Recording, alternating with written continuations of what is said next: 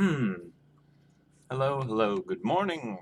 Welcome to Feedback Friday, Art Edition. I'm your host, Jacob Johnson. How is it going, everybody? Um, we're doing art, and it's going to be cool. Just get my windows all organized, as I do. Hello. Why is this chat? There we go. It's like one chat was updating, the other one wasn't. I don't know why I had two. Fixed it. Okay. Or did I? Yes. Okay. Fixed it. Cool. All right. Hello, everyone. Sorry about my bad rocky start. I'm here now. So we are going to be streaming art all day today. I'm not sure how long we'll go for. I'm working on a piece that's a little different from what I usually do for you guys. Camera mirroring. I know, yeah. So the plan that I have, and feel free to suggest other ones in case you want to see something different. Since we're not like crazy locked in on content yet, still, and all the other stuff that we need kind of to get done, we're ahead of schedule on. I figured since I just updated the map, I wanted to update potentially a few more header illustrations. The town of Narnia specifically is one that stands out where I feel like it really doesn't kind of fit with the rest of the game.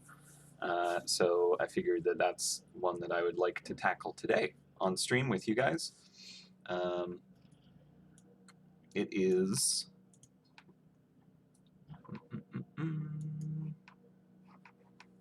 don't think I have it here on old header illustrations. I guess I could pull it up here.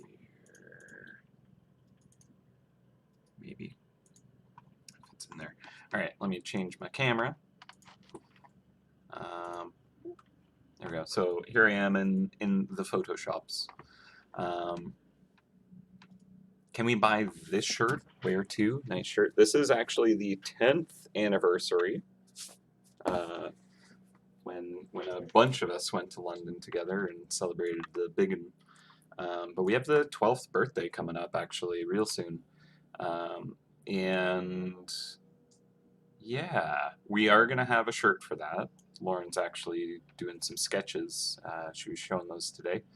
They look pretty rad, and it's hard to decide between them because they're all pretty great. But I think that we're going to make them a little more available than we normally do. So normally we just kind of like have them for the event, kind of people in London. But I think we're going to try and kind of get it out there for you guys. I'm not gonna put detail out for that right now. I don't have specifics, but we have someone looking into kind of like more that end of stuff. The kind of like having actual things in the physical world that are MouseHunt related and cool to own. So yeah, you'll hear more about that in the future when we have more set up with it, but there is stuff in the works, and I'm excited about it. It's only taken like all of Mouse Hunt's existence to kind of like push for this. We tried to do it in the past. We've actually had like an online store ever since like maybe the first year of the game, but we never really like put it out there. Uh, it just kind of like was a buried link somewhere, and I think that the most purchases that's been made was like from us buying White Mouse mugs for the office or something. Like it never did anything. And then Odin, who's kind of a new developer that joined recently, he was kind of like bug hunting for us. And he actually found. Oh, thank you, Michelle. He found that like the old shop that we had since then was just like broken, and yeah, so oops. Clearly, we aren't the best at kind of like merchandising. But yeah, mouse and merch, like exactly. Like I was, there was this great idea that was in the office where you know, enamel pins and stuff. The golden shield would be like such a rad enamel pin, and I want one. But it's kind of like we'd have to kind of like make sure to get enough orders of it to kind of make it worth it, and then we would be responsible for shipping that kind of thing. Whereas like other merch, like shirts and mugs and phone cases and whatnots, who knows, that kind of stuff is handled by the kind of like the actual stores. Um, so unless you guys know an enamel pin supplier that like ships directly to the consumer, I don't know if we'll have that one. Although there was a great idea of like having a little Kickstarter where it's just like we're going to do a run of X amount, and then if enough people want it, then we could justify it. But this is neither here nor there yet. That's kind of like in discussion potentials, but I think it'd be really fun. Like, yeah, yeah, the cafe press store. Yeah, I think that was it. Um, Sounds about right. All right. Other heads that need updating, there are definitely a few still, but we have kind of like gotten some of the worst ones. It's been a while since I've like traveled the lands and visited all the stops to make sure what HUDs exist. Yeah, from Tribal Isles. Fulmina phone case would be super cool. I would actually use that. Hello, Eileen. Um, yeah, yeah, I think that'd be fun. I We looked into like plushies a long time ago, but like they're really, really kind of like a lot to do, um, and yeah, it'd be a difficult one. But yeah, like shirts and mugs and prints and stickers. Those are definitely kind of ones that we're probably going to start with. But yeah, I'm getting ahead of myself. I probably shouldn't be revealing such things so much. It's I don't know if any of it's been discussed before, and until it's actually available, I probably shouldn't be like, hey guys, get excited for this merch that doesn't exist yet. Um, Spoiler alert, whoops, you didn't hear it from me. I don't know. You did. Now I'm just putting the like fire under people by being like, well, it's out there. People know now, so we better deliver because they want it. All right. What is our discussion today? So today I want to basically update the Town of Narnia header illustration. Let's see if I can find it in this old file that has 8 billion. Oh, there's some fun ones.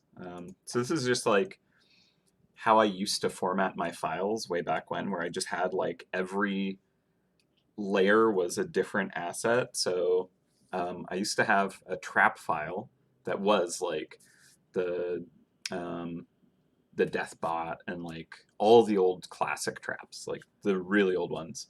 They were all in one single file, and that file was just layers and layers and layers of different traps. And boy, oh boy, that was a bad idea. It was like probably a gig of kind of like mess. So yeah, that was something that like probably contributed to me melting a computer at one point. Plus, I was like recording my screen and rendering a video, and yeah, that was not ideal. I feel like I'm on Carl's cruise right now. Although I'm not at the bottom of the ocean, so maybe not. Did we use this one? I don't think we did. Yeah, some of these you'll never see again. Like, we stole your holiday. The mice. I don't think that the Town of Narnia is in this file. No. Oh wait, maybe there's more. So that was the Halloween. It's part of the meadow.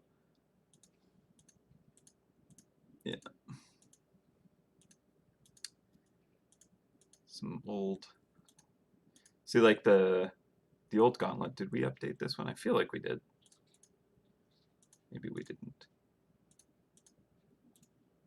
The different seasons. Festive comment. Oh, this was like the first one, I think. The Tiger Mask. Or the Year of the Tiger, I guess. Or was it Year of the Snakes that was our first? I don't remember. Year of the Snakes was like when we created Carl's Cruise, I think.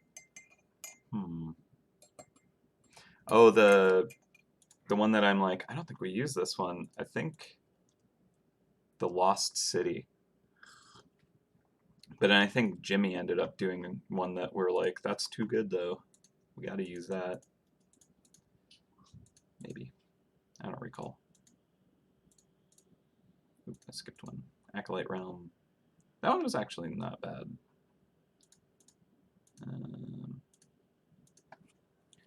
Yeah, I don't get to do like landscape stuff so much. Old Harbor. Old Mountain. There's like a chunk missing there because we changed the frame. Old Dojo. I think the graveyard is the same, or did we update that? I feel like maybe we did update that. Ah, Town of Nanya. So this one, first of all, we're not like in the town from this perspective. Second, it's although we have kind of like illustrated NPC characters from a time to time, I just feel like this setting doesn't kind of establish the game very well. And this is like an early area. I just feel like I want to make it more about being inside the town and like make it look like the new map illustration that we created. I think that would just be nicer. So, all right. Oops, there we go. Let's see. Definitely not on recording. Yeah. Town of Digby looks really old. I agree. I was playing around with like different brushes back then. What was that one? I remember at the time I was like, "Ah, oh, this is super cool," but no, it's bollocks. Might be hard to find because I didn't name my layers so well, as is my way. There it is. It's not terrible, but like, I don't know. Some of the perspective feels wonky. I forgot there's like some detail that you guys probably don't normally get to appreciate. Did we draw this one live? Is a droid just kind of hanging out there? Canary in the mines. I forgot all the detail. But yeah, I was playing around with different brushes, so it's a little kind of messy.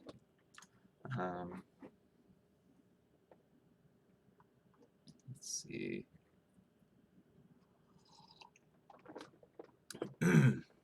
Yeah.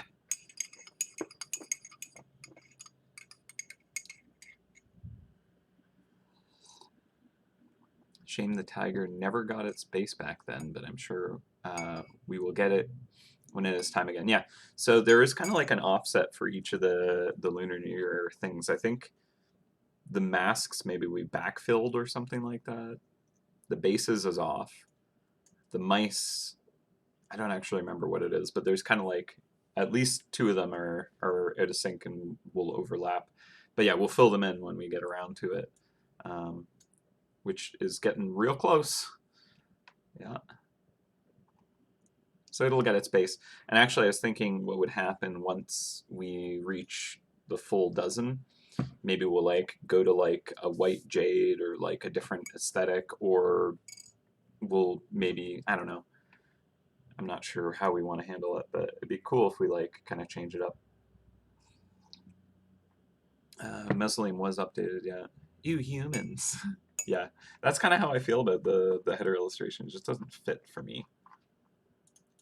Like, I like Larry, I like all the kind of characters that we put in, and actually I want to work on new NPCs. It's just for the header illustration, it just doesn't kind of sit with me very well. And it's just an old image, and they're poorly drawn. Mm-hmm. Golden cat statue, you know what's up. Are those hit grab employees? No, they were just like random kind of drawings that I did. I was just kind of scribbling, and that's what came out. You drew actual people? I drew actual people like back. It was like one of the first header illustrations. See it. All right, all right, all right. I gotta find it. Let me see your beef bone. All right, all right. Bop. Like good, like dead-looking skin. Yeah. Kind of, you know. It's just not great. They're not awful. They're not awful, They're better but than I like, expected. yeah. I mean, same, but like, But yeah, still there's no skin not. color. Yeah.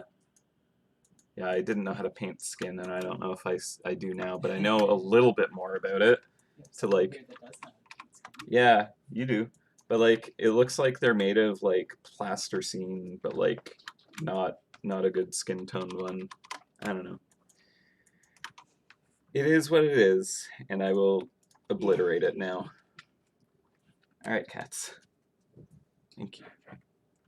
All right, so what I was thinking, we could pull up the map, take a look at what we have there. You know, talking about all the file stuff, like I was thinking I really should kind of rearrange my file structure because it is still like a lot of old organization that I used way back when. So things are like kind of like, instead of organized into like their release, so like, you know, we work on a new area and all the assets are in that spot, which would make sense. I have kind of like a folder of like all the mice and all the traps and stuff, and I just feel like when I'm looking for, you know, like a specific character from an event, it's a lot of kind of digging around, and for whatever reason the search function on my computer doesn't work even after re-indexing the system. So I can't just search for files, not that they share the name that they need, because I always upload it with some placeholder name and then it gets a different one.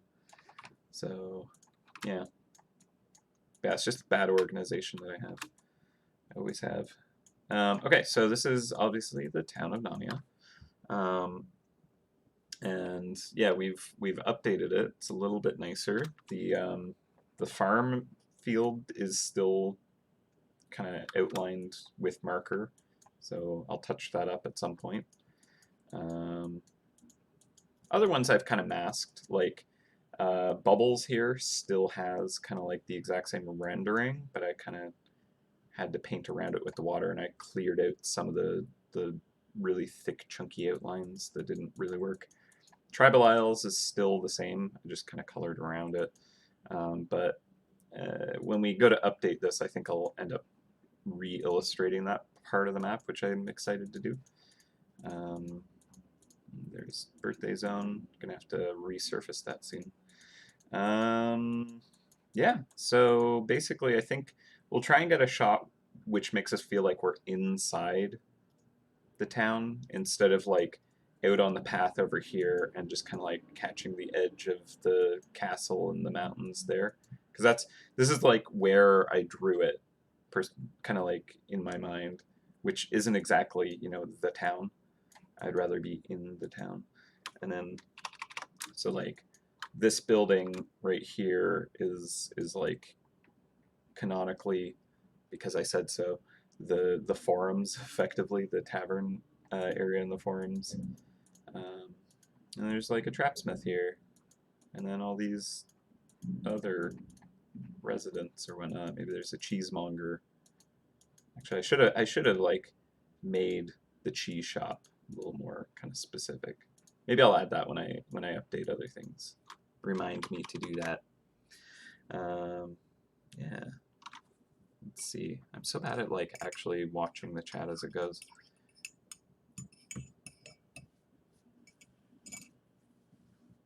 Install everything tool better than the Windows search. I mean, the Windows search doesn't work whatsoever, so anything is better than that. Everything tool. Okay, I'll look that up.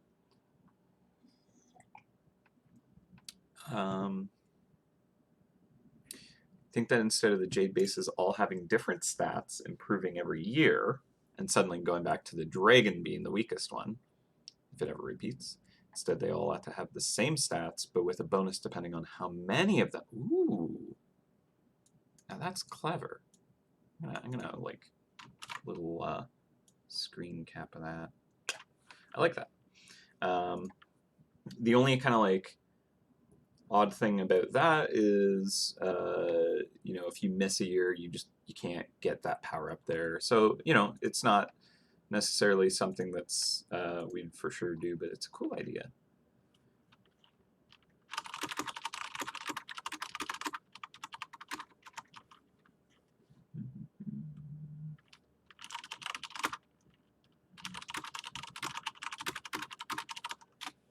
All right, shared it.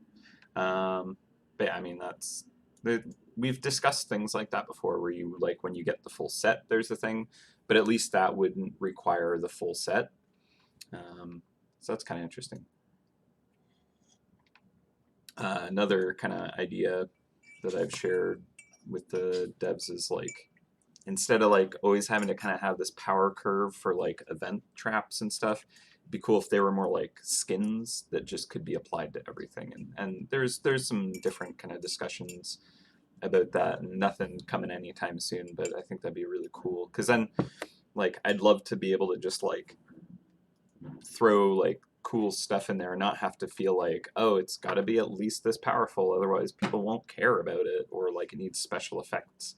Special effects are cool, but like it can be hard to kind of like make them relevant enough, because you know maybe everyone will collect it and that's great, but like not a lot of people get to really enjoy it and use it. And I'd like, let's say it's Halloween, if I could like put on a Halloween skin for like whatever trap, and like make it work. I don't know, something like that. But I have a much more kind of concrete, fleshed out design for it, but I'm still kind of working on the details, and who knows if we'll do it.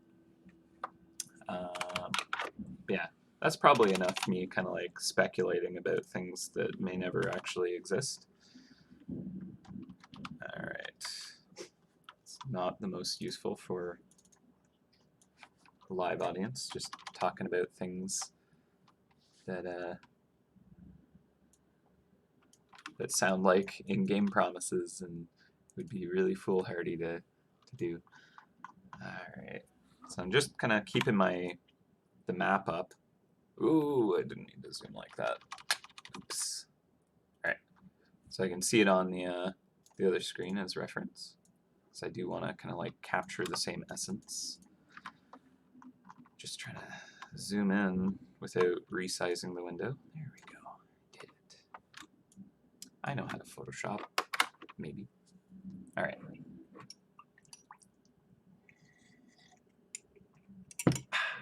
All right. Still behind in the chat.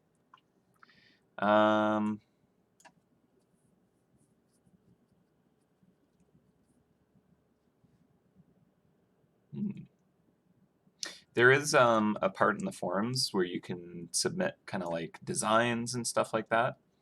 You can also like message me them. I like to see them if you don't want to kind of put it out there for everyone else to see. You can go to my art page and send me a message there. Yeah, I don't think we'll be kind of like pushing the sport, kind of the Olympic mice stuff. So I don't know if we'll do anything with the non-yin games so much. Yeah. Yeah, I think one idea is maybe like transitioning the sports mice, the non-yin games mice, into kind of like the tournament hall or something like that. Who knows though? All right.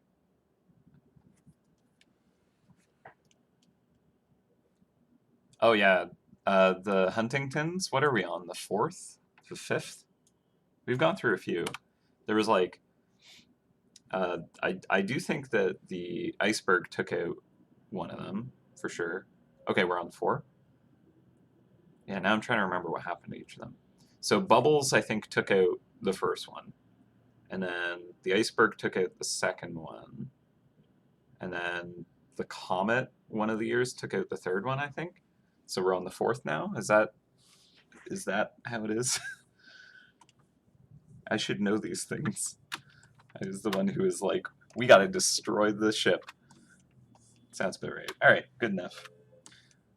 Look at like these sweet, sweet stats that I got here. This is like literally when I took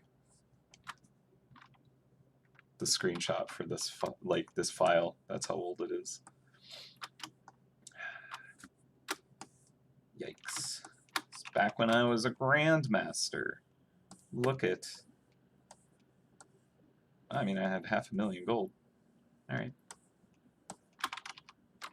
Back then, not so bad. 23 friends. So popular, guys. Alright. So, let's just start, shall we? Been on for like nearly half an hour and I haven't actually like drawn a single thing. Yeah, we'll probably destroy the ship again in a few years. Something we like to do. It's just one of those like running gigs. Alright, so I want to have a shot where I'm kind of like on the ground looking up a little bit, so we'll have kind of the sky in here. And yeah, so the perspective I want is kind of like looking up, and I want to be like down inside the town, so like kind of like near the tavern, maybe looking towards the castle, to the side of the castle, something like that. But yeah, so I want like the buildings kind of on the sides, kind of, you know, something like this maybe. I'm just gonna kind of scribble haphazardly until I find something that resonates with me. Does anyone know how to make like this chat, let's say, kind of pop up and be like see-through almost, like on a different screen? Because like I'm so bad at this, I almost want it to like just always be right here where I can see it, but I can like draw through it or something ridiculous. I don't know. Is that a thing that can be done? No, probably not. Fair enough. Fair enough. I guess I'll just have to actually look over and try and be a good host.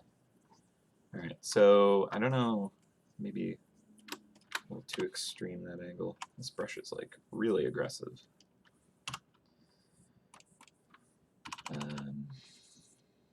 Okay, so the pressure sensitivity is working. Alright, so horizon line I could put like real low. I might even remove the foreground here just so I can kind of overpaint. So I'll put just a little scribble where things block our vision. So I have these as reference points. Alright. So I can hide the foreground. Oh, the button's already... There we go. Yeah, the golden cat statue would actually be pretty fun to include. I am using OBS. So I could put it up for you guys to see, but not for me to see. Like, I need it for me to see is the thing. Like, you guys are in the chat. You can read the chat while being in it. But I get too distracted to actually bother to look over enough. But maybe I'll change. Progress. All right. So the buttons are a hard line here. So this is kind of our drawing space. Not that that wasn't already known. So yeah, basically that whole area is like masked off. It's such a limited space to like make a cool looking image, but it is what we've started with and where we remain. Okay, the foreground. Yeah, I'll just leave it up. I can hide it when I need it. Should just figure out my sketch first. Window Top is a software you can use to make your windows transparent, but there's no built-in feature to do. Oh, yeah. I mean, if it's like in an area where I don't draw, I can at least see the chat move and then look over. But I don't know, might not even help. All right, so there's also usually the location icon as well, is there not? So there's the like the timer thing here, and then that is like a button there, the location name. Yeah. I'm on the Huntington right now, trying to catch a mermouse for a map. So elusive.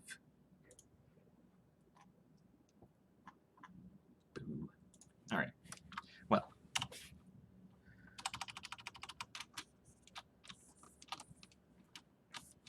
I should be working on getting my traps up, but the map is coming together quick, so I just wanted to see if I could finish off the Huntington. Okay, so I don't actually need that. Just kind of a reference. Let's just do a layer underneath. All right. Promise I'll actually draw something. Nice. Yeah. This also reminds me that there was actually a kind of animation that I did for the mobile version of the game. Let's see if I can find that real quick. Mobile. Maybe I can't. No, not Puzzle Trap.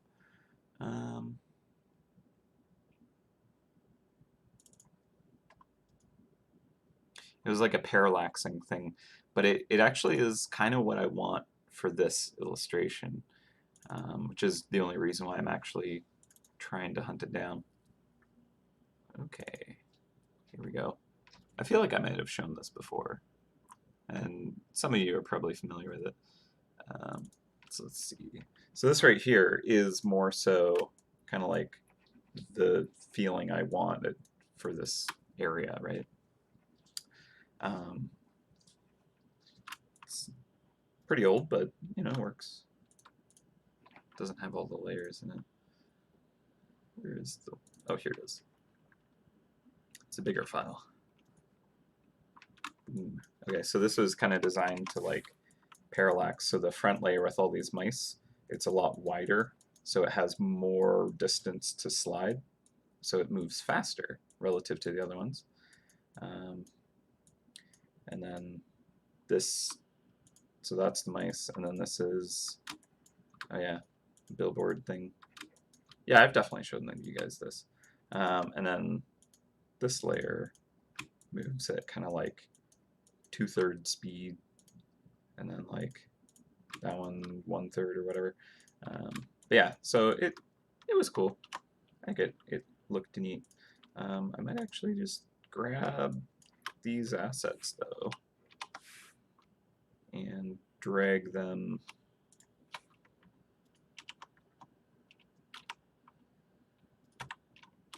Do not save me merging all that together.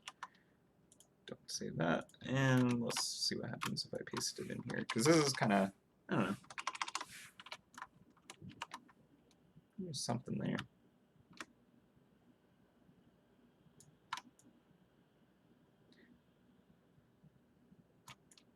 Like, it might be kind of cool to actually like utilize some of this, maybe.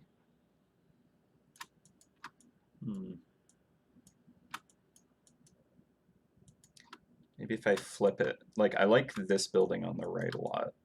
This one was actually mirrored. I just lit it differently. And I like when my lighting comes in from the top right. So if I flip this,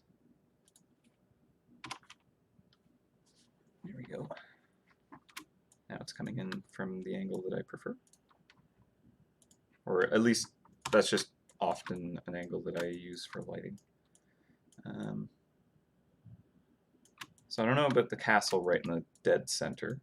And if I were to use the castle there, I would have to kind of re-illustrate parts of it because it's different looking now.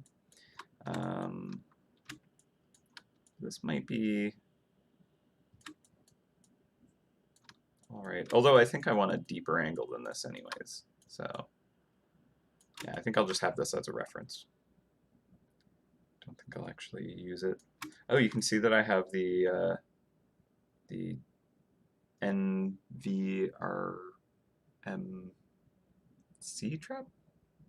Nonviolent mouse removal charity, I think it was called. Yeah, that like dome bubble thing. All right, so yeah, I'll just have that there as a reference. Because yeah, I wanna draw something fresh anyways. Okay. Yeah, steeper angle, I think. My stylus feels like it's not calibrated properly or something. It was a little off. All right, yeah, so if I do a steeper angle, I can kind of have the sides of one of the buildings crop a little bit more out here, but then don't need to kind of worry about it on this side, because I want this to be open sky, because I need this area to be bright enough that the text can read on it, right? So that we kind of have this rule where like this area, you can't really like put too much detail above that. But then like beyond this point, like out here, we can go ham. That's why a lot of the headers have kind of like that shape to them. So let's see, do wider lens. I need to learn more about like lens, kind of like focal aspect ratios, all that jazz. Because I know that there's like a lot of techniques that photographers and some illustrators use where like the depth of field that they create can completely change what's visible and the like atmosphere and such, which is pretty cool to be able to do that. So I have like a pretty extreme perspective happening right now, which is, I guess, wide lens? I think that's wide. I might be completely mistaken.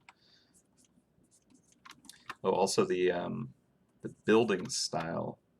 What is it, like medieval? Where they actually like, the way the buildings used to be was like there was like the ground floor, and then the floor above that would be like built just a little bit wider. And then they just kind of kept doing that. I think it was, maybe, was it because they like would dump stuff out their windows? Is that why? I don't know.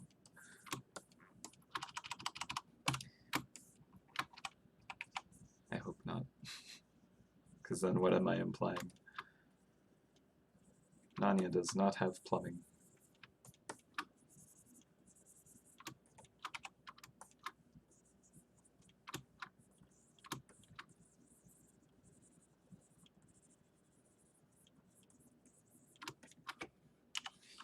Alright. I feel like I want to shrink this too. No, I haven't done like a lot of kind of backgrounds, so I'm going to be figuring it out as I go, I feel.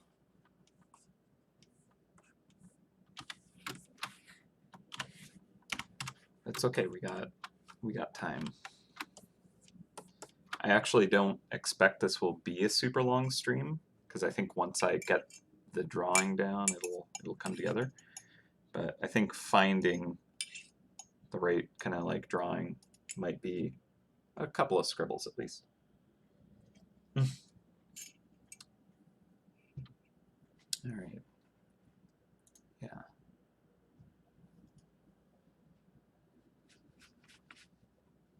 Yeah. Map quick. Right. Um, oh, okay. Thanks. Thanks for sending me the links to those.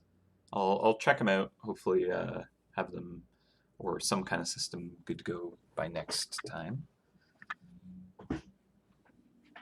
All right. It's because the taxes on the home were based on how much the ground floor would. What? That's that's crazy, but that is very human. So I believe it. That is awesome. Because what? Um, the way the tax system works in some places, it's based on how much of your building is touching the ground. So they would like build it out the higher it went. That's awesome. Hilarious. Yeah. It sounds so accurate though.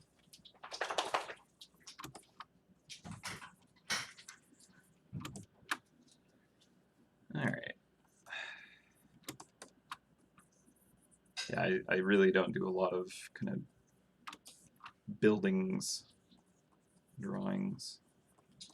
Let's like really kind of like go wide and loose with this though. I think that I need to just kind of like get comfortable with it before I kind of will feel happy with it. Like just kind of like really try stuff before I'm like, that's what I want it to look like. Because that's a part of it is like I'm not quite sure how I want it to look. Right now I'm getting some 2-point perspective, I guess. I don't know if I want that. Well, it's mostly 1 point. So we're going into the friends button. Let's see. I should really so there's this digital artist. He's actually like considered the father of digital art, the grandfather or whatever, because he was actually one of the first digital artists that has ever. And I used to kind of like, well, I learned about him back when like Final Fantasy: The Spirits Within movie came out. I think maybe a little before that. Craig Mullins, good brush. He does like concept art for like video games, and it was pretty inspiring for me when I was really young. But he like has some recordings of stuff he's done, and so he kind of talks while he works. But he's just like so messy and sloppy, and it's like I don't know how to work that way, but it seems to be pretty brilliant, especially for doing like big kind of environment stuff where you're like, I don't know what I want it to look like, and you just go. So I think I need to just kind of adapt a little bit more of that. Just let things kind of happen and then figure out what they are as you go. Yeah, like he'll actually like do things like take an old painting of his and then like grab a selection of that, just like random kind of area on it, and then use that as a brush. I've never heard of anyone doing that before, but that's how he does a lot of his, like how he starts. Well, I guess he always changes what he does, but I've seen him do that before, and it's pretty wild. Yeah. All right, so I should probably look at the map that I've illustrated more than the old kind of town drawing that I did. That only people loading the mobile app for maybe the first time get to see. I don't know.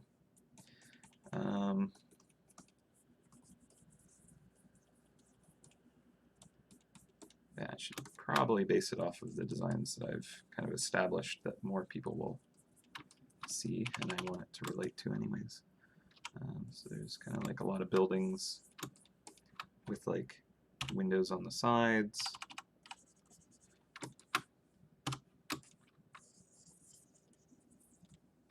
Yeah, I don't know, this low angle might be a little too extreme to like capture.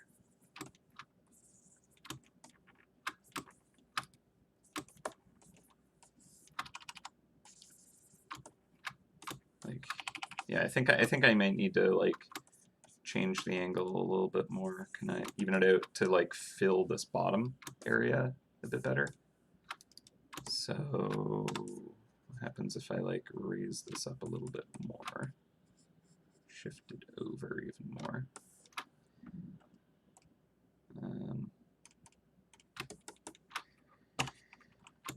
It's like, okay, so where do we want the cat statue? That's an important question. Do we want the castle in it? Because if we have both, then we know where our angle has to be. Also, if there's like the tavern and stuff, like I like the railings and stuff that I've kind of like established in this, like the deck. I don't know.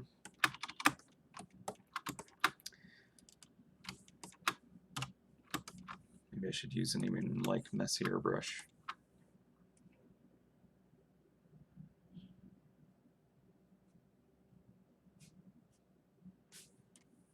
Maybe a triangle brush. I've never really painted with this. Nope, that's too crazy. I'm not crazy enough to do that. Yeah. Texture hard maybe. Yeah, that's too uncontrolled. Don't know if I can do this. Gonna end up with the Digby effect where it's like I'm gonna try new brush stuff and I do my best with it, but it's just a little bit too uncontrollable for me. Yeah, okay, so I do want to change the angle up a bit. I feel like that's interesting, but like a little too steep. So let's just delete that layer. Okay, not using it really. Yeah, so let's make this the horizon line. Sure.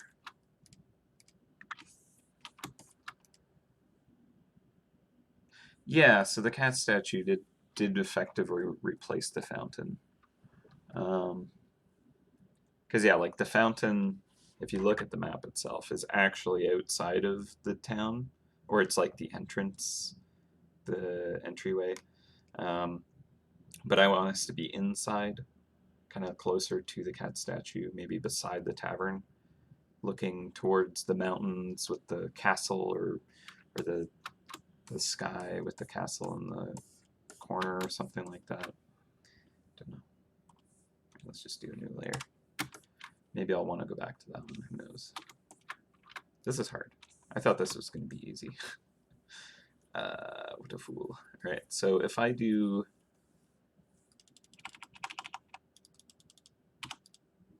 this, where I kind of like show that outer wall, and I'm just going to stop kind of like second guessing myself too much and just go for it. So this is kind of like the castle wall. Do we want it to go that way or this way? I think we want it to go the other way. So if it comes in this way,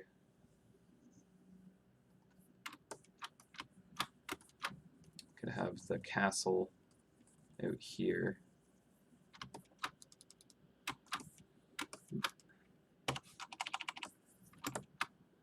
Yeah, let's just have it like, have the castle be just kind of like really big, but like really off to the side. That might be nice. So like the banner there.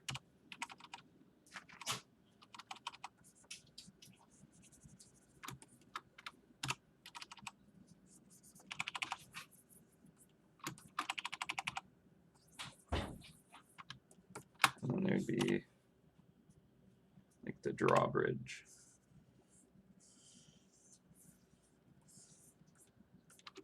I kind of want to like help the player have an understanding of where they are in relationship to the map.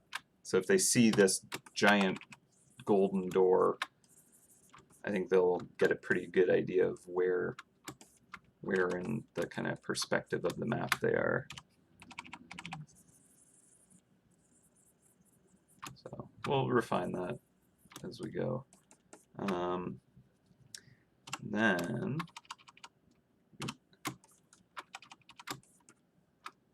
the tavern might be like right here.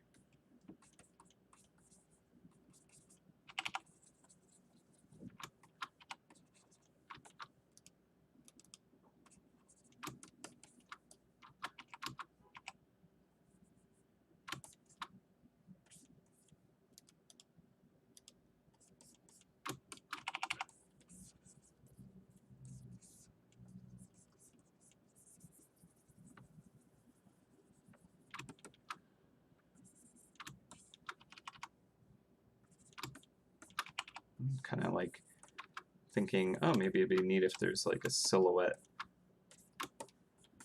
of a building right there. Also need to like try and factor in the like next hunt box because I don't have that in my foreground thing, but I should. Other? No. All right.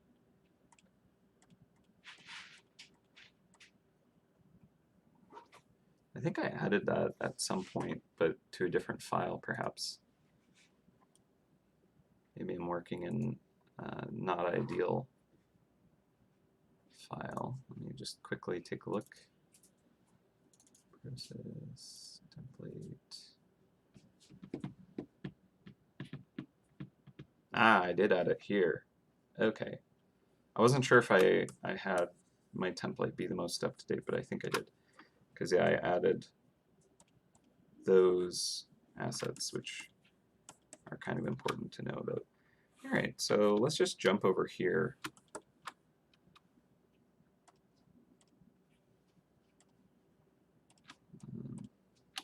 Shall I just bring that back?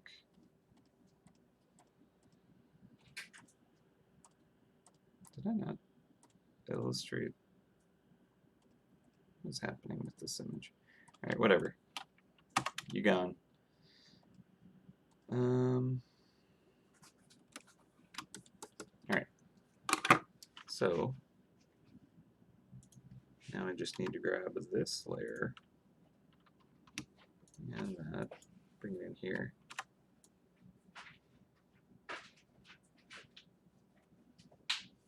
There we go.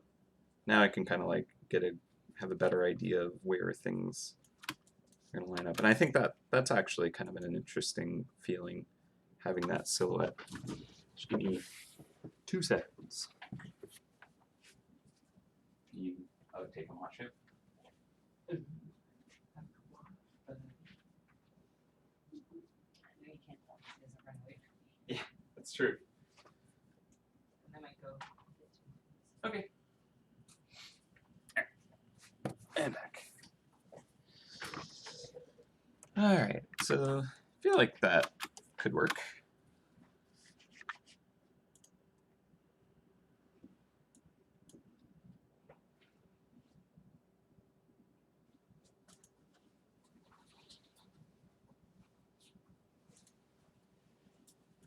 Yeah, so I don't think there's a specific reason as to why the background for the horn is white, aside from that's just how we made it initially. Like, they were like, okay, so we're gonna need this tool to be able to like actively activate your trap, and I don't remember who or why, but we're like, yeah, let's do the horn, and it just kind of like ended up being that. And when I like created it, I was like, I'm gonna animate it, and I did as a GIF. And the thing about GIFs is they have transparency, but it doesn't have any like any alpha to it. So it's either the pixel is opaque or it's completely transparent. So if we had the horn on top of a header illustration, with it animating as a GIF, it would have like gross, weird white pixels all around it and be a mess.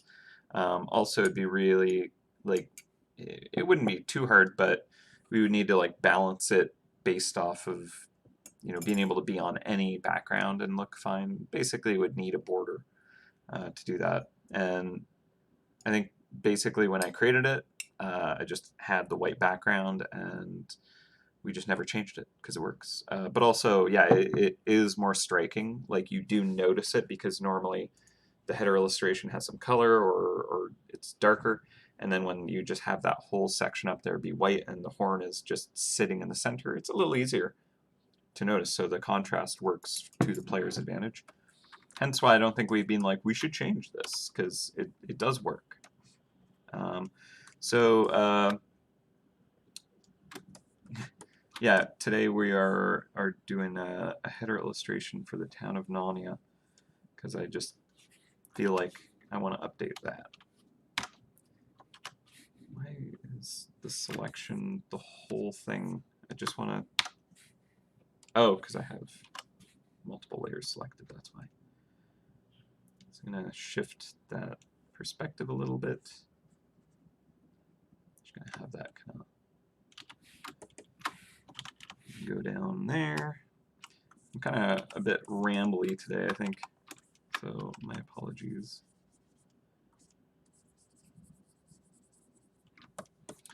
Let's see. Yeah, I think, yeah, I like there being that kind of silhouette feel to that building. That's kind of cool. Got a bunch of chimneys.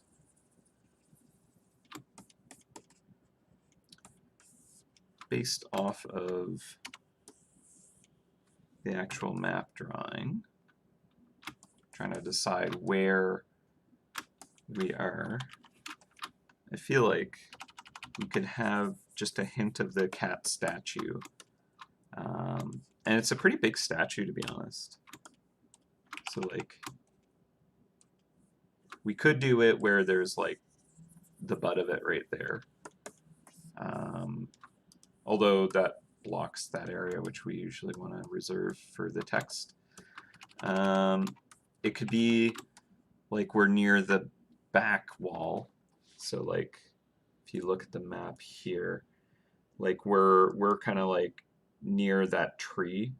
Oop, I always do that. Near the tree, looking towards the coast.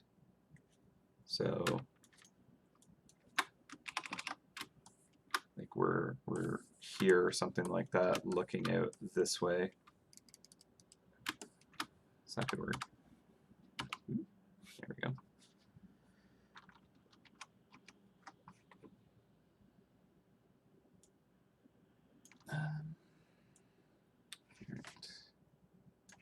That might be good. And then I have two of these over here. Oops. So many of this window open. I feel so unorganized today.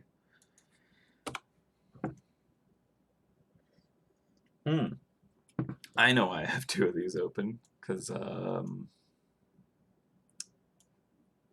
one of these is actually the file I want to work on. The other two are not. So this one can go away. This is the one I want, right here. Because it has the next hunt and location icon. Maybe the direction should be towards the mountain. As you saw earlier, kind of predict the path of the game if you see some of the tips of the mountains in the distance. Oh, that's an interesting point. The only thing is, if I do that, which I'm down to try, if we were to keep the castle in the shot, either the castle would need to be like really low down to not block this area, really washed out up here, which is doable. Or potentially just not in the shot. Don't know. I kind of there's something about the like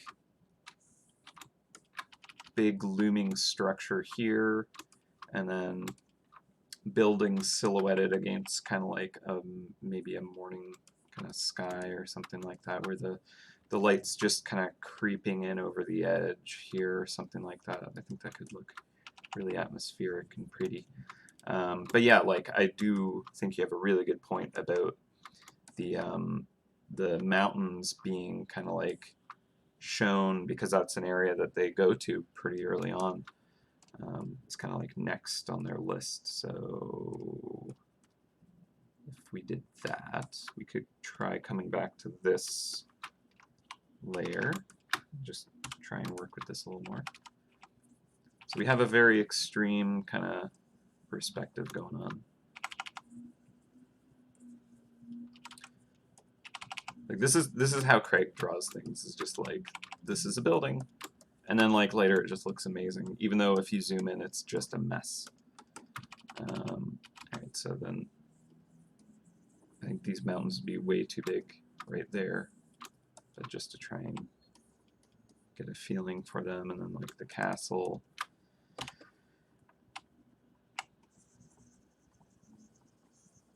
Honestly, I should just start with the most background stuff and then work my way forward as opposed to the other way around. Kind of doing this backwards.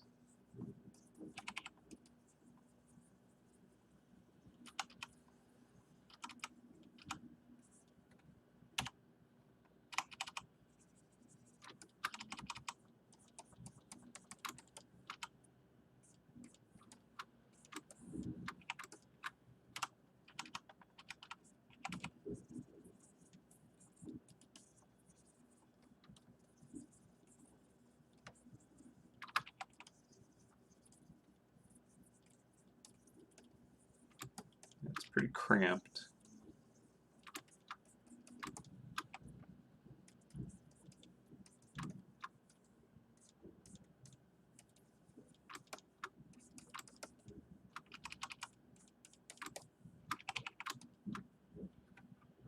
But if it's this low of an angle, maybe that'll work. And then like the mountains will be like really hazy anyways.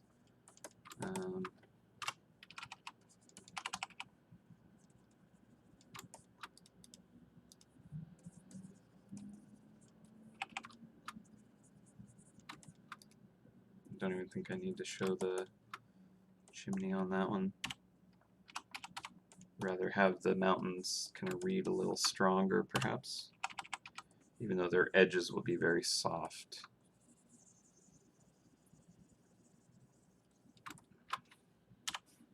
And I like the kind of the light hitting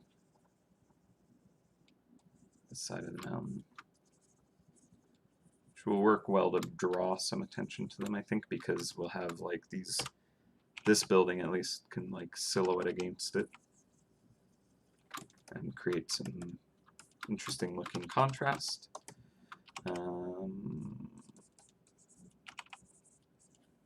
Let's see.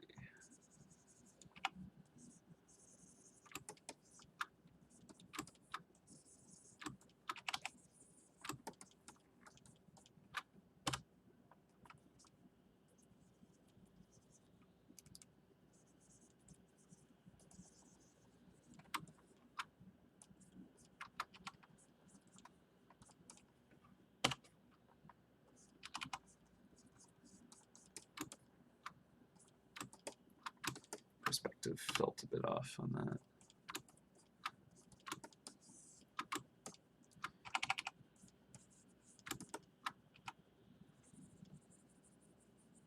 Yeah, and then like there could be other buildings that are just silhouettes.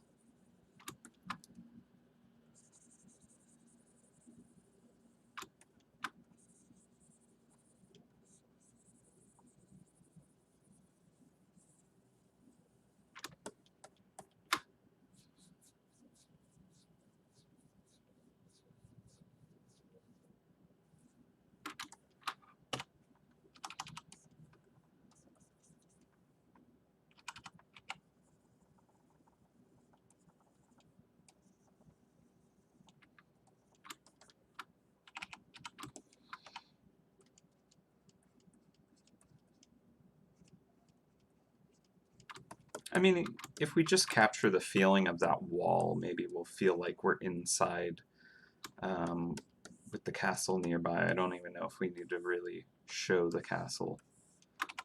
Don't think that that's a requirement at all. It's not like you're at the castle at that point anyways.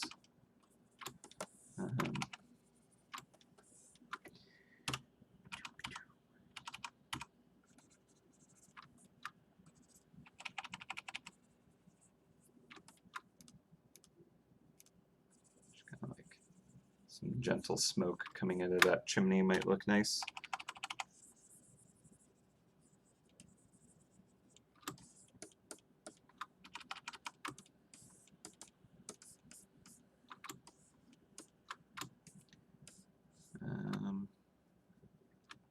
And we don't have the cat statue in here. Am I redrawing the meadow? The meadow could probably use it as well. It's not as like I don't dislike it as much, but it is the first like header that the player sees. So you know I want it to be really pretty and striking. Like they see that probably like before most things. Although I guess the horn is available right off the bat, and so you might catch a mouse before you see the header. But I think a lot of people will see the header like right away. So that does need to be pretty strong and good looking.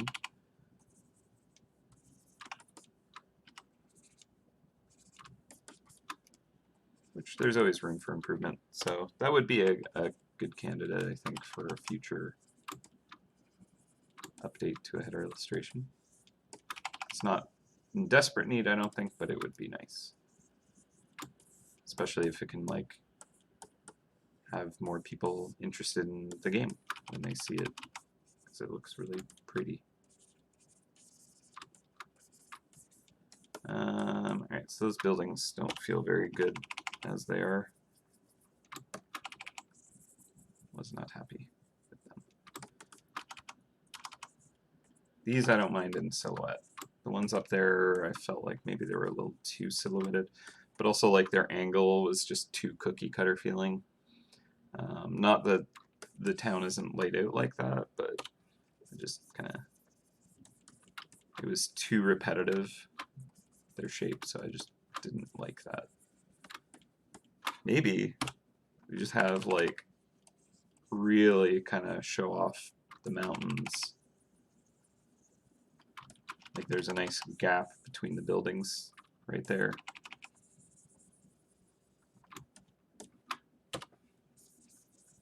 Where it like just draws your eye to the mountain presence.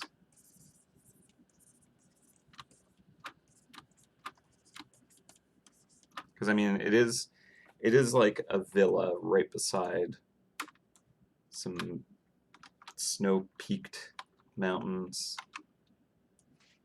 You know, those are pretty big mountains. They're very close, so there's a good chance you would be able to see them, you know, from basically any vantage point in the town.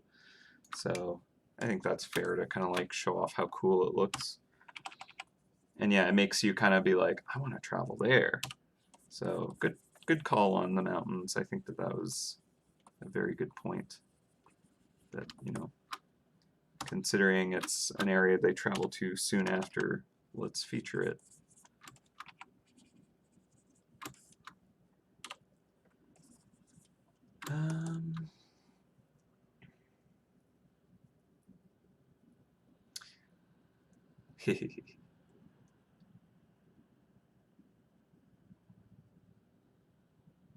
Is the Facebook login for iOS not fixed? Is it broken right now?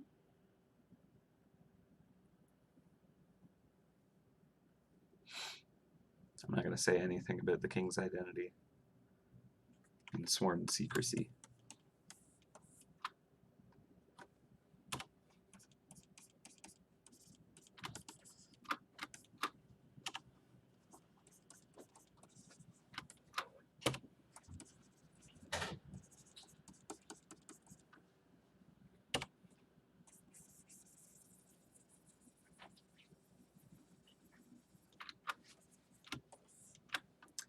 Okay. So I'm feeling a little better about this. This is starting to work for me. Although I'm going to flip it and be like, I need to change everything. All the perspective is bad. Which it probably is.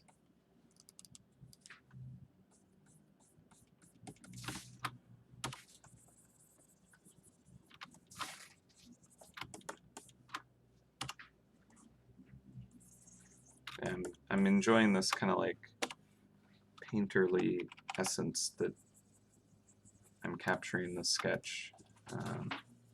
Kind of hope that it carries through. We'll see. Since it is a like an environment painting, I will be using less of my kind of hard edge kind of techniques. So I might actually create something a little more painterly, which would be kind of nice.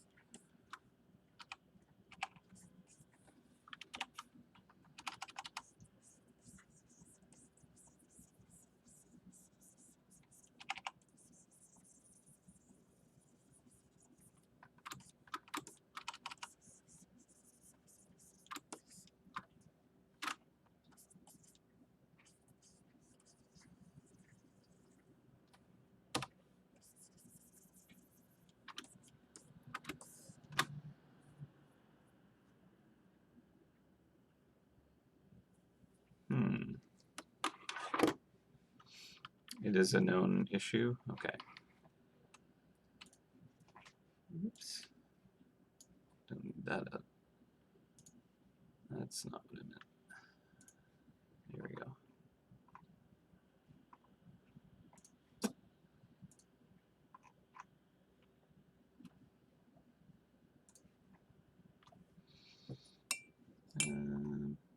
Let me just see bug reports.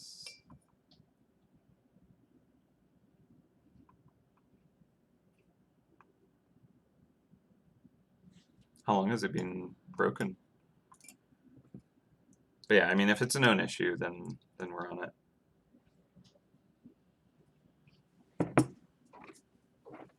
That's a bummer, though.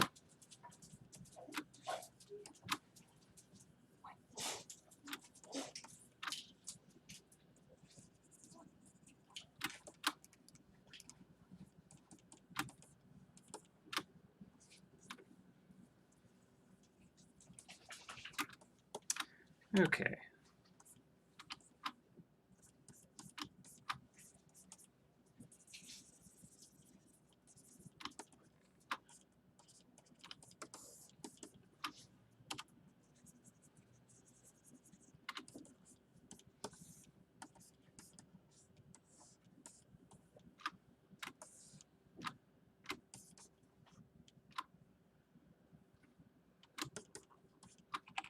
So I don't want the edge of the mountain to line up with the edge of that roof. Feel really awkward. So I'm actually just gonna shift. No, I don't need to do it that way. I'll just overpaint the mountain here. So I want it to have a big presence anyways.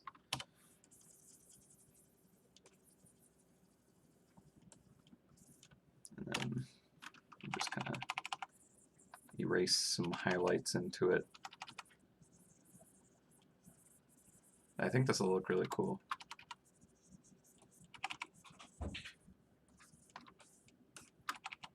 Especially since we have such a low angle looking up at the mountains like this. It just kind of is like, those are huge.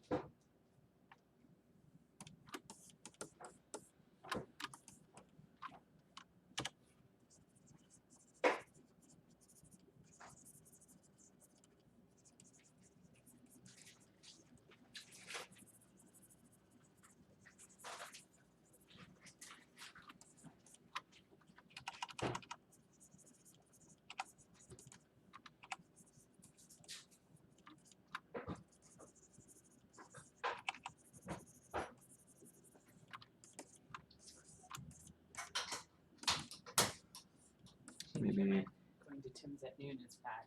Yeah, that's true. It's tea. Yeah, the school day. Good point.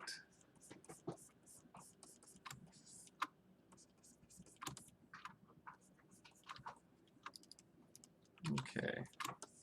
So this building is being kind of like featured. Probably not a bad thing. You always want like a character in a piece anyways, so this building is kind of acting like that. But I think I want to tweak the composition just a little bit. Oh yeah, the thing at the bottom was from the kind of mobile. I made a parallax kind of intro for it. This is just part of it. But like different layers slide at different rates, so it feels like a three-dimensional kind of movement. I just have it up as kind of a reference. I made that years ago, but it kind of has some of the aesthetic that I liked for the town that I used for this kind of redraw of the map. Kind of worked from that. So, let's see. Let's flip this image. Image rotation horizontal. Just to kind of like be able to, yeah, okay, so I was expecting this. The perspective on this roof is like way off. Yeah, I knew that was going to happen because it needs to be lower on this side. It's fine. Totally fine. Oh, wrong layer. Right. Get that out of there. All right, back to the proper layer. Thank you. So I need it to kind of like go down to here more so, which also means the center is more like there.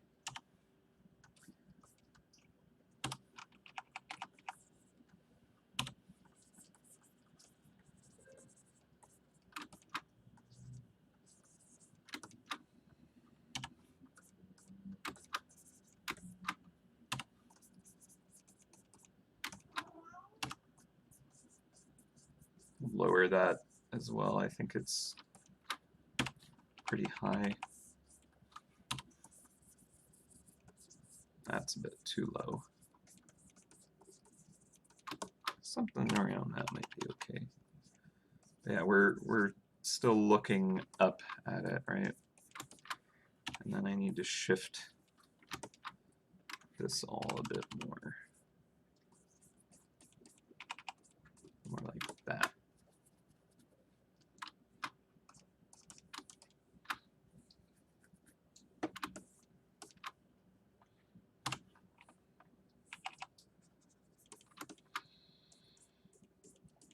I don't do enough perspective stuff.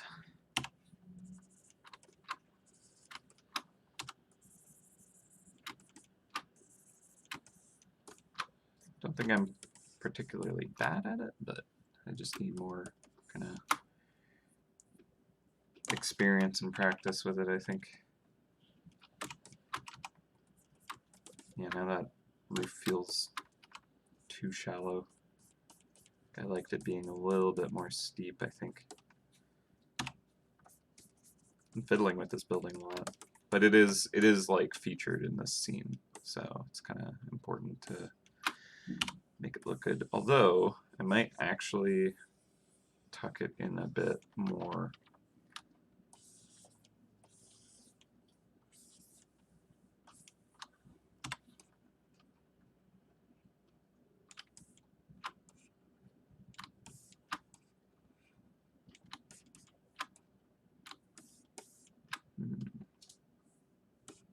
Maybe it wasn't bad where it was. I liked some of the detail that it afforded.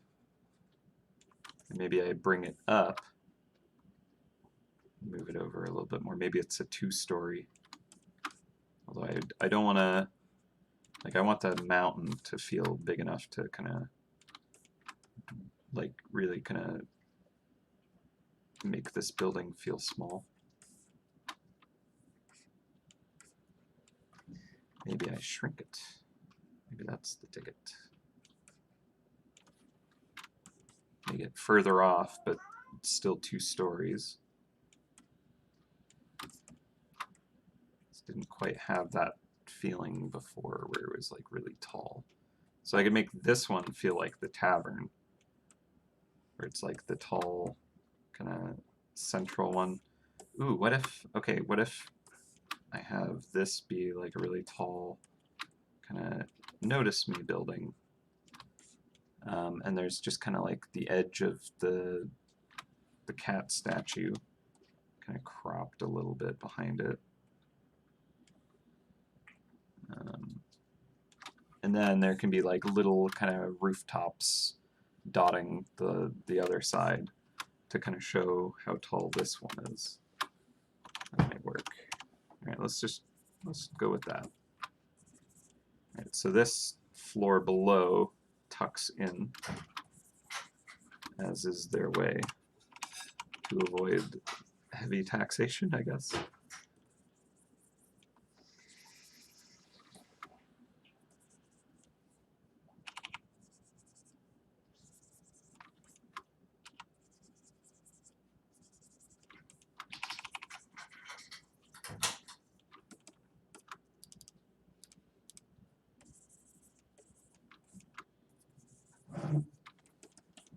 Okay, so tax in Narnia.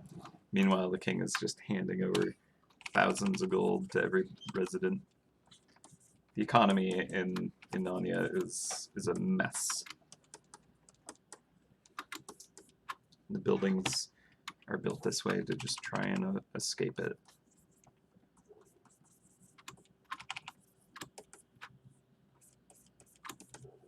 Okay, I actually want this one to be kind of like a little bit more fancy a building now. So like having those kinds of specialty windows. Yeah, that's more interesting to me. I don't know what they're called, but I like them. Where it's like you have a roof in the attic, or a room in the attic, and then this kind of window sticks out, giving you a little bit more. A little bit more to work with there.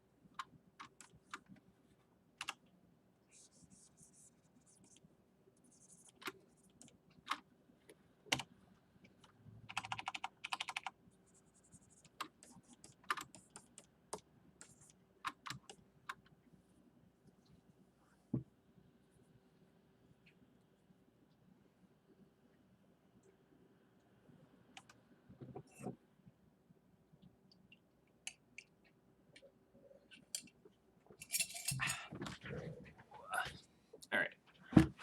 That building is much more interesting now. An economy where the rich get richer and the poor get poorer. So basically, all of capitalism. Oops.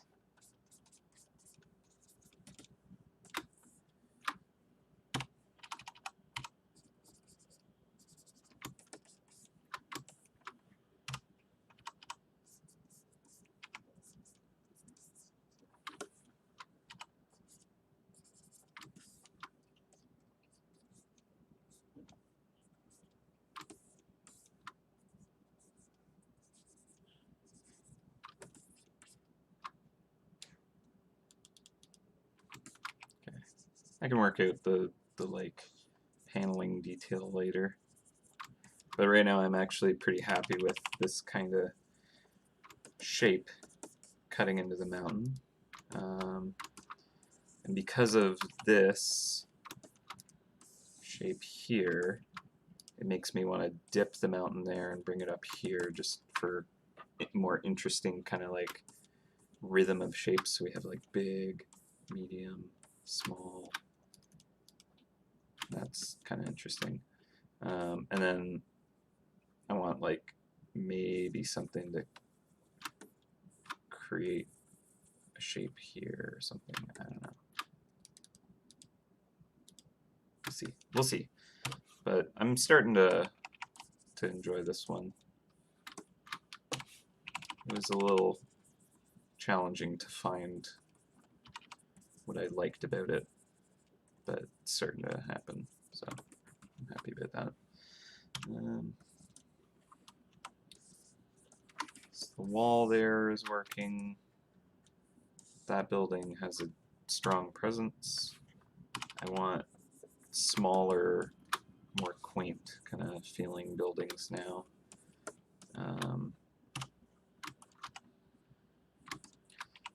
Maybe they're going in this perspective, because right now this building's going in that perspective. So to kind of contrast that, just have kind of a smaller one right here. We'll like adopt this little more extreme angle where it's like that, right? So,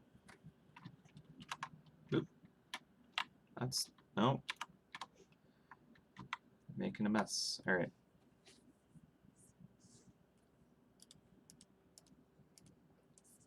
Hotkeys are not behaving.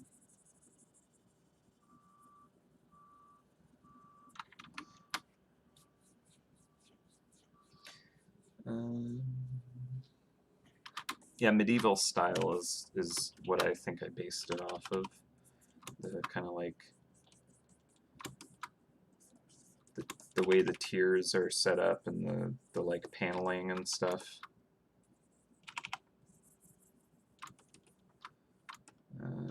Let's actually make this like way shorter.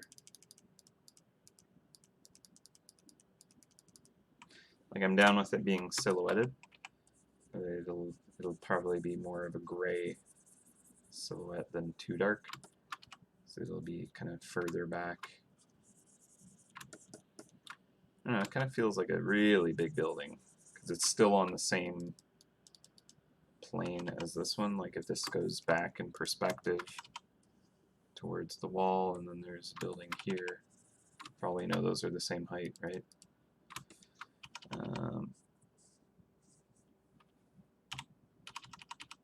So I think what I need to do is create a building that feels even closer than that one, but like really kind of like short. So if it's like right here, but it's like long, well, now we lose a lot of the wall detail,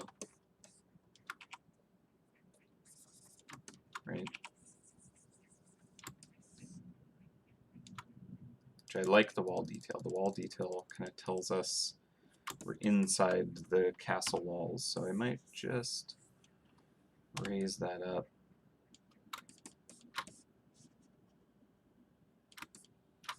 To be more like that.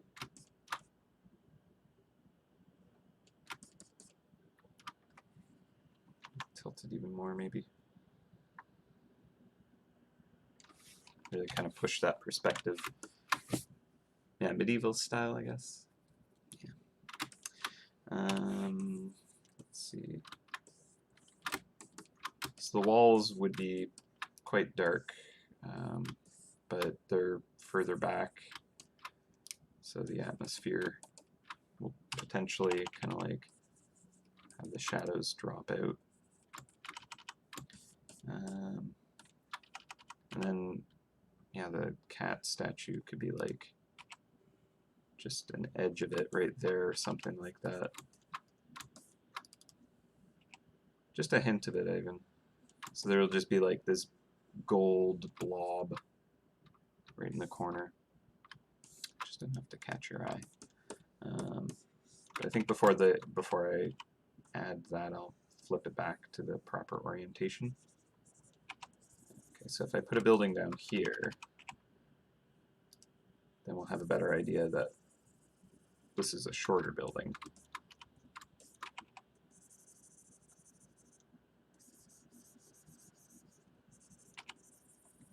Have a few in a line there.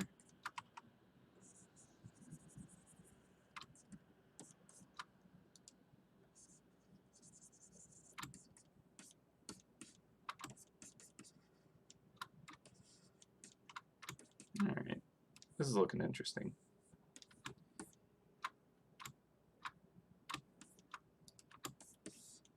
Okay.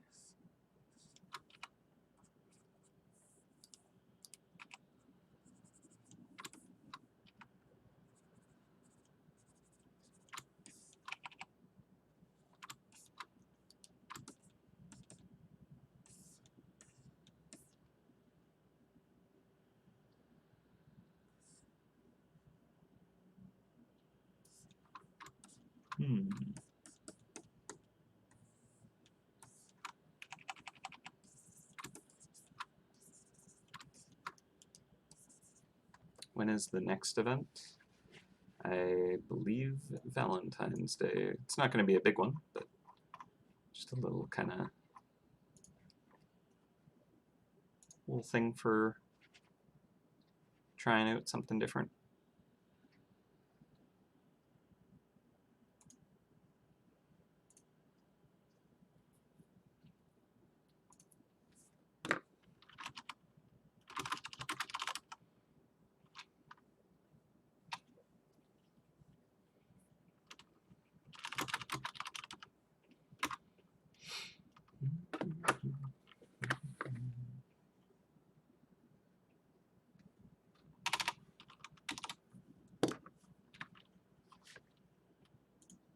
Better sound my horn.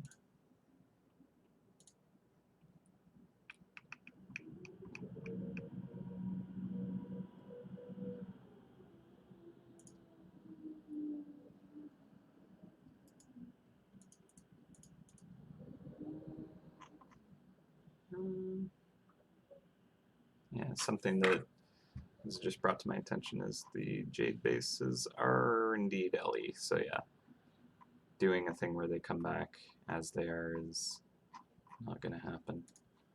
All right.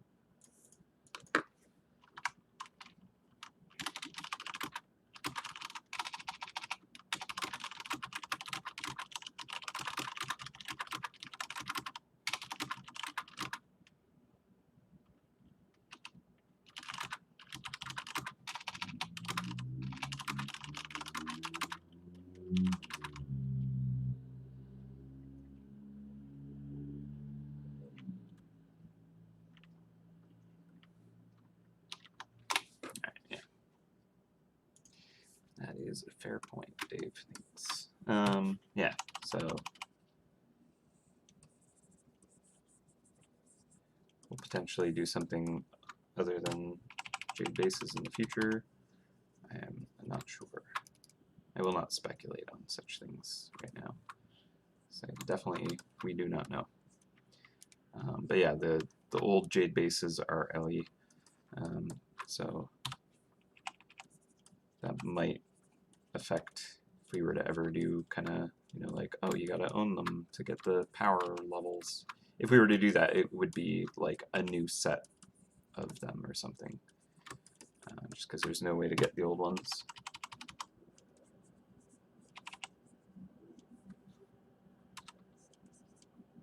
But if we did it for like a new set, then it's like, well, I guess these are completely bad until 12 years from now. So yeah, it's a neat idea, but yeah, I think kind of working through it, it might not work as well as I'd hoped.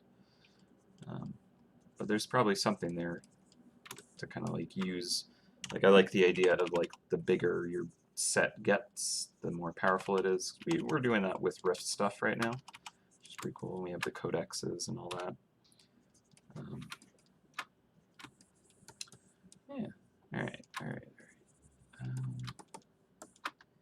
So a big part of this is just really making the mountains look cool, which is nice. I enjoy rendering mountains. Done it a few times now.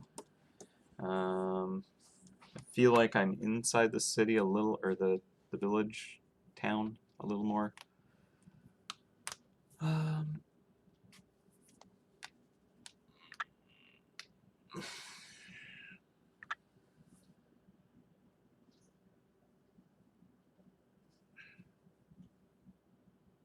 Yeah, yeah. Valentine's and then birthday will be coming.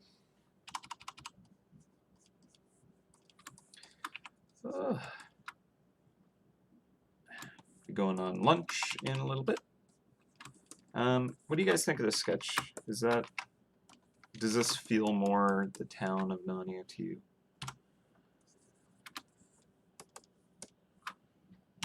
So I want it to feel right, like I want to set the mood for the player.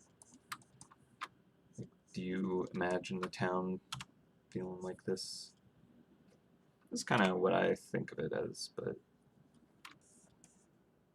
you know, you're the ones that live there. Maybe.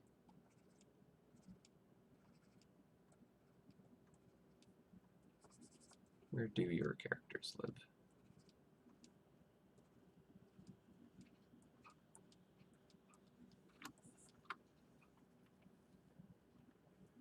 Might be too close to the mountain.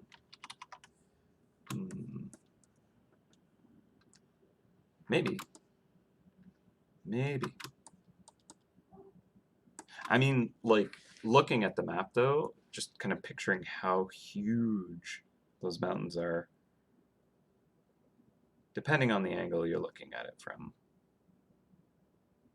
I could imagine that you might see the peaks of the mountain like that. And, I mean, one of the things that I do a lot of is just kind of like over-exaggerate things or kind of, you know, not make things actually relative to how they should be in scale. Oops. It's just part of the whimsy, I guess. Let's try shifting it a little bit more like that. That might work.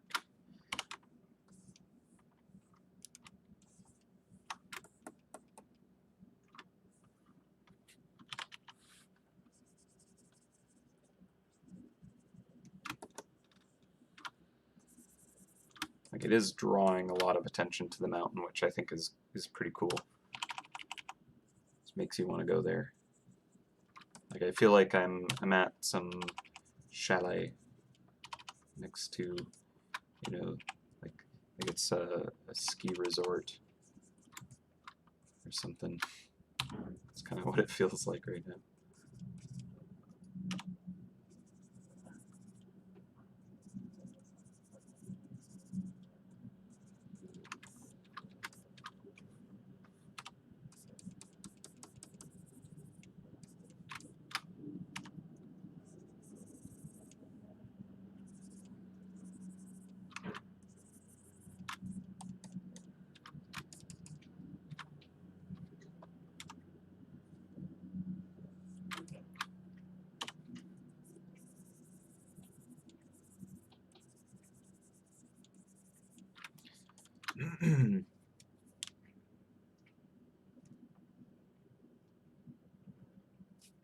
Yeah, the mountains are pretty close. The angle is pretty extreme. I mean, the peaks are high enough that the tree line disappears very quickly, and then it's so high up, there's like frozen, you know, like snow up there. It's like in the cloud layer. We'll even have like a cloud wrapping around it. Why not? Why not, like, give it that ominous feeling? It's so far away and high up that like the atmosphere is just consuming it. That's kind of cool. It's looming over you. I don't know if I want it to be like brooding like that, but it does kind of have that potential, right?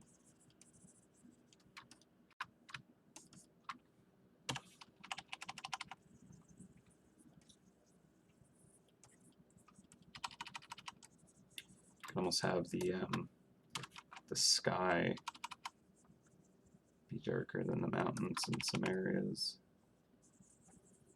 This isn't going to work how I want it. I'll follow through just to see.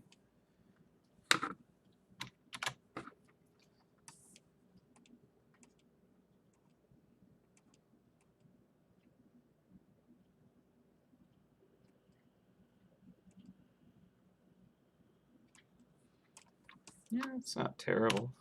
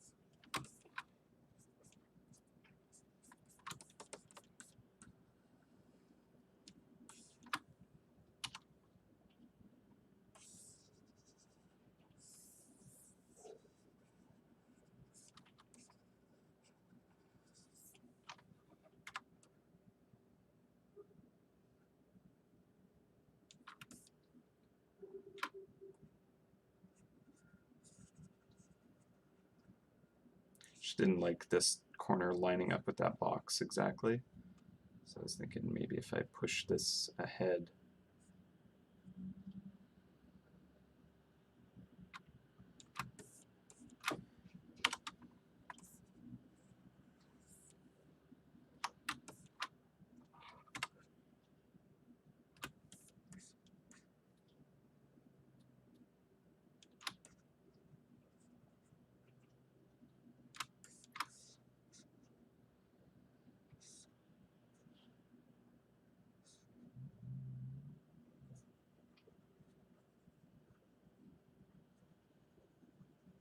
Just trying to see what more interesting composition I can create with that. I actually kind of like it cropping the edge of the mountain there and kind of aiming down like that. That's perhaps more interesting.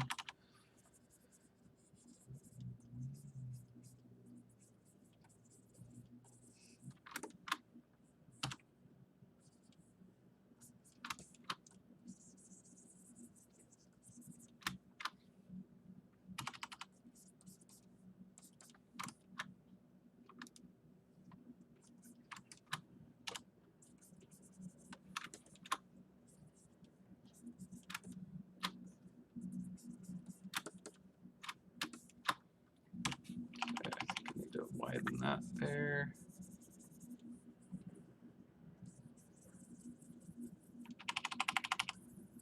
Let's tune that up a bit.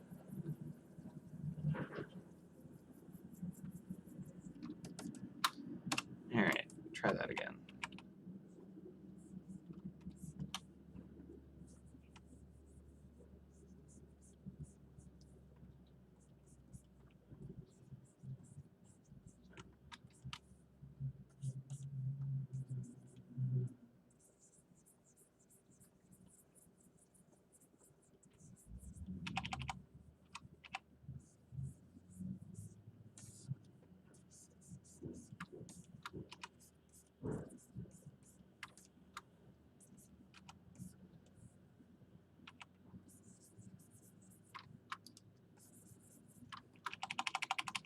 So we're like so close to this that it actually is just kind of obscured.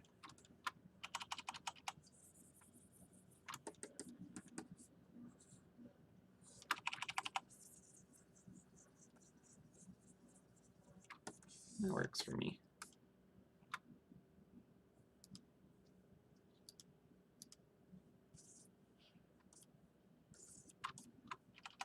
Okay.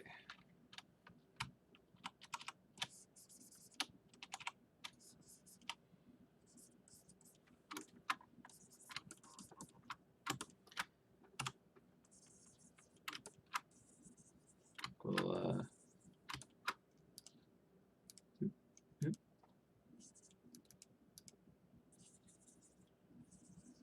Give this a quick flip, do a little bit of tuning, and then we can go on lunch.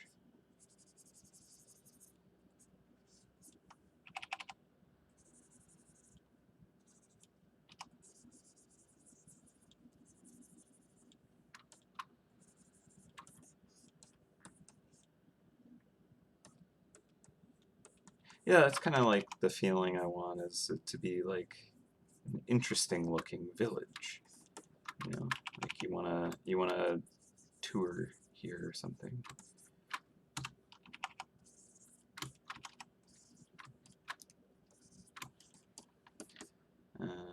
So yeah, like when we get some colors and stuff, it'll help kind of group things, I think.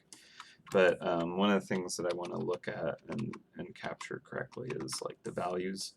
So for example, these roofs here and the building itself is kind of in the darker kind of value range here. So maybe I want it to go, no, that makes it spooky. I think I'll put those at the medium kind of value there. And then the mountain itself doesn't get very dark whatsoever at any point. So I might lighten it up overall, just because it's so far away out of the atmosphere. But I think I'll make it like the brightest thing in the entire shot. And that'll kind of make it feel like the sun is hitting the mountain, whereas, you know, the village, it's just kind of waking up to it or something like that. Where it's like the sun is rising.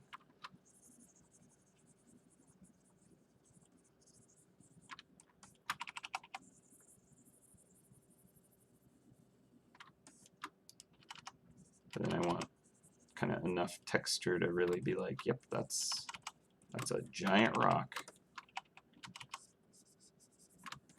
And then the sky can kind of have a bit of a gradient to it. Giant snow-covered rock. That's what I want it to feel like.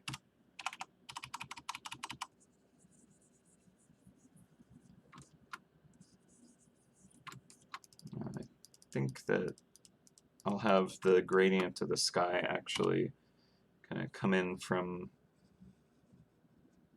the left.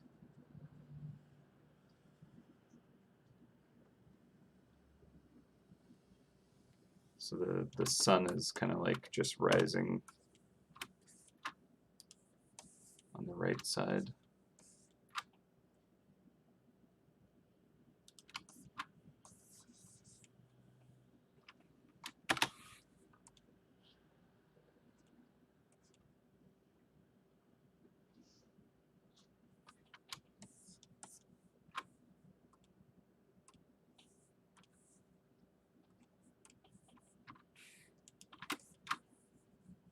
It should come in from the top, probably.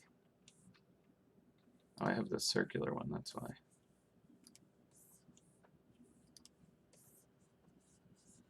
Maybe something like that.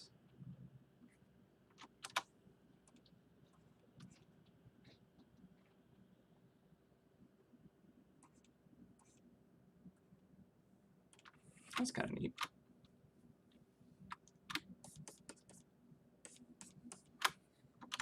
All right, and then that cloud can be a little more see-through.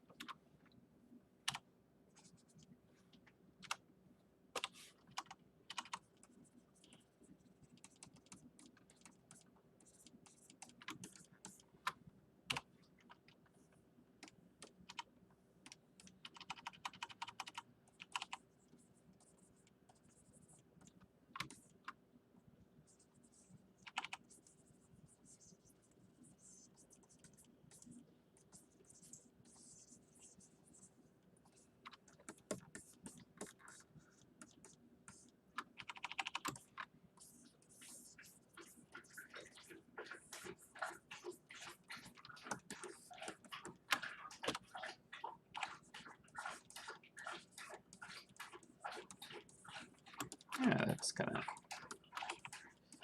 got some nice atmosphere, I think.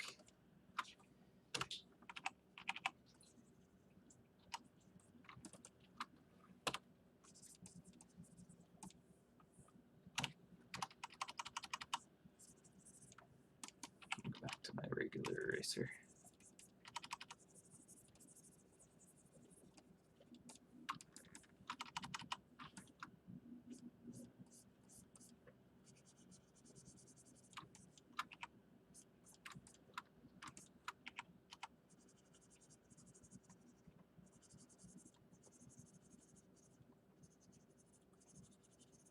Yeah, if the sun is just rising like that, then it could even have kind of like part of the building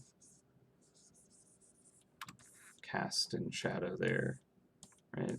Actually looks kind of cool, which allows these to really feel good silhouetted, which is kind of the feeling I wanted for them anyways. Yeah, that's neat. I like that. And it like helps draw even more kind of attention to the mountain. I like that.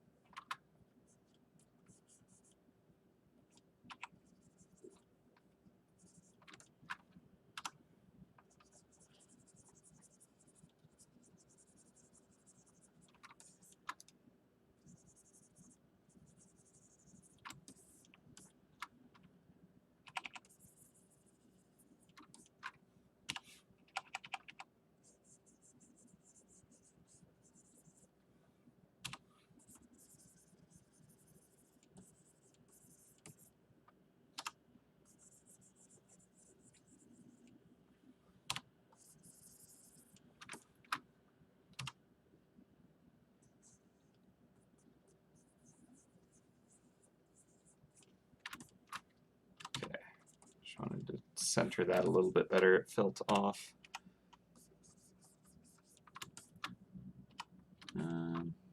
There's some buildings that kind of have this pattern going on. I don't think I put the windows there, but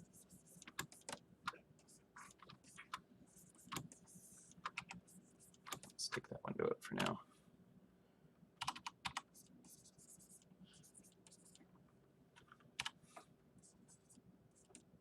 All right, let's redo that.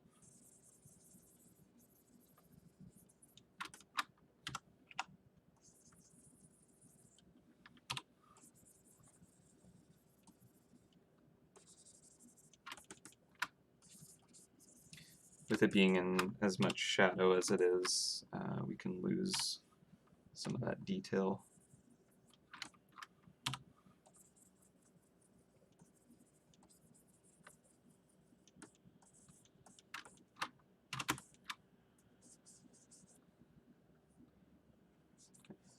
Let's try that again. It feels better.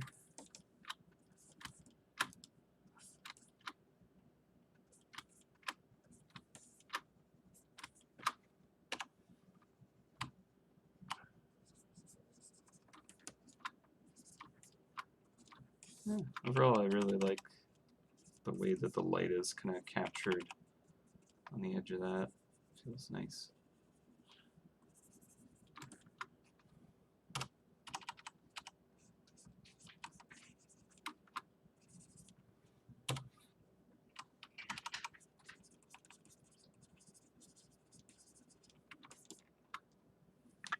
Hey Dennis, how's it going?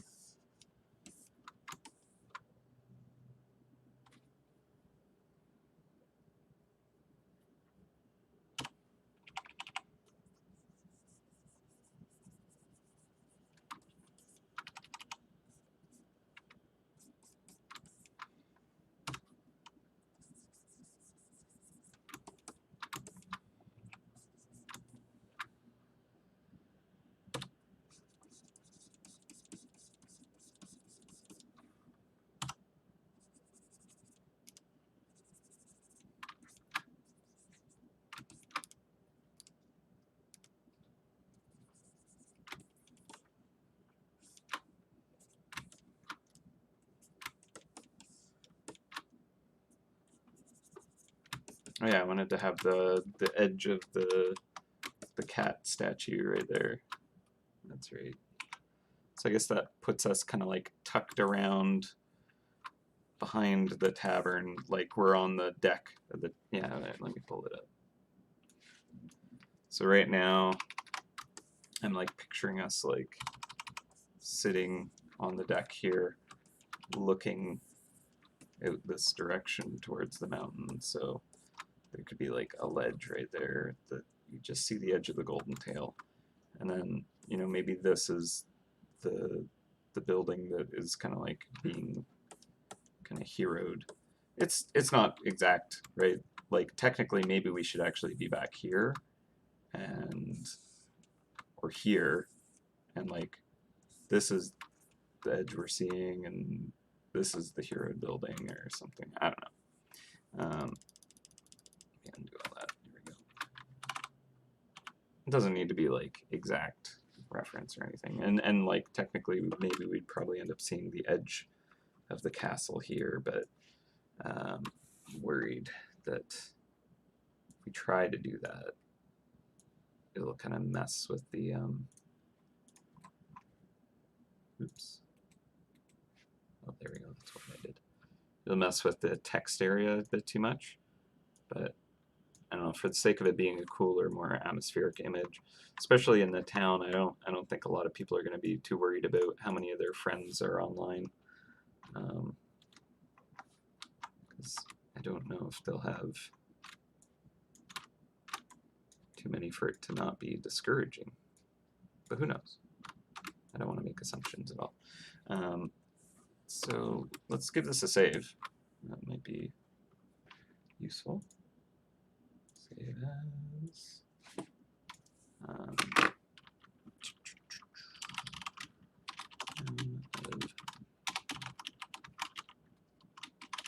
Redraw, repaint.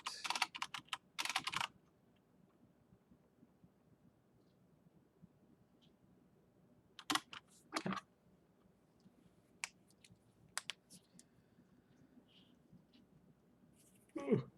Like if anything, this is maybe where the trapsmith would be. Yeah, it has been a little while, Dennis. Hope everything's well. I know you've been pretty hectic.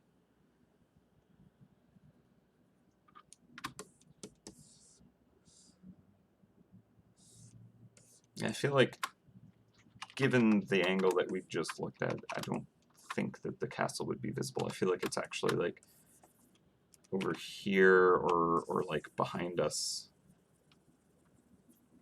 Maybe I could just shove it in the corner, but I don't know. Might not be the best idea. Not that I'm worried about it being accurate. It's never really been a huge concern. So we could try and put it in if we want. It is an important element, so I'm certainly not opposed.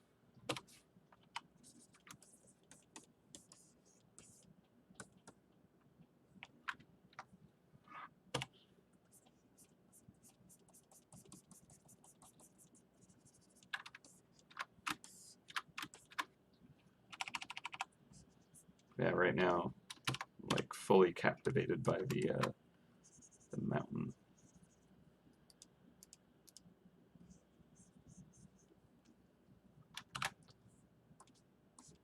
And I'm like going pretty detailed on the sketch layer, so maybe I need to call it on that.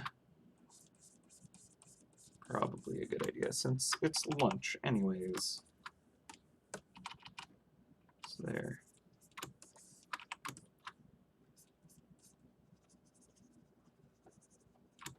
I think that timing works out pretty well.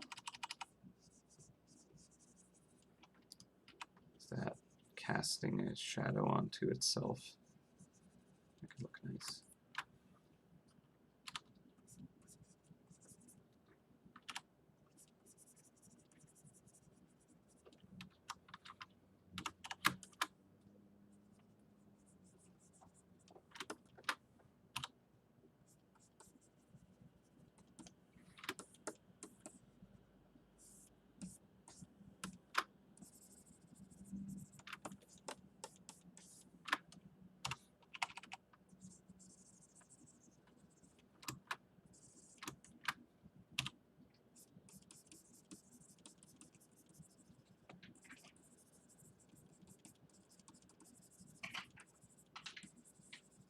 feel like maybe the base of the mountain back there is not in the light yet.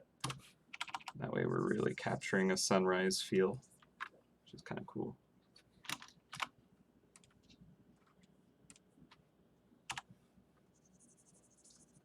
I think these mountains are going to be pretty fun to paint, to be honest.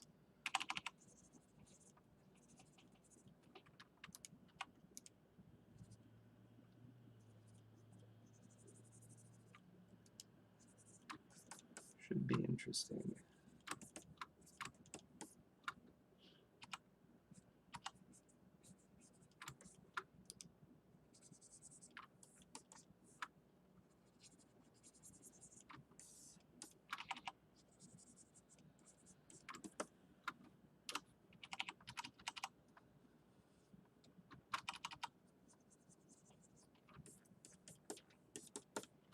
All right. Well, I'm pretty happy with this so far. Let's make sure to get just a bit of that cat statue. Just a hint that we know what it is. Might draw a lot of attention if it's like bright gold right there. But let's just leave that, and maybe it'll be a good thing. Who knows? Actually, if anything, maybe we want to capture the shape of it. So it kind of like comes out and does that. Might be too much.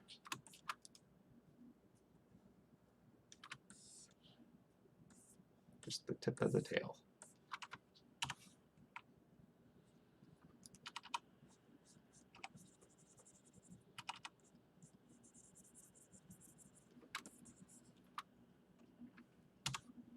I suppose it is a pretty fancy place if there's just like a solid gold statue that's huge in the center of the town.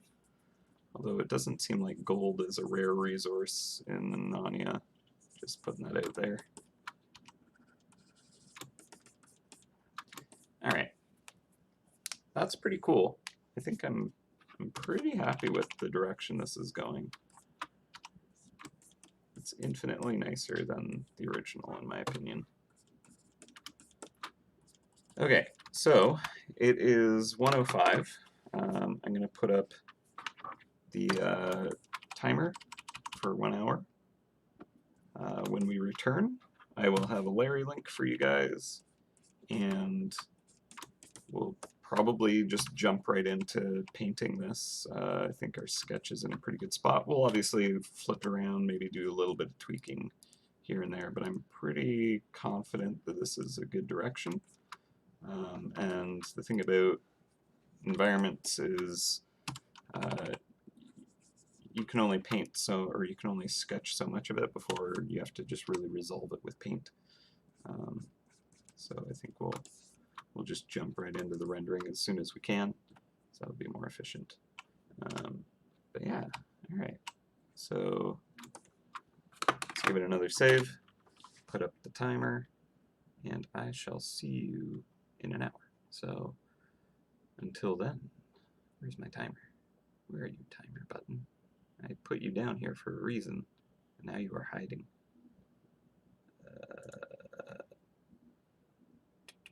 Alright. I had to re-add it. Pin to taskbar. There we go. Okay. So, timer is started. I'll be back in a bit.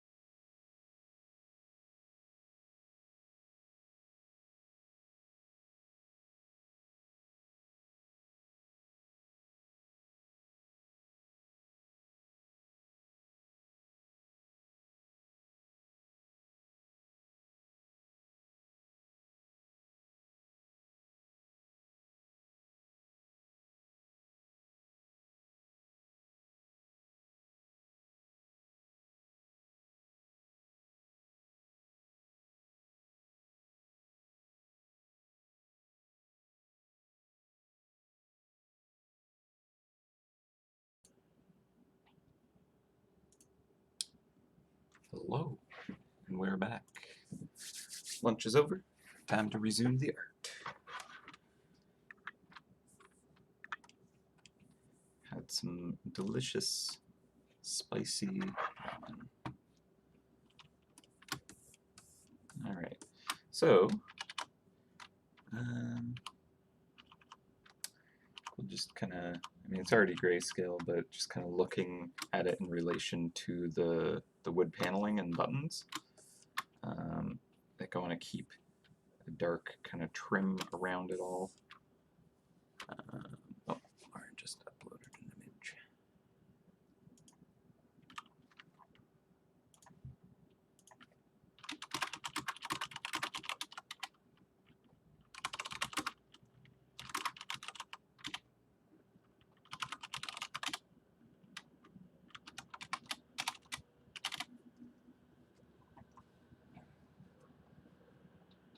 Lauren just sent me a picture of the new birthday base, and it looks delicious.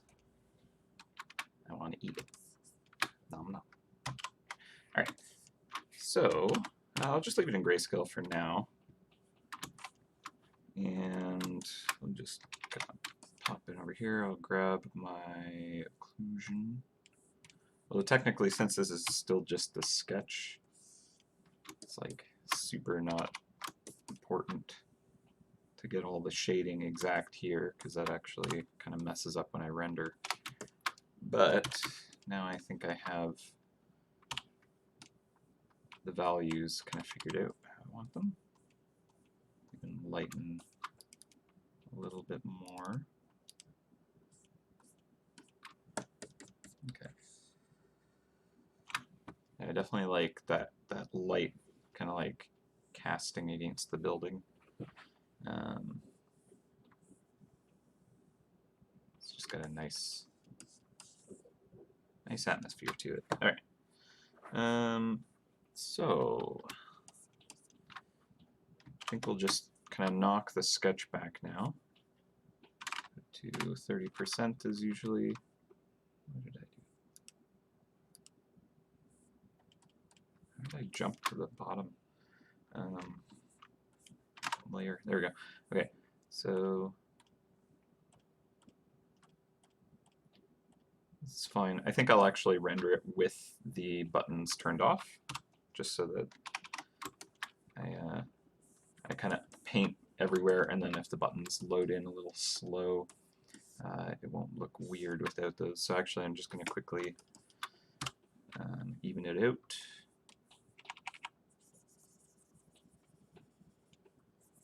Just fill in that detail for when I actually get around to rendering that part. I'll kind of know what I need to do there a little easier.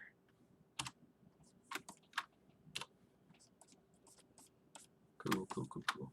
All right.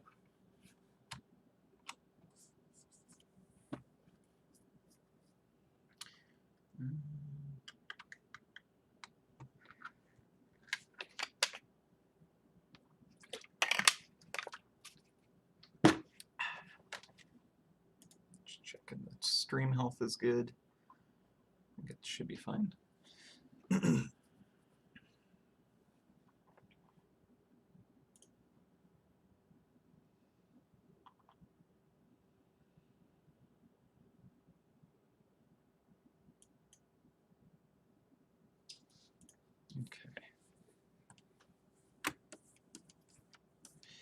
Perfect.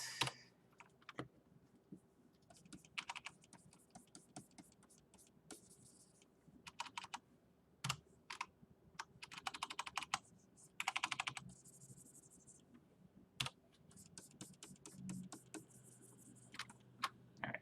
I don't need to worry too much about anything down here. I'll figure it out when I paint it.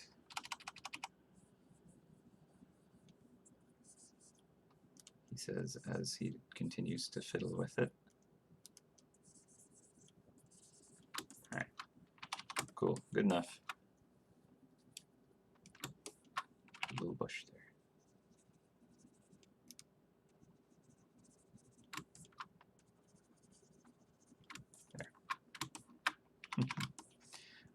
So the cat statue, I just want to have like the tiniest hint of it.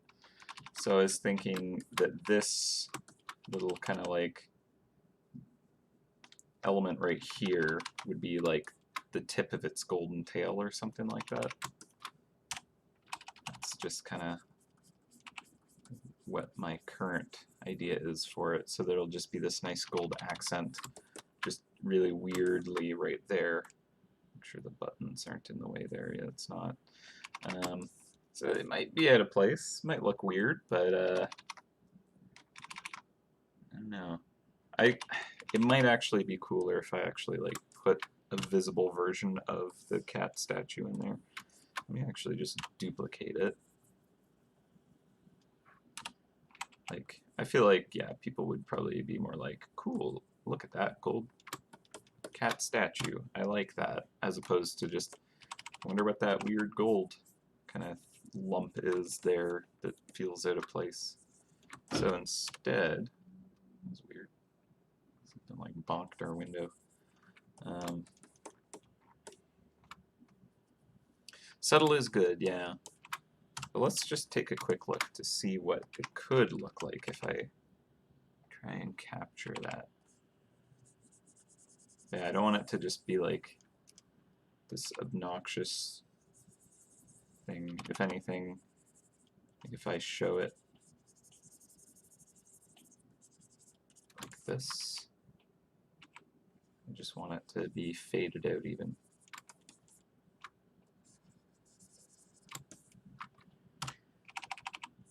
So it'll still be in kind of like the shaded area or something like that. Yeah, it's probably going to stand out a lot. Yeah, you do feel like you're inside the city walls. That's great.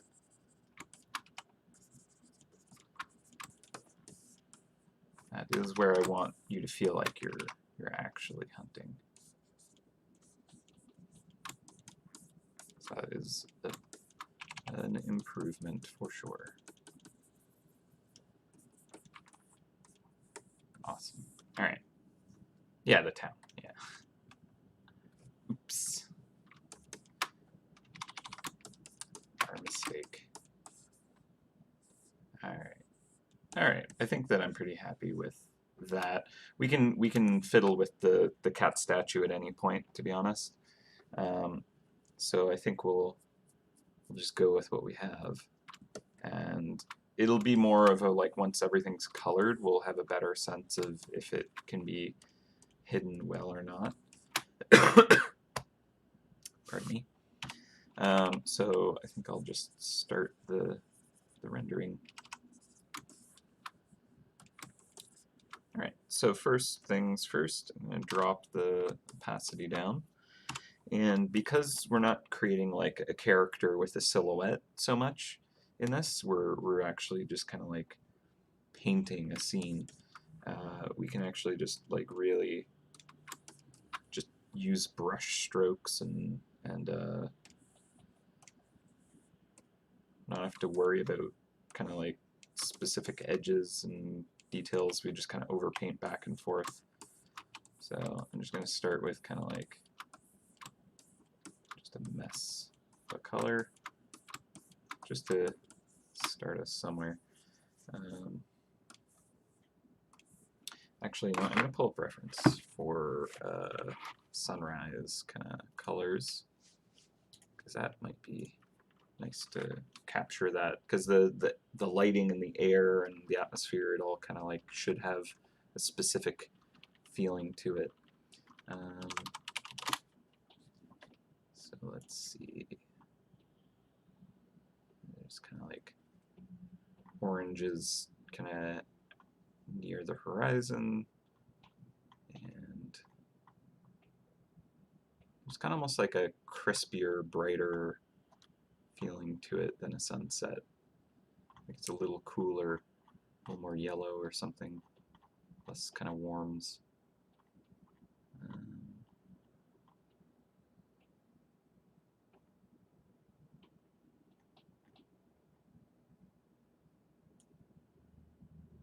Let's see. Not a pile of great references. You would have thought there'd be more. I'll try what I have. There's kind of like a bright blue sky with like all the kind of like silhouetted stuff being kind of the blues, and then anything being hit by the light is kind of like yellows and a little bit of orange. And I think that's probably a nice place to start. So it's a very saturated sky. Could just be like a really edited photo or whatever, but I don't know. I don't see a lot of sunrises.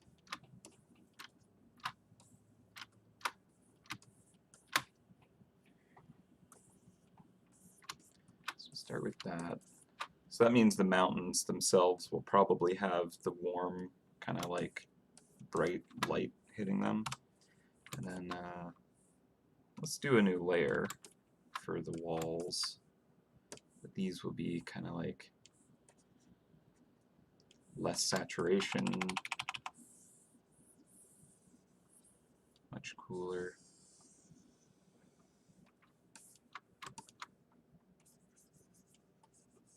And just for this, I'll do it as kind of like more of a harder edged layer.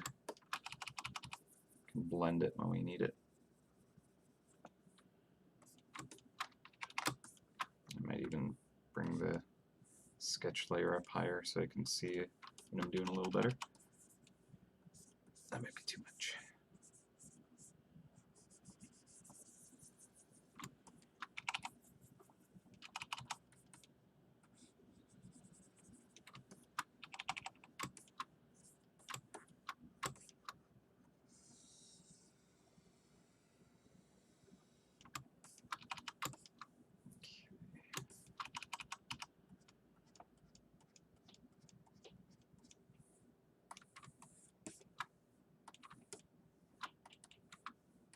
Drop the sketch back down.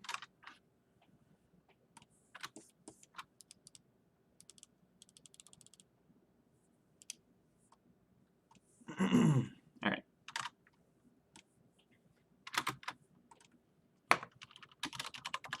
So I don't lose track of what one the sketch layer is. All right. So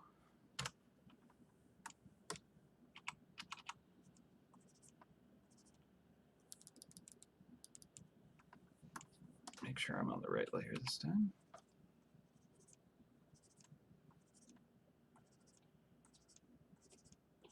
So these are inconsistently spaced, but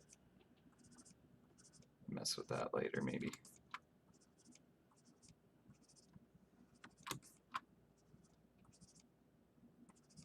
That's probably going to stand out like a sore thumb to me, having them so inconsistent. Oops. Okay, so that's fine.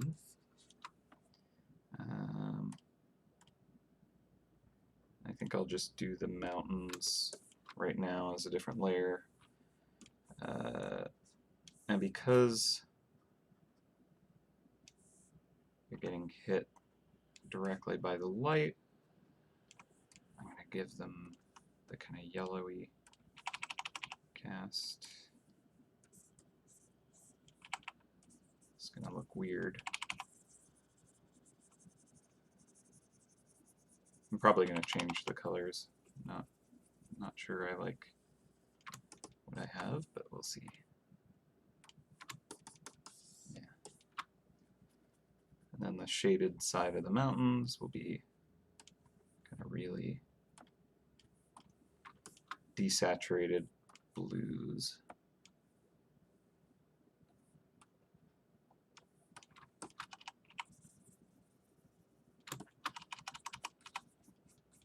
Yeah, the sky itself is not doing me any favors, I don't think.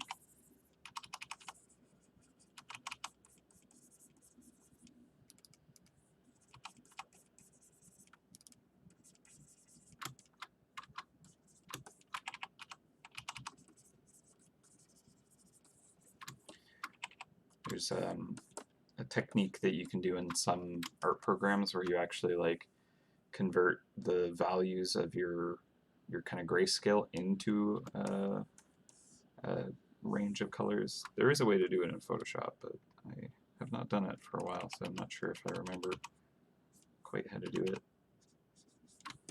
But that can be kind of a quick and easy way to kind of like fill in.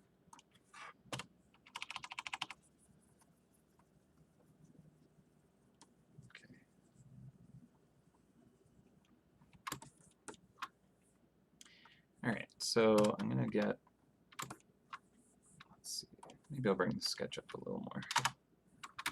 Just want to be able to see a little more detail.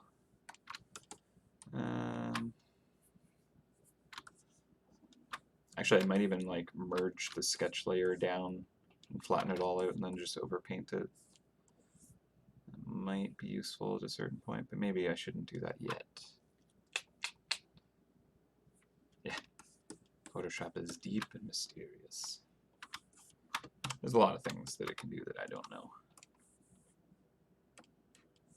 Alright, so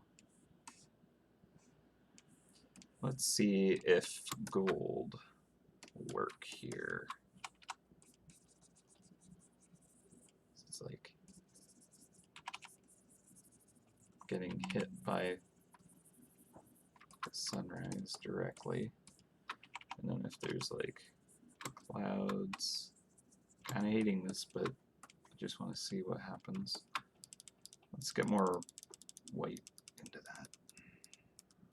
Don't like it being like so saturated. That's a little better. And then like at the edges I can bring in more of those kind of like sharp gold colors. Yeah, especially if I'm doing kind of like little clouds and stuff. Don't think having it be weird solid gold looking thing works so well. Alright, and then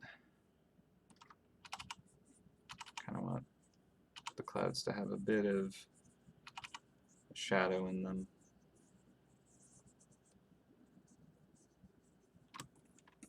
Okay, the sketch, I just need to turn that down a lot. Yeah, I ended up making those clouds pretty dark.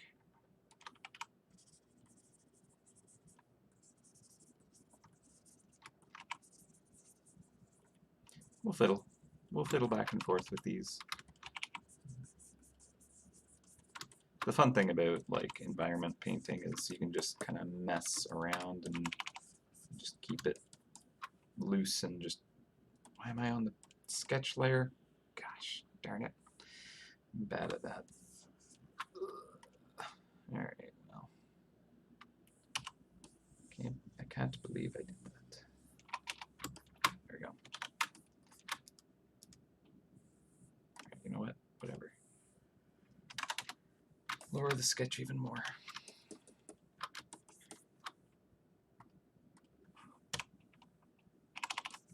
There.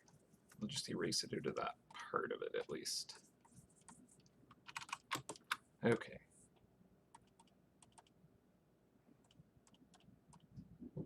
Sure, I'll put it on this layer.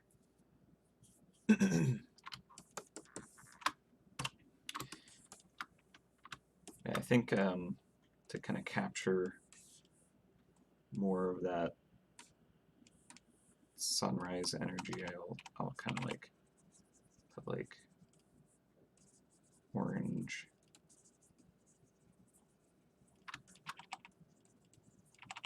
Just at the edges of things.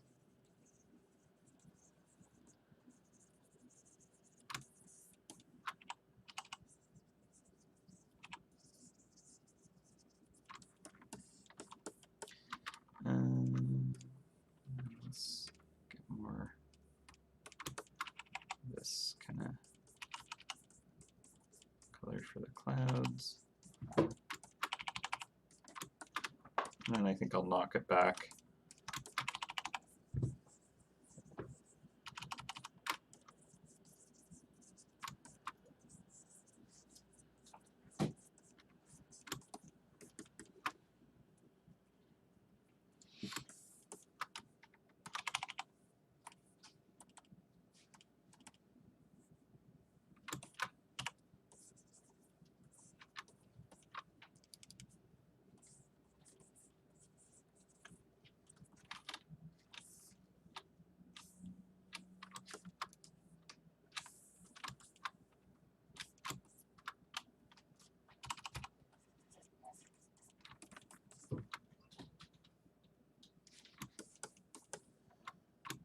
Mm-hmm.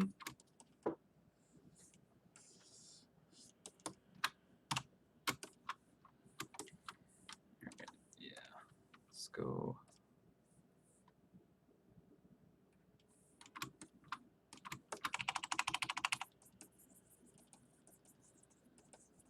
A little bit purple in the shadow. So what I'm using is a Huon 16, I think. It's like one of the newer models that they have, but it's actually really quite decently priced for how good it is. It's like a quarter the price of a Wacom, which is kind of like the what used to be the industry standard for tablets for like drawing directly on your monitor. But if you just want to start into digital painting, I couldn't recommend just getting like a simple kind of tablet stylus enough. That's where I started, and you can pick one up from like Monoprice or various other kind of sellers. Even the Wacom ones are decently affordable, and they're all very good. Um, Mind you, it does require kind of like that hand-eye coordination, but you have to like develop that when you use it. Um, Whereas with this, like where I draw, I'm looking directly at it. I don't need to like look at my screen and have my hand moving over here. But either way, you kind of like adapt and learn how to work with it. So yeah, that's where I would recommend starting, just because it's nice and cheap and you can learn the programs, and then all you kind of do when you decide to get a monitor that you draw directly on, you just have a faster workflow. But you still have built all the same principles and abilities.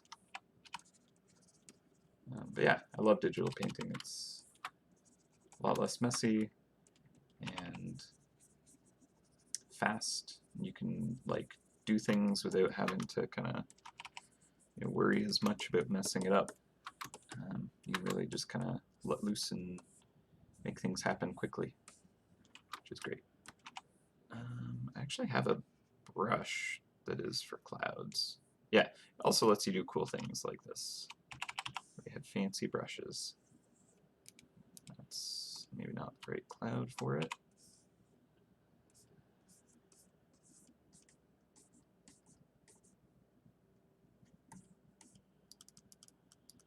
Maybe if I like change the angle. What is the button for that? I thought it was F5. Did they change the hotkey for that? Brush settings, F5. Remember brush settings. Alright. Fine. Wait, am I crazy? Am I like just not seeing it? Let's open brushes, see if that does anything.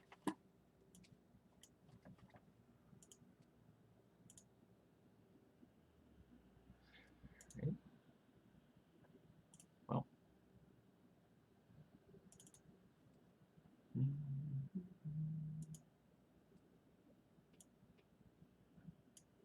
Just wanted to try rotating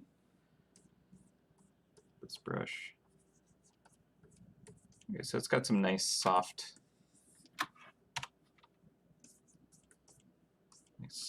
to it, but still kind of like captures a good cloud shape. And I think I'll go even more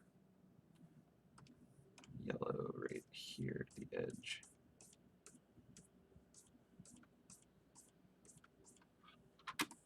This might be too much. All right, let's see what the button's on. And I'm just going to do this really quick.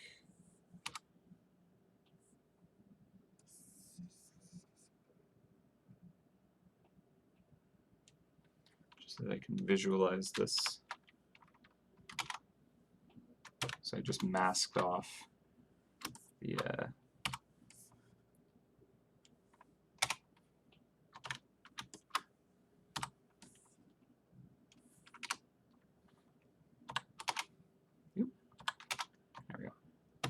I just masked off the edges so I can see it kind of contained in this space.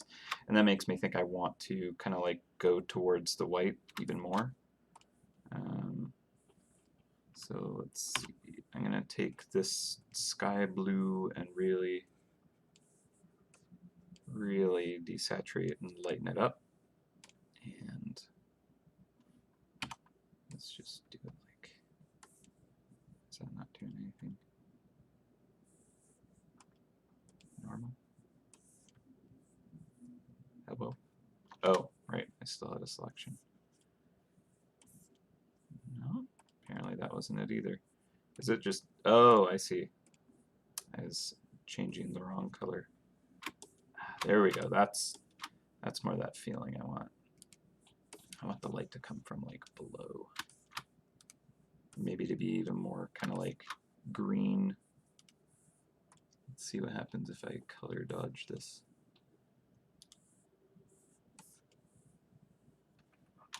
And pull it back. Yeah, right. That feels more like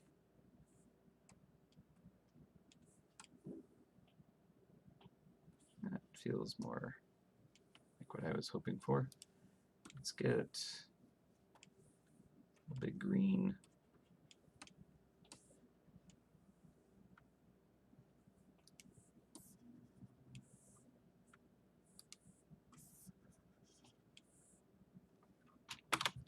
Pull that back. Yeah, I'm using color dodge to try and like get some interesting color interactions. I need to turn this up quite a bit. Color dodge is my friend. I can often end up with some pretty interesting mixes. I like to use it for metals as well. It just kind of like super saturates things in fun ways. So the linear dodge had a nice feel there.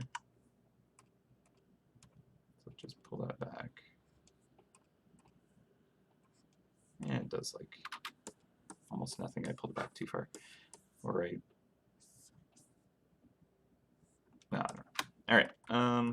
So this, I'm going to use my super soft eraser, maybe my occlusion eraser, just to get really soft edges. Try and form these clouds a little better.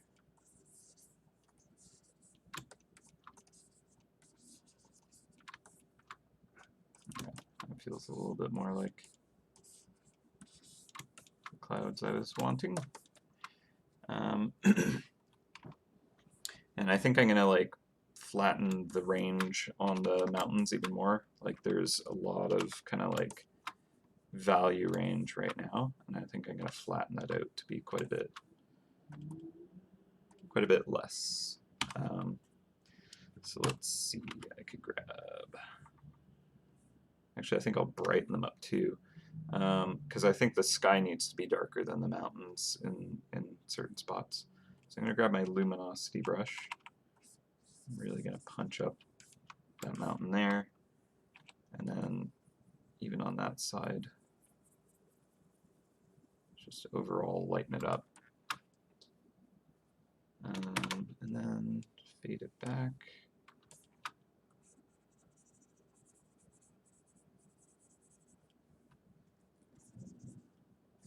I'm only concerned about the light, like the grayscale values right now.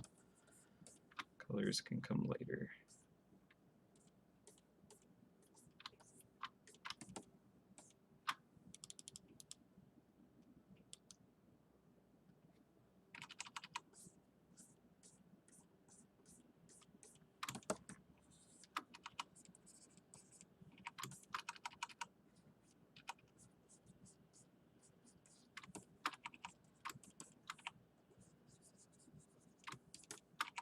Okay, and now the buildings kind of like stand out in front of it, which is good. Soften those a bit more. Alright, and let's look at what that did to the colors. So there's like some really interesting saturated kind of things happening, which I think looks kind of cool. So I'm not displeased with how that ended up. Let's turn our sketch back on. Alright. That's not bad for now. I think I'm even going to bring more white into the front of the mountain. So let's get like a yellow white, and then we'll use like a screen brush with some texture. That might be going too green. Maybe if it's actually blue.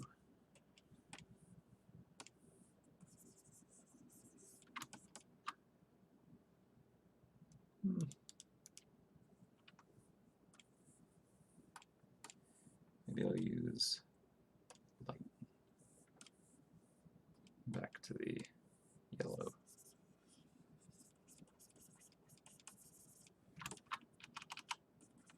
Alright, well, we'll just use that for now.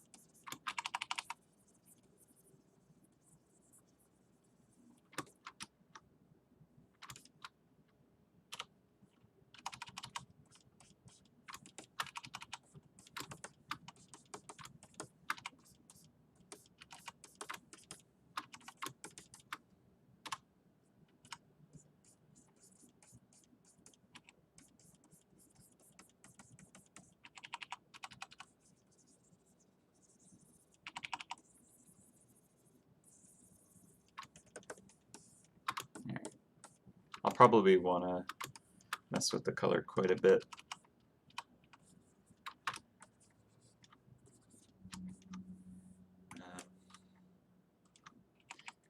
I want it to have that kind of like snow-capped feeling, and I think we're going to need to really shift the colors around to get that to work. So like we might go more earthy kind of colors here.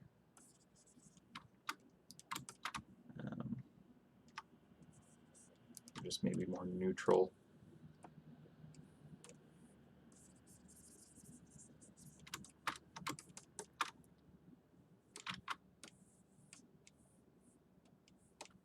And then like be able to like get the snow.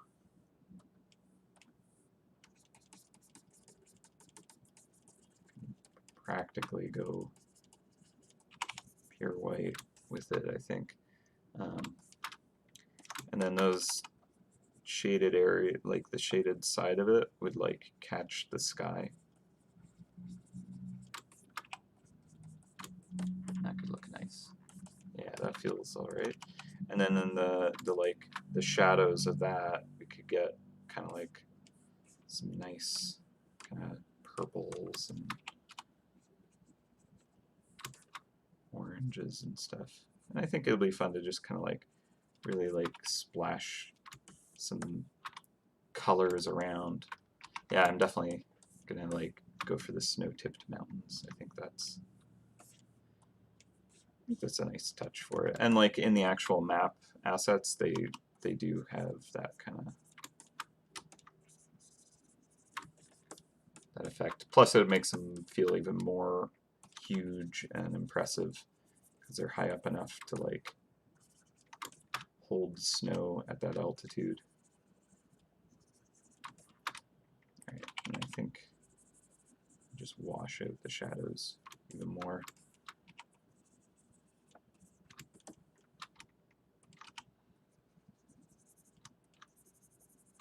So that's something that I like to do to try and make something atmospheric and distant, is the shadows get like kind of washed out before the lit areas do, because there's more atmosphere kind of bouncing light around, so more kind of like just interference.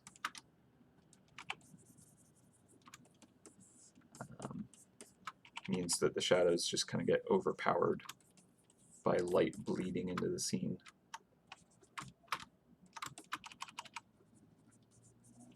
So highlights will kind of travel further than shaded areas, is my point.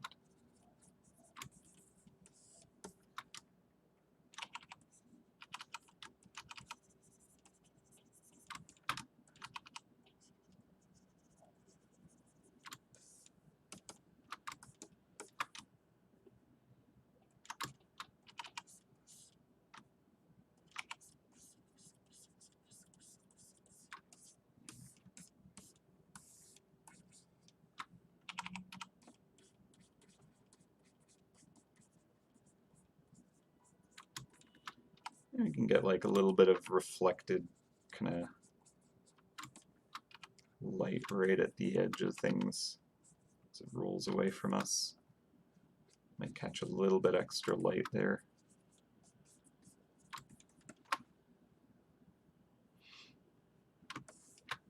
And I want to stagger that kind of like the spine of this, I guess we could call it. So like have the crest kind of come out here, and then it kind of leans in here. I just want to like vary that edge a little bit more. Bring that up maybe. Is that good?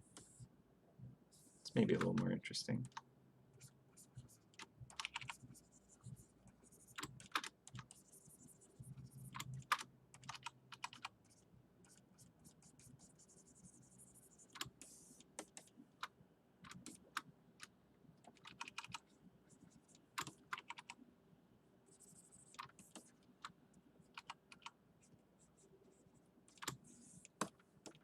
I could probably just paint a mountain for hours. So much kind of like little detail you could choose to include. It's also about how much you kind of like hint at and don't put in.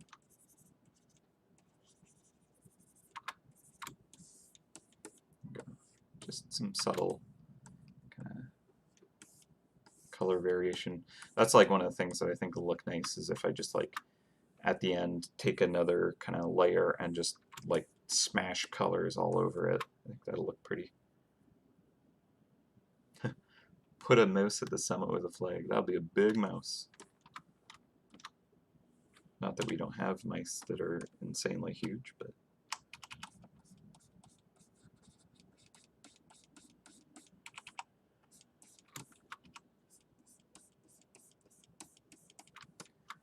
okay. It's causing. I think I might just merge the sky and the mountain at this point. Yeah, it's done. Just kind of soften that edge.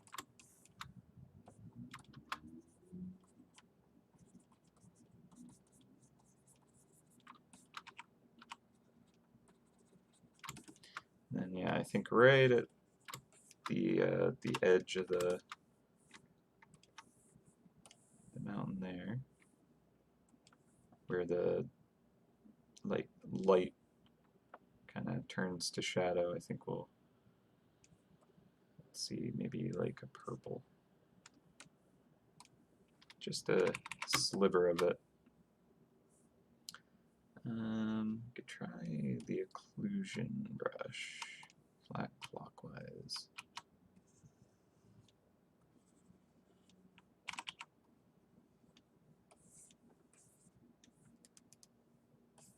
Okay, so counterclockwise. I named this wrong.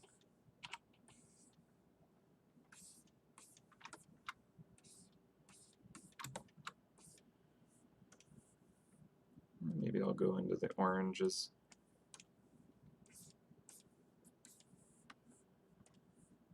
And use a screen layer.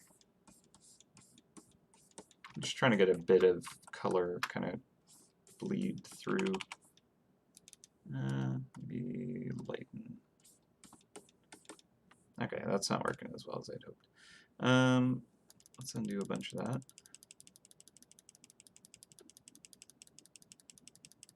Okay.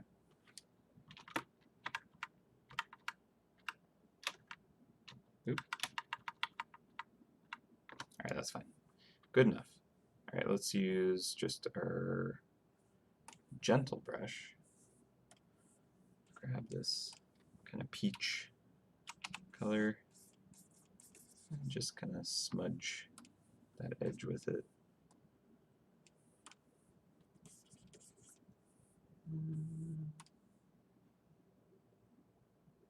Lighter color maybe.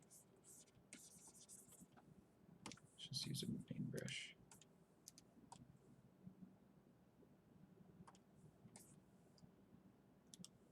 has a nice look. Screen.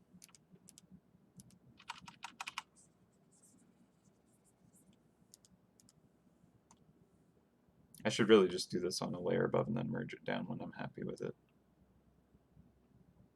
Yeah, color dodge. Nope. Alright, new layer. Let's try it as a lighten. Use a regular brush. Now I can't change the size for some reason. So annoyed. This is one of those mysteries of Photoshop where it just misbehaves, and I can never understand why it does that randomly, but frequently. Okay, so now I can change my brush size.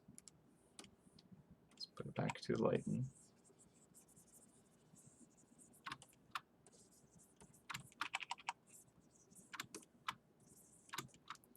Alright, now smudge that edge. All that for like a very subtle.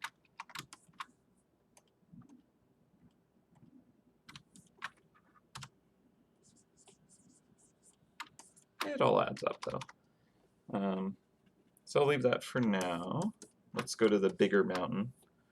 Now there's a fair amount of detail on that, but I think that's fine because we have. I'll merge it down. Why not? We have like all the foregrounds in shadow, so I'm actually interested in having less detail in that part, even though it's kind of closer to us. It'll also allow the viewer to kind of like notice the mountain more, and it'll be more about you're like standing inside the city looking out at the beautiful sky and mountains. I think that's kind of the effect that I want right now. And take a little bit of the yellow out of this.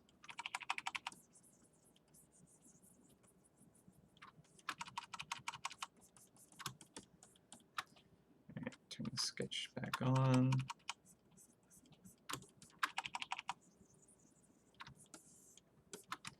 Okay, I like the kind of muddy blues down here. And kind of keep that at the base. So I like it being kind of more in shadow and cooler down there.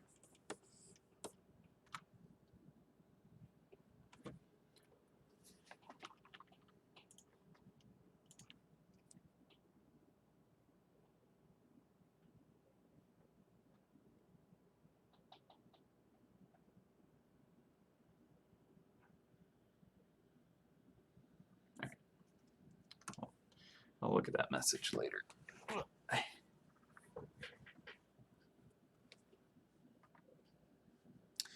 How many banners have mice in them? Do the dojos still have mice in them? Not a lot, if there are any.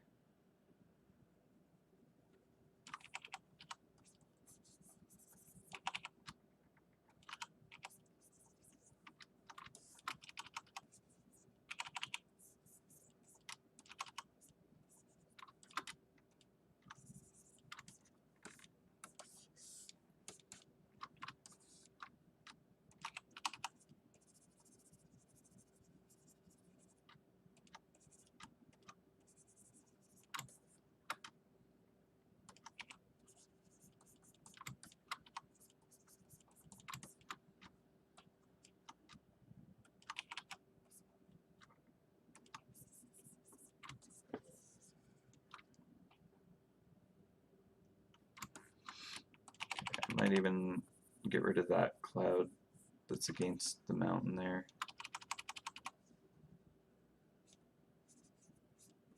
We might bring it back. For now, I'll just discard it.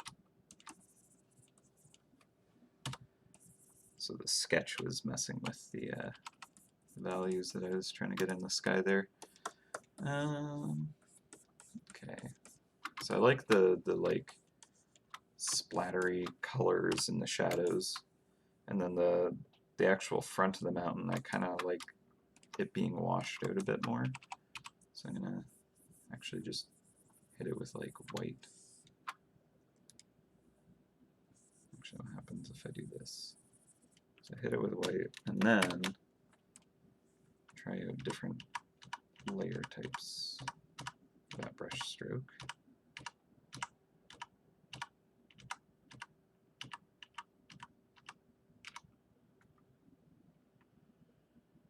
Divide kind of look neat.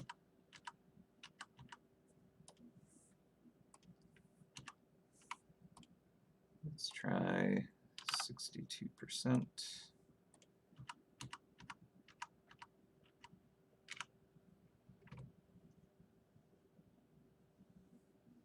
Okay, that might be good. And then don't use the history brush very much, but there's some cool stuff you can do with it. I remember how to do it correctly. Oh, right, this is just choosing. I need the actual history. Here we go. All right, but I don't want to. Is it down as the newest? Okay, so if I paint from here, yes, there we go. I can like paint out the part that I had just kind of like done, and that can be pretty cool and useful. All right, yeah, that's fine. Just wanted to play around with it. All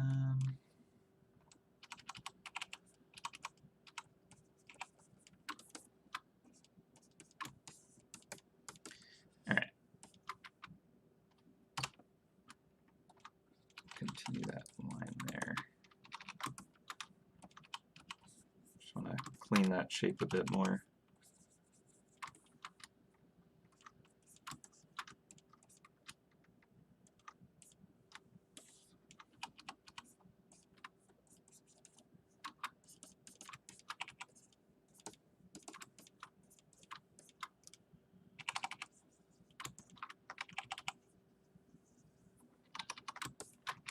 Alright, the whole reason I was kind of doing all that was I wanted to have the lit areas more washed out, so I should actually just blast them out.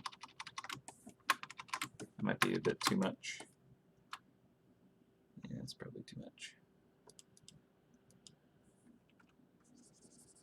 It's already pretty pretty overexposed. That just makes it so that the shadows can have more interesting kind of range. The idea that I'm trying to capture here is like if you had a camera take this shot, it can only kind of capture so much of the spectrum if it's not like a HDR camera. So I'm just kind of capturing that essence by like overexposing to the point where it washes it out, and then revealing a little more interest and detail in the shadows here.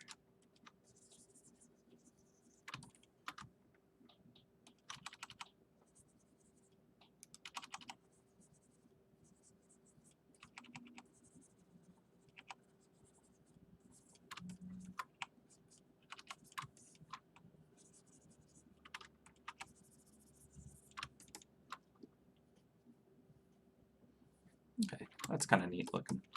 All right, and then let's go to the main unit here, and we'll get cool shadows because I really want it to feel like that's snow up there.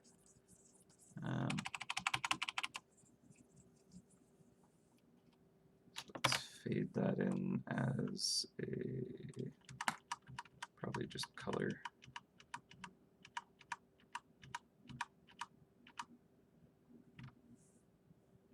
Yeah, color is fine.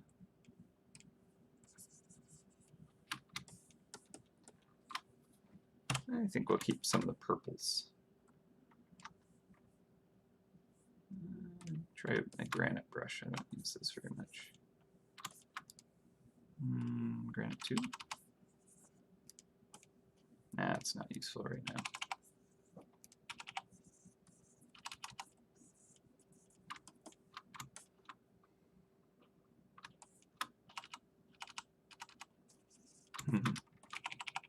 glad that that's inspiring.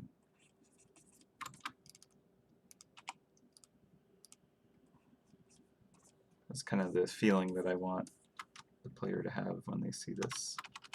Like, I want to go there.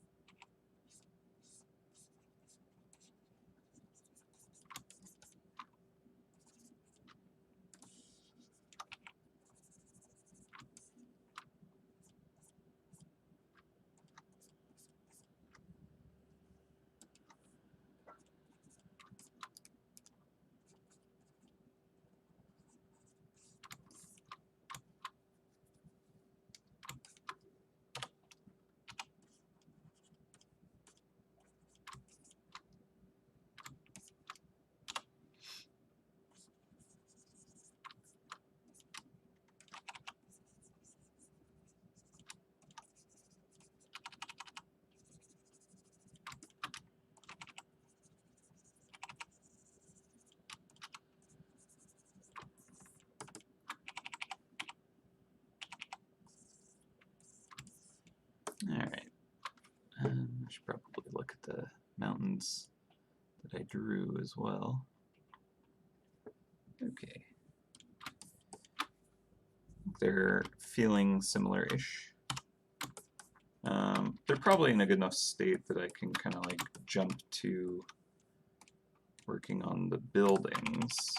I don't want to get too far away from those where I might have to undo a lot of what I've painted here just to make it work.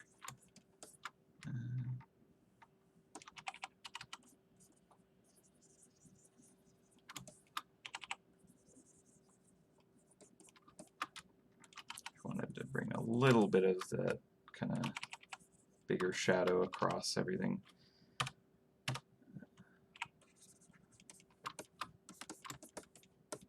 Okay, so they feel pretty massive. That's good. Some nice color range in it, which I like. Let's try out some building stuff. You could even snap the sketch to this layer only, which I think is kind of useful. So let's grab this house color and just fill in, clean up the edges a bit. I probably don't want to be too clean with it, to be honest. But a nice silhouette is important.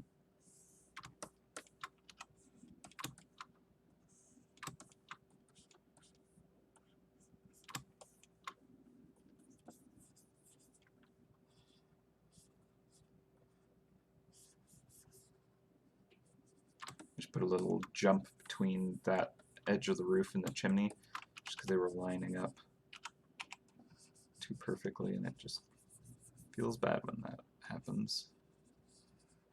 Feels bad, looks bad.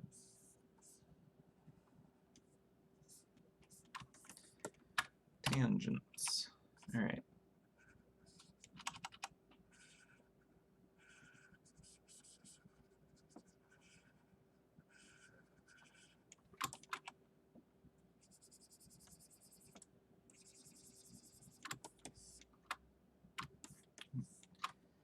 Smokestack given the peace sign.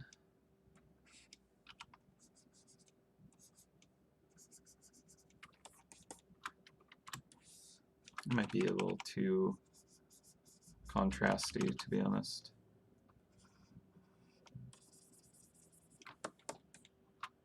That's a little less kind of like demanding attention, like that.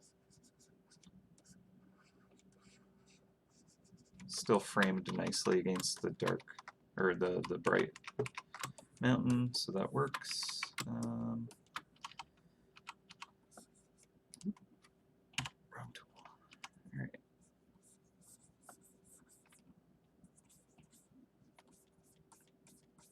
just over paint a little bit just to try and get the right shape on that edge. It's nice and sharp. Can probably do the same thing here. Now, because I have the sketch attached to the silhouette layer that I'm creating, every time I erase away from it, I lose those parts of the sketch. So hopefully I don't get too far out of bounds. I actually like that kind of tucked up underneath. Oop, that's supposed to be an eraser. There we go. And this edge here, I think I could sharpen up.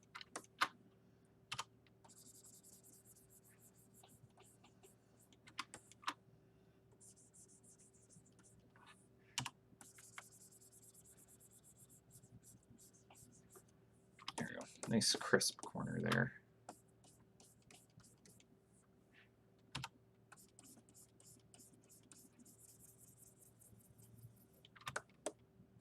Yeah, all right, that feels pretty good.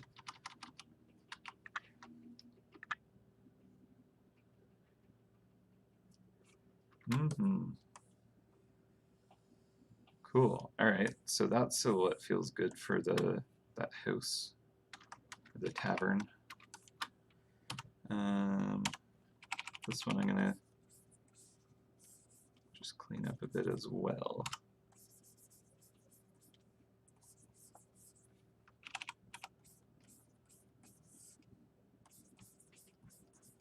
Fighting the urge to use like precise line tools and stuff. So I don't think that I need that aesthetic. I actually think I want a little bit of kind of just inaccuracy and brush stroke. Things kind of mushed together a little bit. Okay. Looking fine. The other building silhouettes, I think I'll actually do those on another layer as well, because that way I can work the wall a little easier. So I'm just going to grab a dark color for now, and I will just use my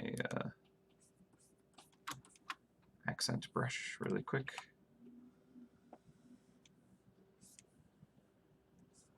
Because I'll merge these down when I'm ready to use them probably, and then like blend.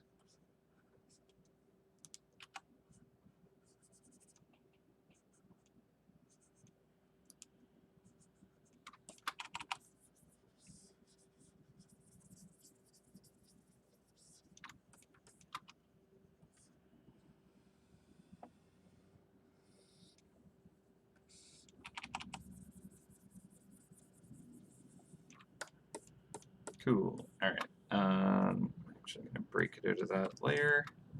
So I want this chimney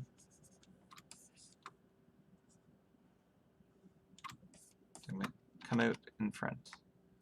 Or do I? Maybe I do not.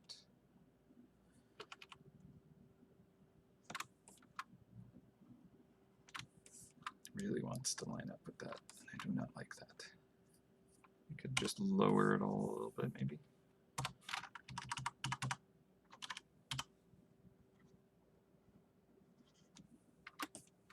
Yeah, it lines up too well. I don't like that. Well, I might just not have a chimney on that one, which is fine.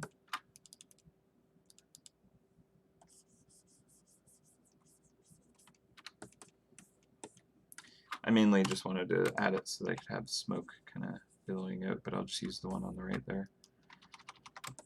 You need to kind of like have the light play with the like smoke coming out of a chimney. Get some kind of Rayleigh scattering and stuff like that at the edges.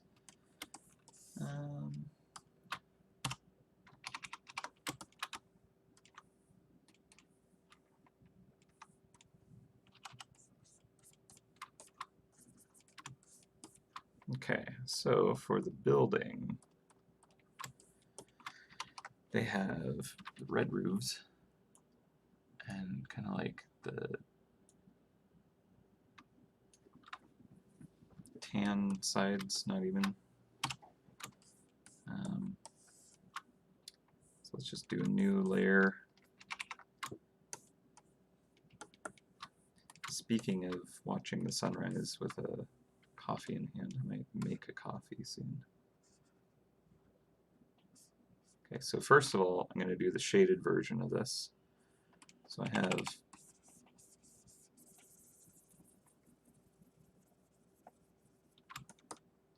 that, although I'll probably go even darker. I think that might be more accurate in this lighting. And let's just use our accent brush. This is how I'm familiar with working, so I'll just do that. Just to fill it in really quick. Same there.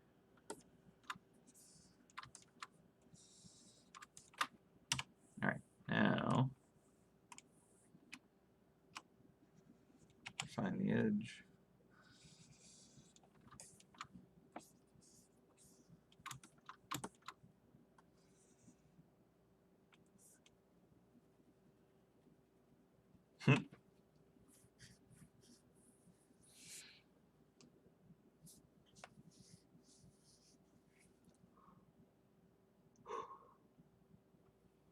Yeah, I think just like the ear tip on the statue will be sufficient.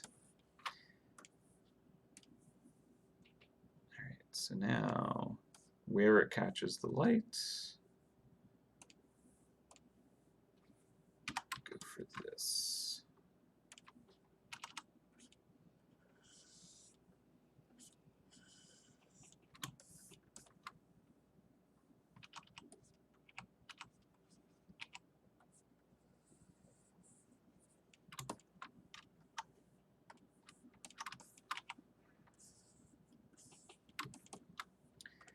Okay, and then right at the edge of that, I want it to get that kind of orange.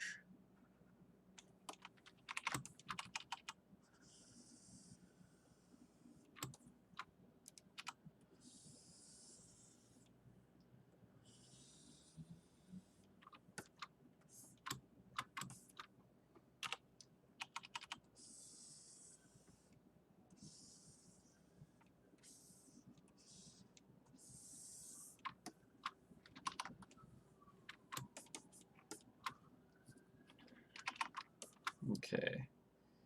Then there will also be the slats that kind of cut through.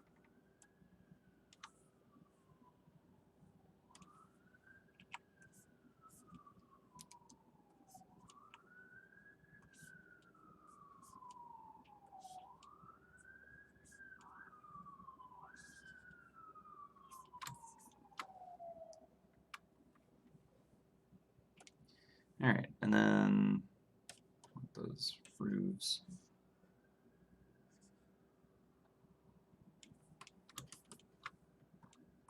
Let's just do another layer for that.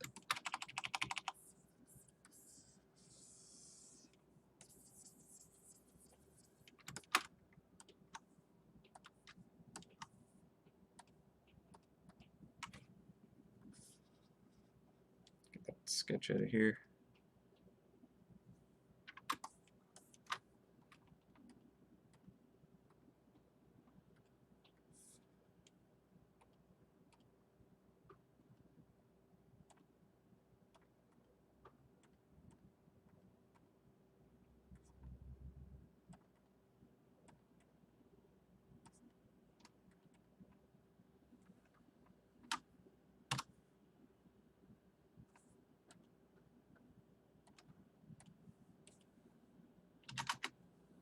Drop that down even more. Okay, this is the layer I want to be on.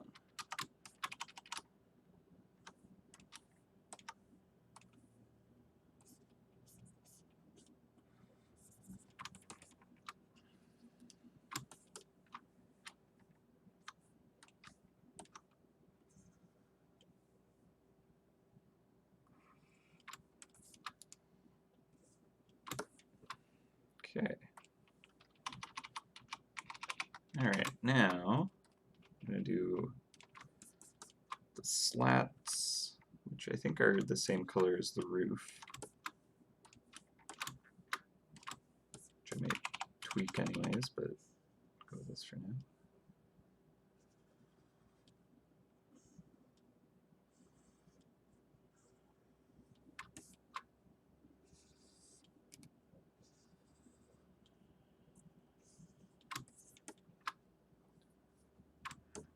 Okay, so I just basically wanted to have these cast shadows.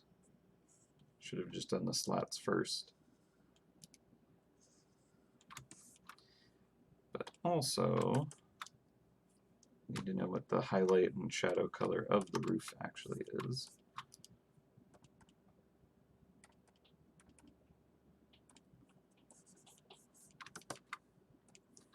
So could definitely get a lot more saturated. Don't know if it'd be that saturated, but yeah, it's a little, maybe a little too orange.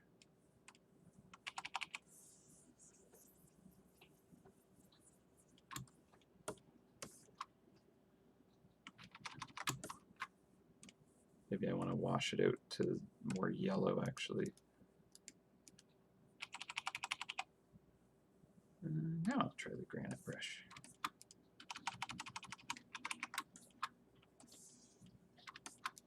Eh.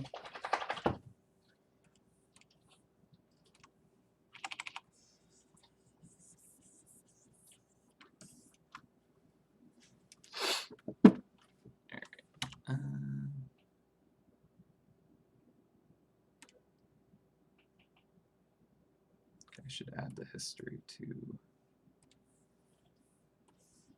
this section here. Why are windows like not actually opening up into things I need?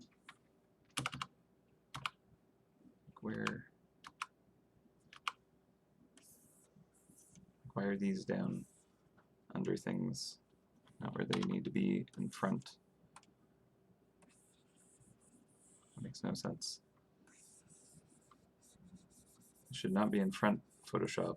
You're messing up. I don't know how I did that. Oh well.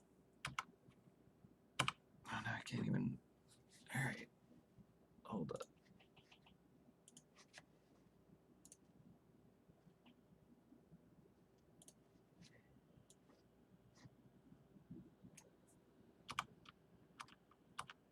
Cool.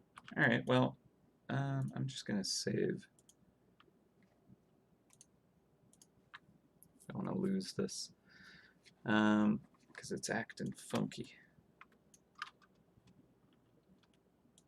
Alright, I'll just have to put my history palette on the other window. Again, I really rarely ever use this tool. Like, I can't even think of the last time I did. But might as well try and learn from it. Alright, so I will try painting from back here. Use History Soft. And it's, in a way, it's like an eraser, the way that I use it, but I'm actually just painting out the brush strokes that I put in recently. I'm returning and repainting in what it looked like before. Alright, so now if I use the eraser here, it still has the smoothing on.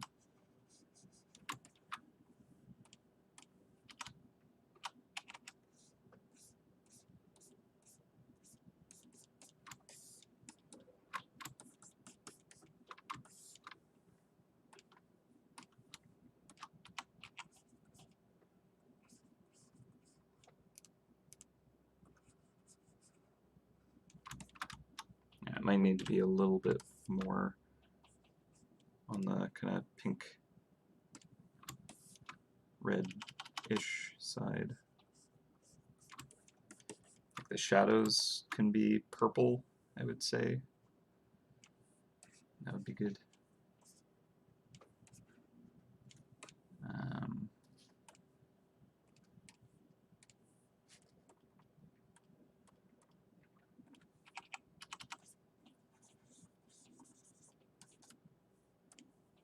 Get that kind of like blue in the shadow.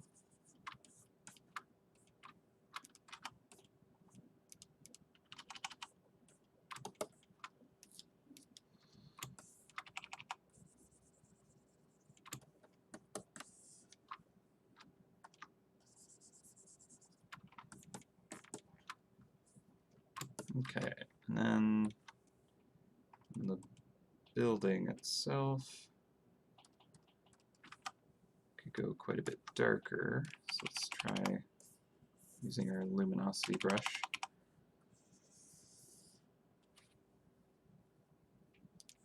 Let's bring the sketch back so I can see what angle I'm supposed to have these things at.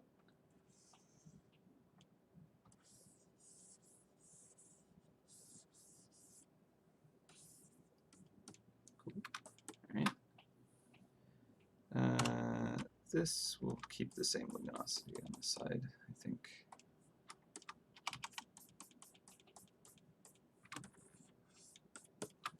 So I feel like right at the ledge here where it probably casts a shadow onto itself there. We can smooth this here.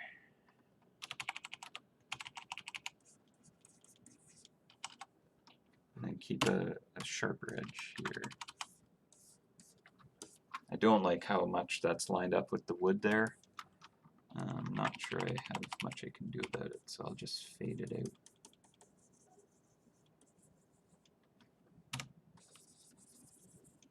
Alright. Just fine, all the shadows are just kind of falling out. Alright, and then the slats are here. They're gonna go,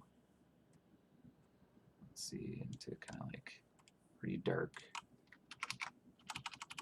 territory. I think they have to go really dark. If like this is the wall being hit by light and this is the wall in shadow, that's a huge jump. Right? So then if this is the wood being hit by light, that probably needs to be a more dramatic jump. More like that. But I think I might actually lighten up the wall facing forward. I'm going to take this, add more of the sky into it, because it's going to have the ambient kind of like light bouncing onto it and lighting it up. So let's do that on this layer. And that'll kind of like make it a less extreme transition. So now I can't show you with the color picker I want to, but so now you can see it. The brightness is up there, and now it's down there, so it's less of a jump. Still pretty severe, but much less. Like if we look in grayscale, that's probably how we should have been looking at it. For it to be a little bit more obvious what I'm trying to express. Alright, and then we can just kind of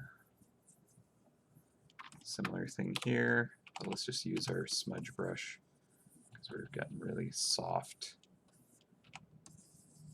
It's not a bright, sharp light down on here. We're just getting the sky kind of bouncing into it. And now, when we go back to the slats layer, now we can push it how we need to. So let's look at the wall there. There, that's a pretty decent jump. There. Now maybe we're here.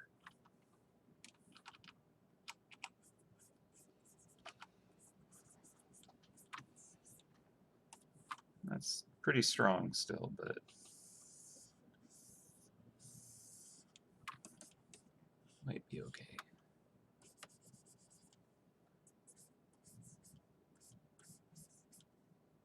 So it looks like I need to make them line up a little better.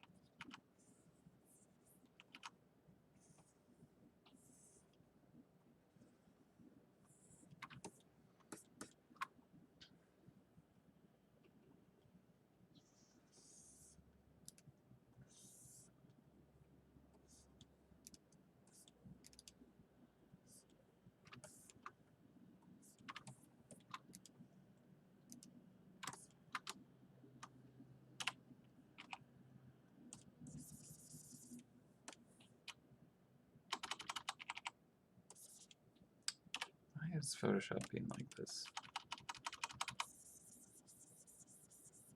Every once in a while it thinks I'm holding down a hotkey, but I am definitely not, and it won't let me get rid of it.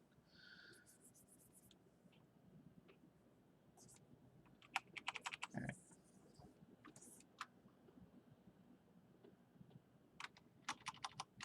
That's looking pretty good. Okay, so now continue the slats down here. Again, I don't like how much that lines up. But what can you do?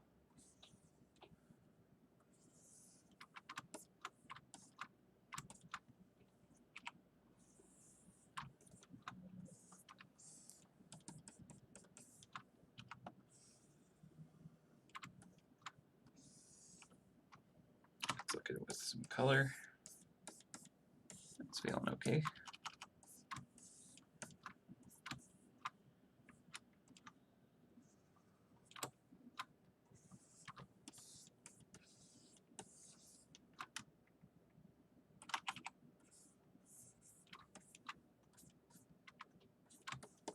Yeah, and I think we don't need to go too crazy dark with the slats everywhere, because I want this sky to kind of fill in a lot of stuff. So here it might even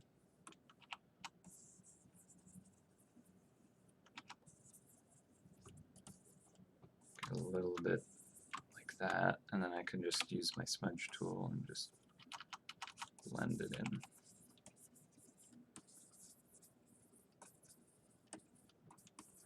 Just capturing some of the atmosphere. And then, like, because it's in shadow, I really don't mind them kind of just smushing together, losing edges, and just kind of draws less attention to itself that way. Like, underneath, I think I would even get, like, maybe my occlusion brush, which basically is just a really kind of, like, tiny point that, let me see if I can show you it here. It's got like a really fine point, and then it like very softly kind of like fades out. I like to use this for putting little shadows in places. Very kind of natural, soft shadow effect. Actually, let me make a selection so I don't put it in too many places. All right, now let's try that. There we go. So it just creates a nice soft kind of edge there where the light is occluded.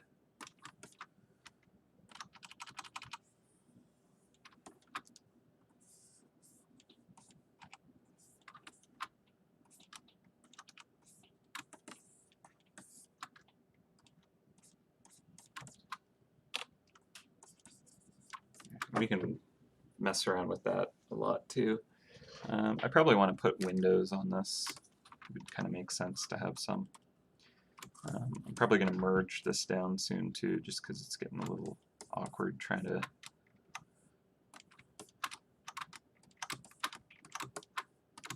like be on the correct layer.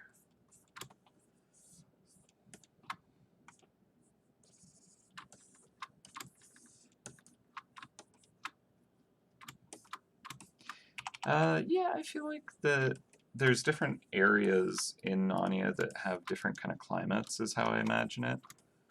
Like closer to the mountains, I think it's a little bit briskier, like against the water. But then when you go south, you kind of hit like the desert and like southwest. So it's kind of like by the water. I feel like it's just, a bit chillier, but like down here it's kind of warm. Um,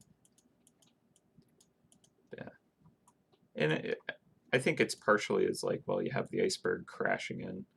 See, I just have ice here, and you have these high altitude peaks.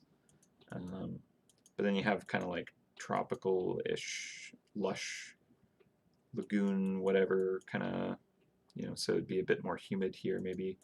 But because the like the rock wall, the mountain kind of like shelf here, it kind of like keeps the moisture trapped on this side, and so it dries out here. That's why it's desert. Um, yeah, if we were to kind of picture, maybe there is like an equator, and this is kind of like at the bottom, more in line with the sun directly. I don't know. I do kind of think about that stuff when I'm working on it, but not like crazy defined.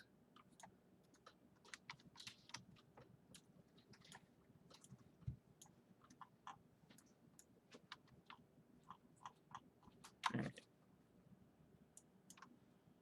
Yeah, I feel like there's kind of, it's a little bit brisker here anyways. There we go. Thanks, Photoshop.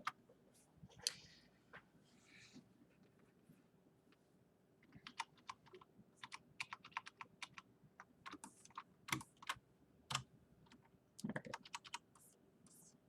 Yeah, and then so under this edge here, I have less of the kind of like this sky ambient light coming in, so I think it'll get a bit darker there.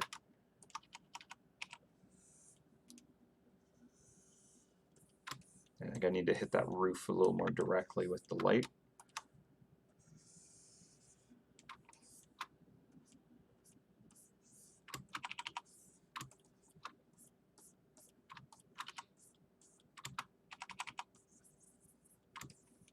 Okay.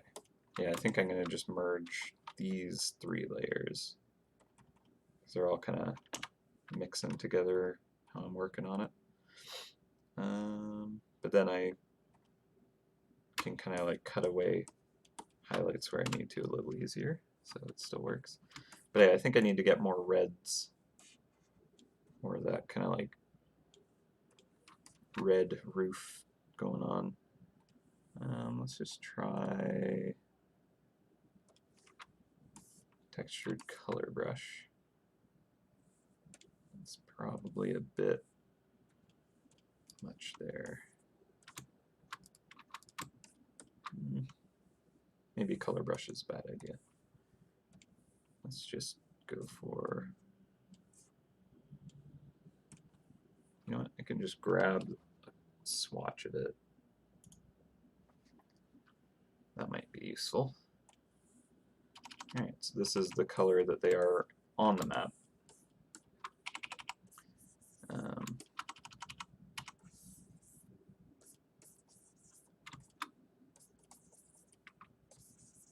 So that'll be a good base to put down for it, I think. I think I'll lower this window too. Why does that hotkey still exist? I hate that hotkey. There's a hotkey where like you just change what layer you're on. And it's like when you hold down Alt or whatever, but like I'm not holding down Alt. And Photoshop is just like, sure you are, buddy. I got it for you. Don't worry about it. Don't even think about it. Don't notice that I've done this to you when you're working on the wrong layer. Don't worry. I gotcha. I know what you really want. Yeah, so that feels more like the color it needs to be. Why am I on this layer now? God, I'm so mad. Merge that down, I guess. Hopefully that wasn't anything else. Photoshop. All right. I actually made, I have a third-party thing which like takes over hotkeys for me because I couldn't like figure out how to remove the hotkey for the layer change. I actually made a file in this third-party program that overrides it, so I can't hit it anymore. Just find it. Is my internet messing up? Stuff is not uploading how it needs to be. All right. Drive, documents. There it is. All right, and it's running. So now I shouldn't be able to hit the hotkey anymore. Mess myself up. Goody. All right, so what I want to do is figure out the roof color being hit directly by this kind of morning light. I think I'll brighten it up, bring it more, like wash it out a bit. It's a little more orange, white. I think that might be good. Might be right.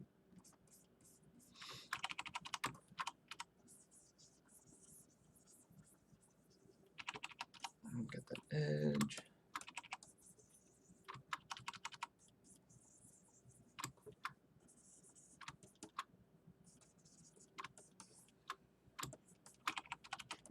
Just having a bit of texture for the fun of it. I think it makes it more interesting to just look around when there's just like a little bit of chaos in it. A little more interesting to kind of look at. And I'm gonna get different textures on here too. I don't want only kind of one type of edge there. Okay, I think that might have done enough. All right, and then these wood slats that are in the light will actually have to change color as well, because they're supposed to be the same kind of like color there. So I'll just brighten those up. That looks pretty good.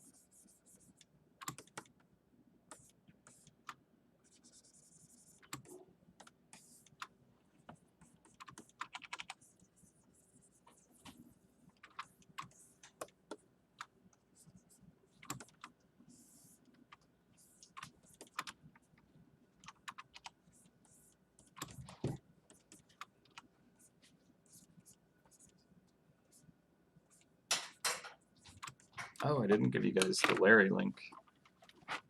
My bad. I should do that.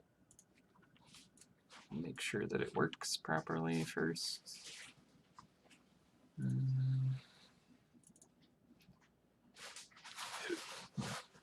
Pardon me. Sweet. All right. Copy link. Just posting it in the chat right now. Larry link for you. All right. So I think I'll get a little bit more.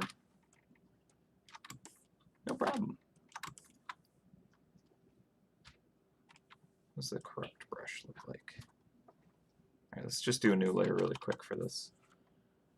Cool,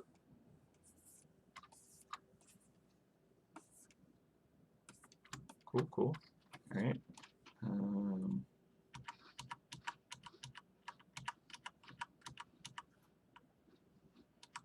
Soft light might be good.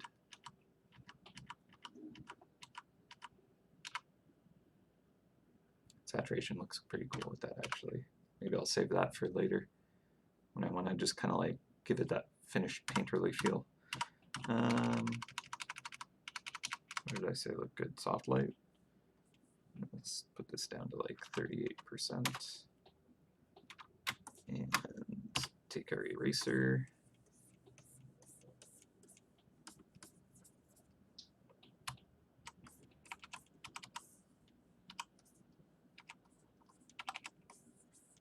Just kind of erasing away where the occlusion would happen.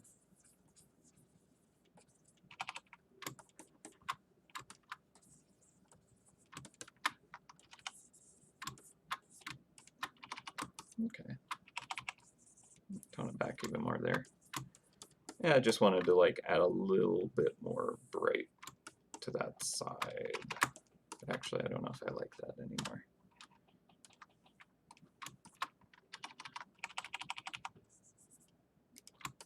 Let's just merge that down.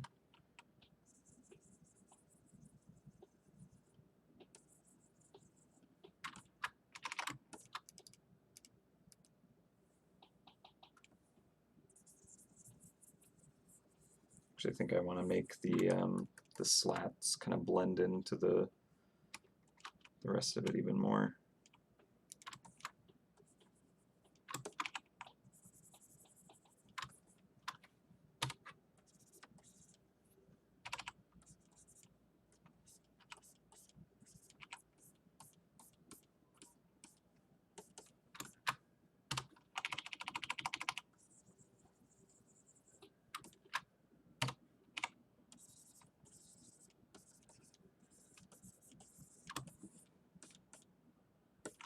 Okay.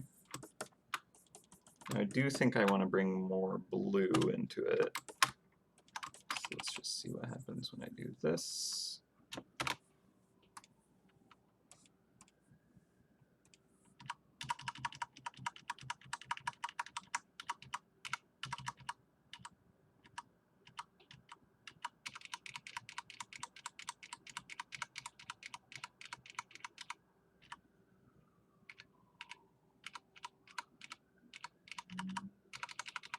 Meh. Don't think that worked for me.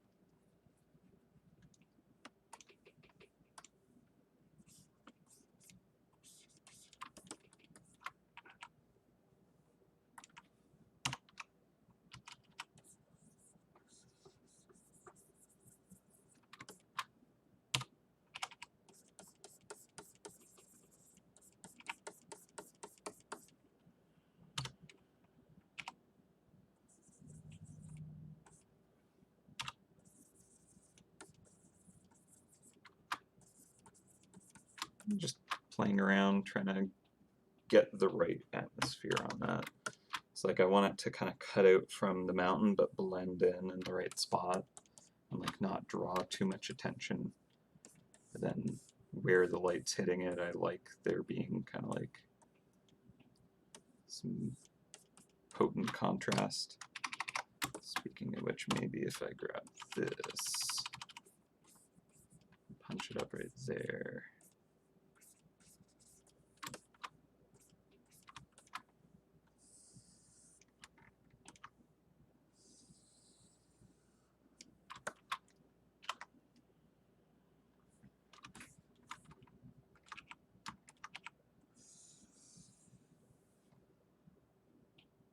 It's got a nice kind of smash of bright to it. I'll even get like really strong kind of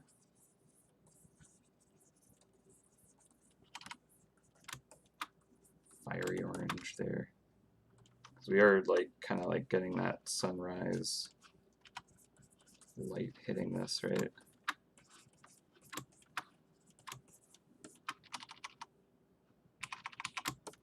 And then I think that the roof kind of getting more of that purpley shadow will look even better against that orange.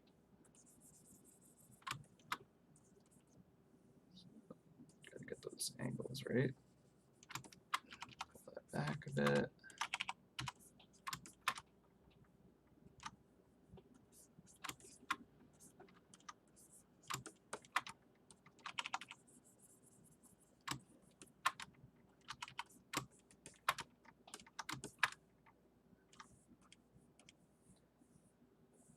Wrong color. Okay, now if we go like really saturated to the very edge. Maybe that'll.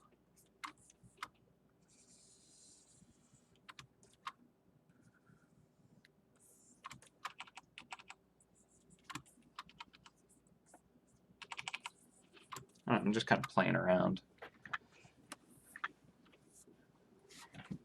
Yeah, they're pretty cool looking together. They're both very intense and exciting. Get more of that orange. I like that orange too.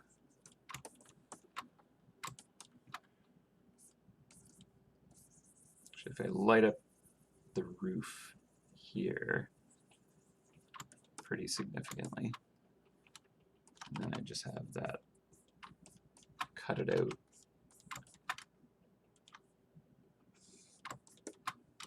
I can even have this kind of sky color. Grab that edge.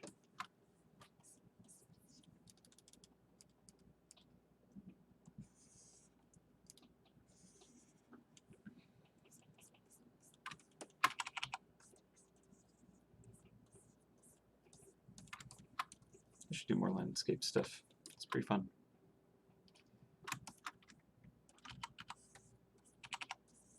Didn't expect to be working on it this long, to be honest.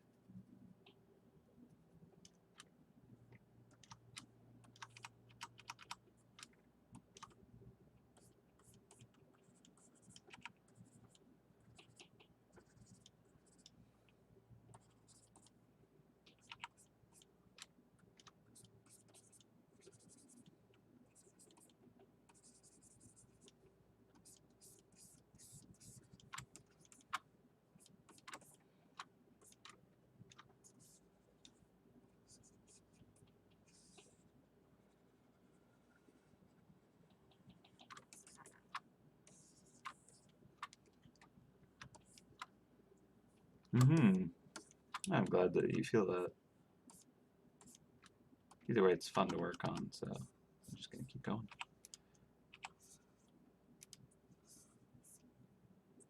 I kind of needed to change the angle of some of the slats. They're a little imbalanced, but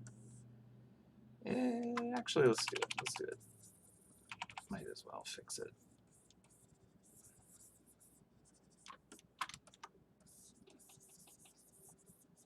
You know what we need out of it.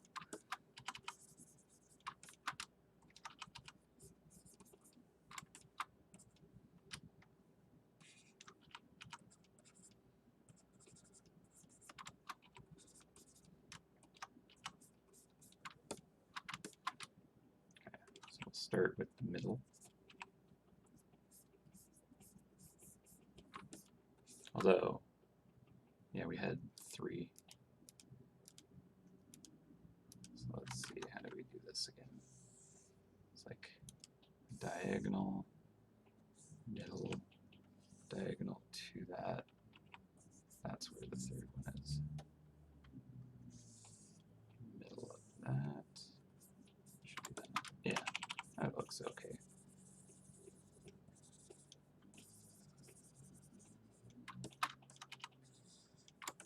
Did some object drawing, geography, or not geography.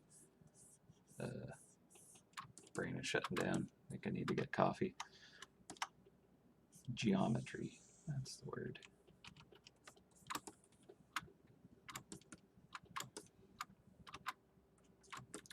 All right, now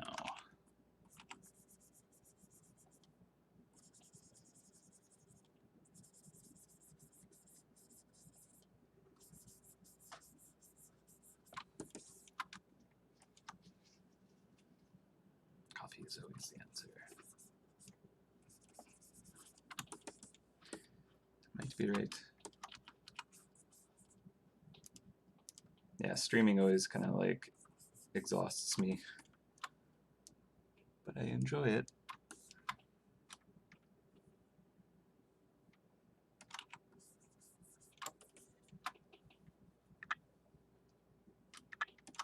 More of this like bright blue right at that edge. And then kind of soften that out.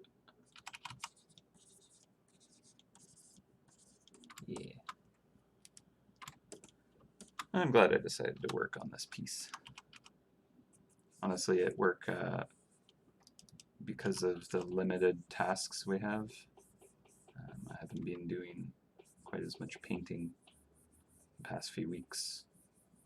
Working on game ideas and stuff, and that's like, love doing that. So I'm having fun with it, but it feels good to do a little more just painting.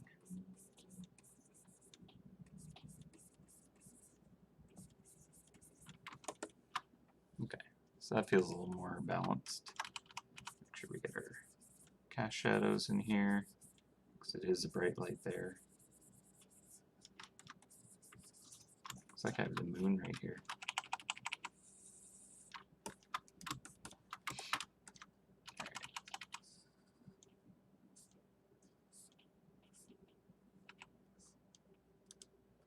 It wouldn't be cast down very much, because the light is actually coming from below. So I'll make sure that that's nice and shallow. But I want some of that.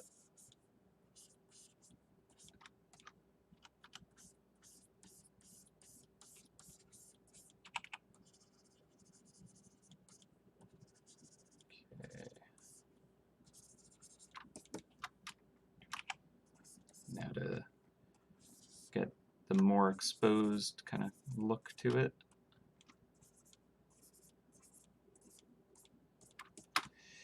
And lighten that up a little bit too, TBH.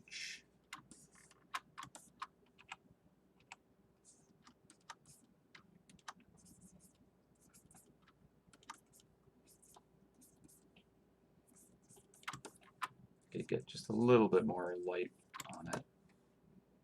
That feels pretty okay. Like same here, we could do more blue. Just right there. That's it.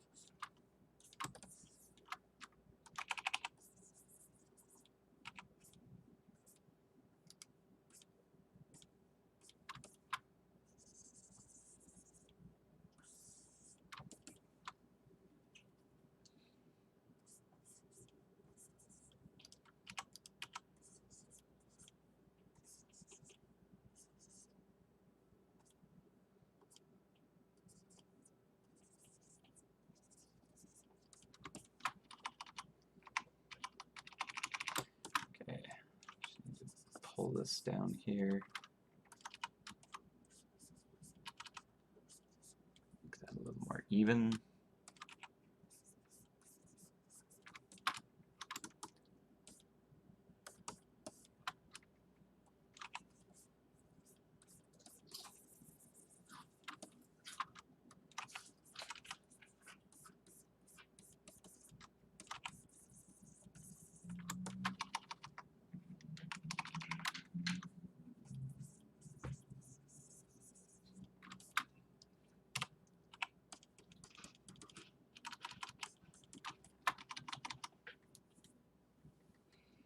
All right.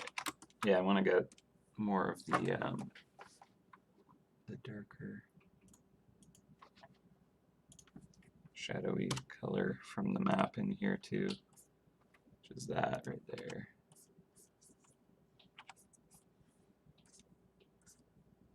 It's just a richer kind of dark. Go somewhere in between the two. All right, I think we'll move on from the house soon. Been at it for a while.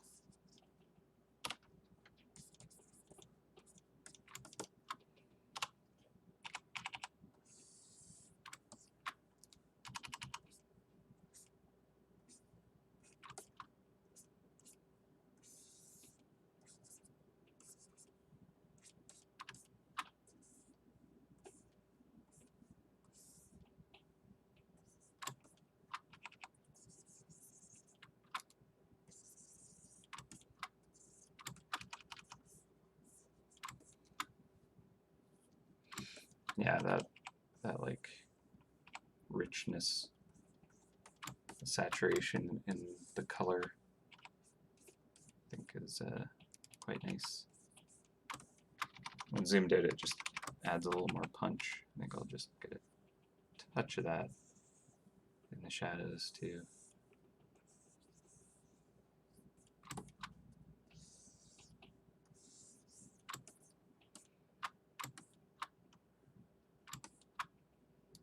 Yeah, I think we'll go more purple in that.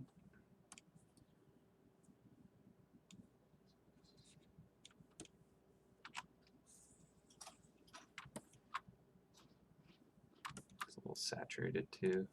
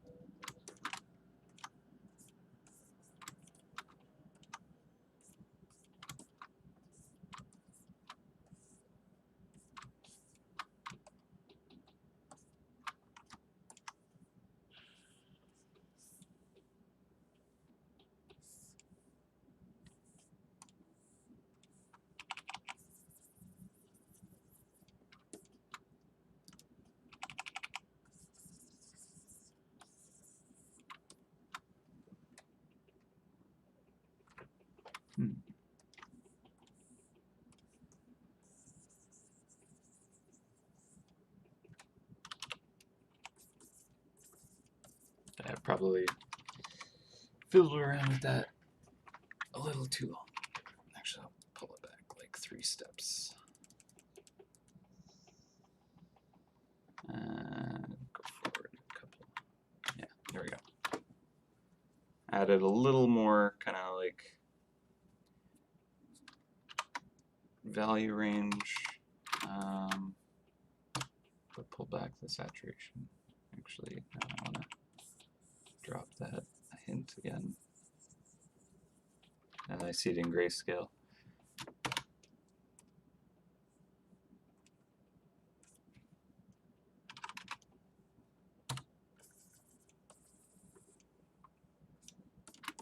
Alright, well, I think I've messed with that way more than I need to. Looks pretty okay though. I'm actually pretty happy with that.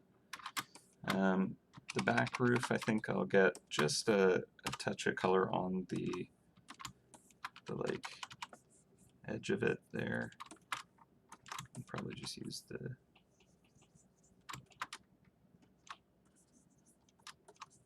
darker colors.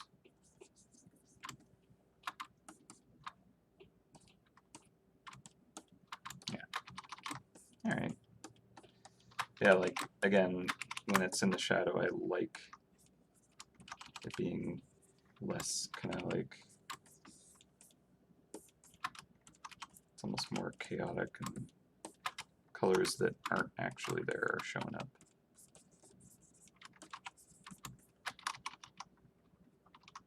Kind of cool. Alright, I like that. Yeah, okay, so we've fiddled with that for a while. I'm going to want to add windows and stuff to that building, but first I think I'm going to go make a coffee because I need that. So give me 5 minutes. I'm just going to at least start the water and stuff, so it won't be too long. But I am going to want like some of the like atmosphere of the mountain hitting that roof. Yeah, I'm going to merge that. I'll just merge that down to this layer, I think. Yeah. Okay. Just before I forget, that's what I want. Sorry, I said I was done with this for now, but that was a lie. So just that edge. Just want like just a touch. It's probably too much. Just like light coming from the mountain itself, catching that lip. causing it to kind of pop out a bit.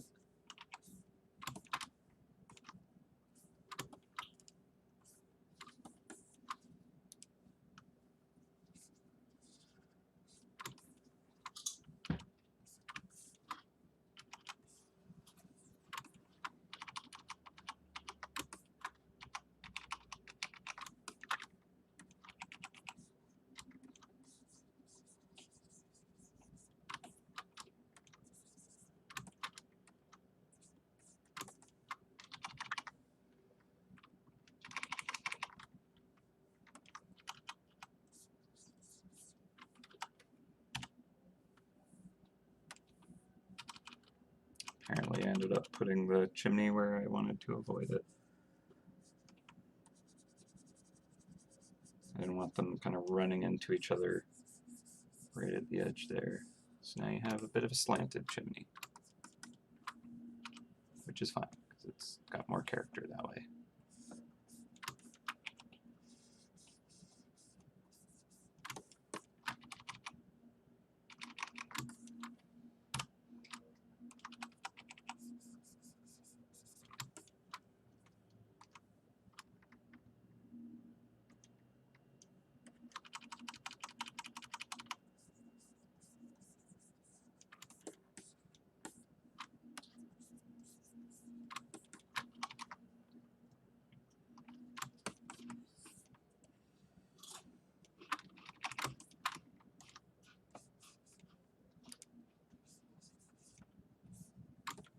Alright, saving. And going on short break.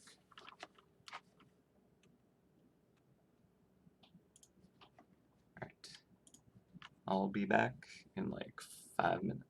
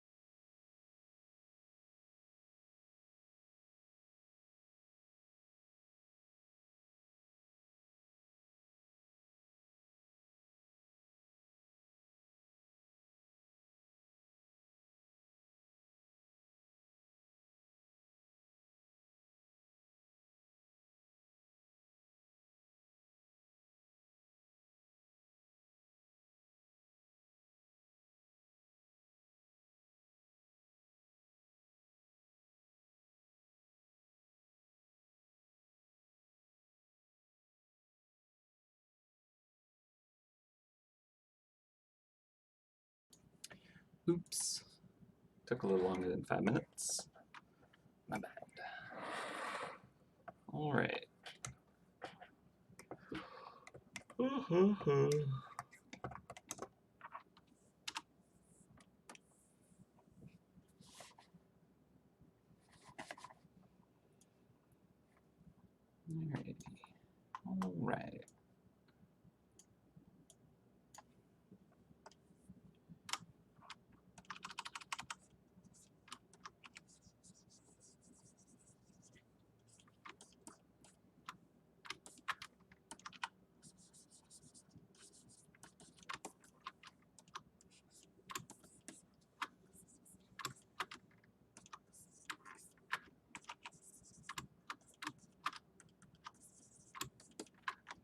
All right. Okay.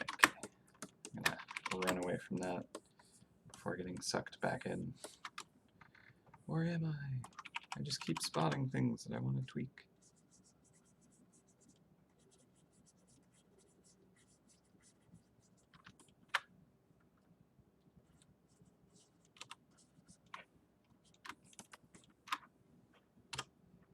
This is just telling me I need to do more paintings like this.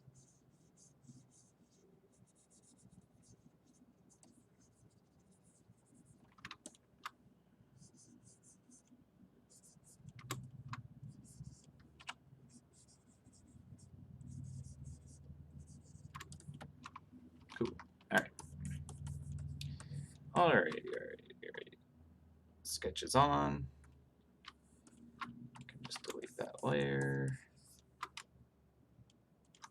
So for this one up here, actually, you know what? I'm going to do the wall first. And let's actually cut this.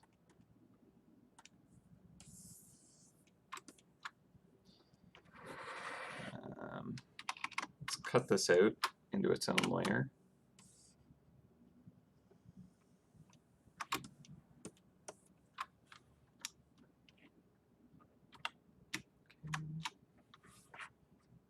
Paste it above.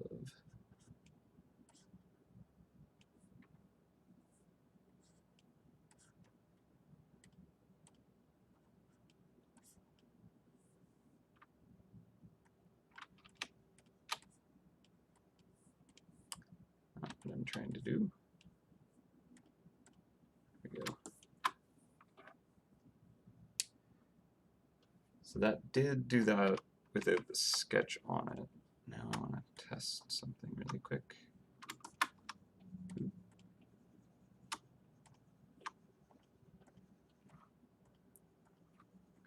How much did the sketch influence what I was doing?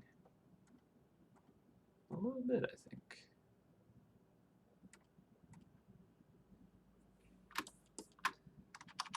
I think in the shadows, maybe it's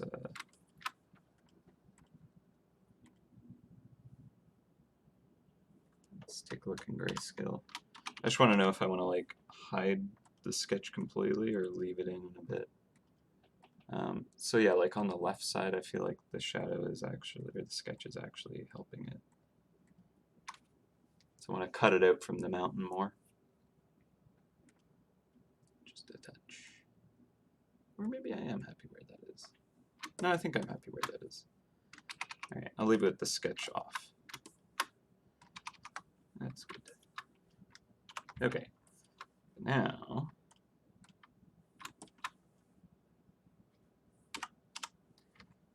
the wall.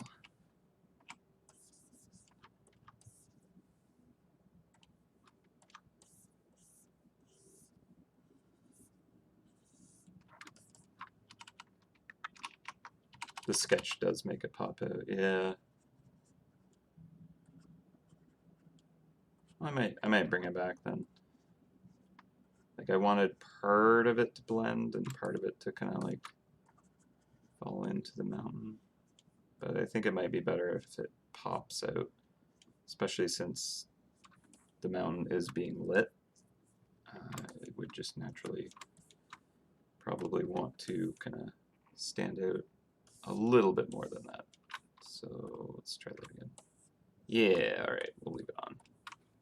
But I am going to erase it over here.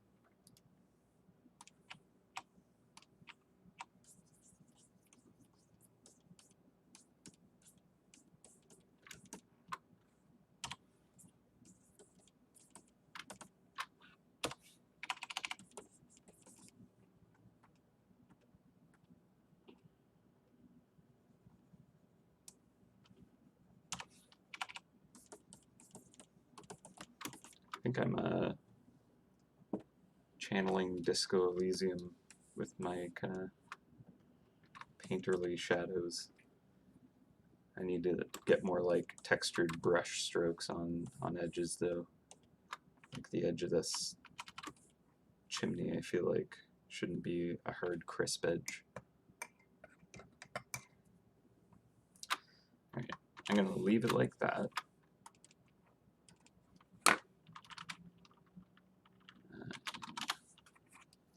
Tavern?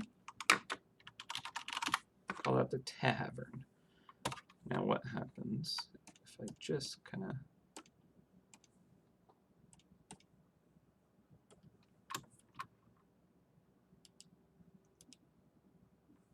blur that edge just a bit?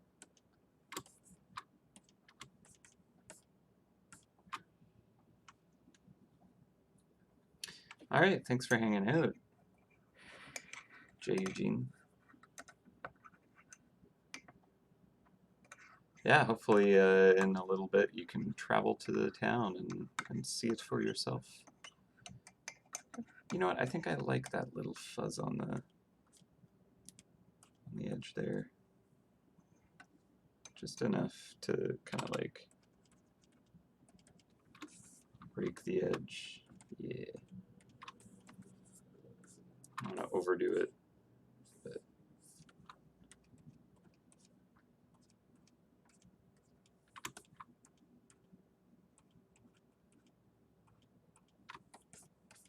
that's probably not ideal there.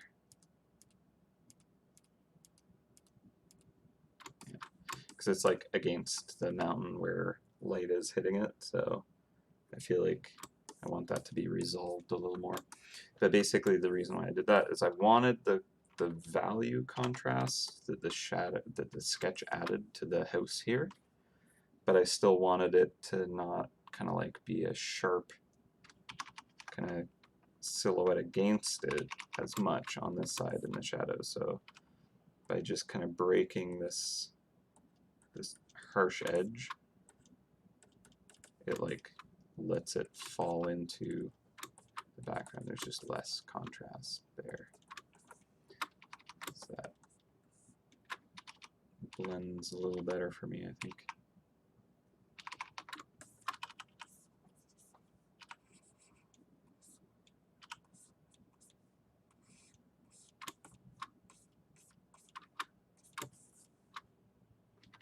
Cool. All right.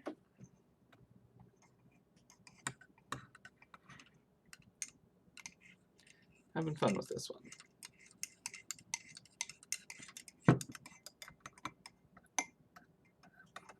I'm gonna need to get more crazy colors in the clouds in the sky for this to all pull together in the end. Alright, so I was on the wall. Let's lock transparencies. Let's get this kind of shadow action in here.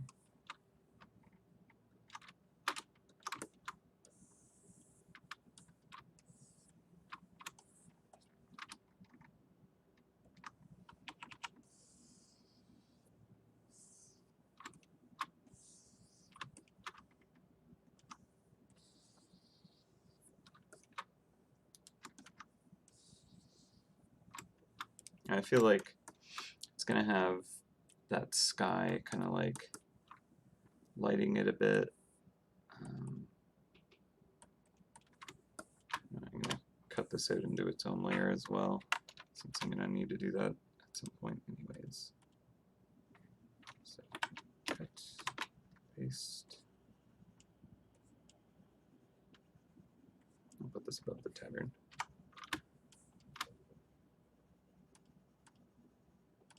And I'll have its own sketch as well. Perfect. Okay, sorry. Back to the water. Alright. Well, maybe we do break the silhouette just a little with this hut right here. That house right there might do it. So I'm going to do a layer above. I'm also going to bring the sketch, break it out, and let's just grab this color, get on the right layer.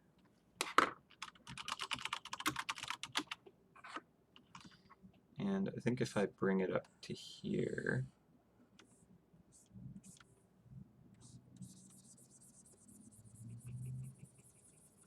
see it like breaks the teeth kind of silhouette of the wall.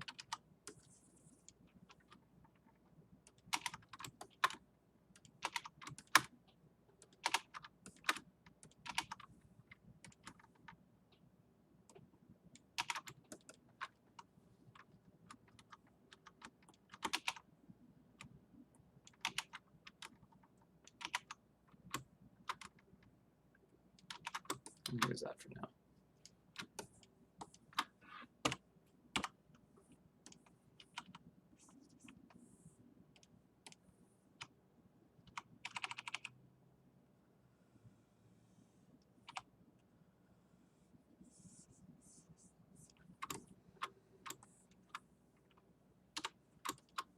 But it's also still down in the shadows.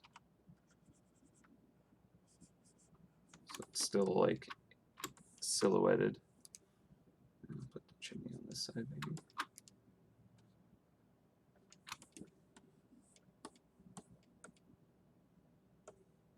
It's like not high enough to get hit by the light there. And then do another one down here.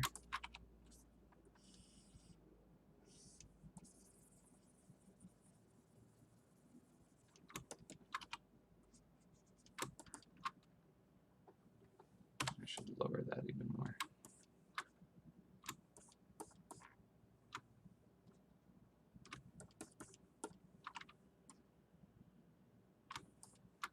And one more.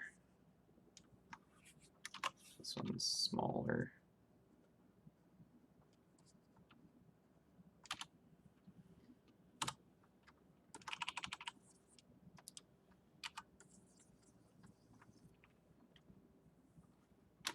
Smaller and more faded.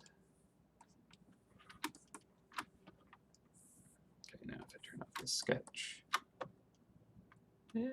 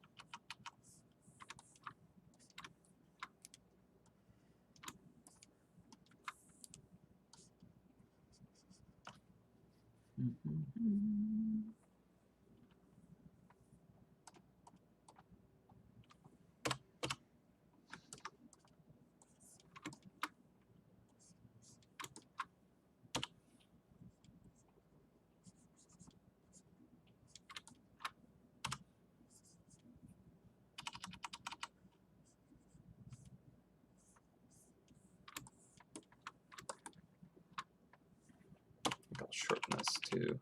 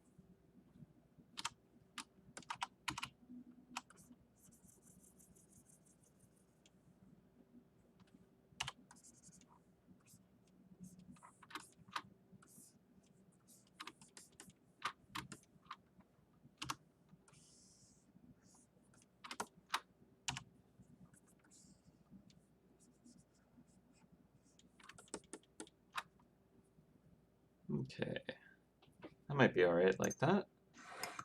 And then just kind of putting in some really gentle shadows and highlights to kind of pick out the planes. And then like even having like almost like a fogginess between them.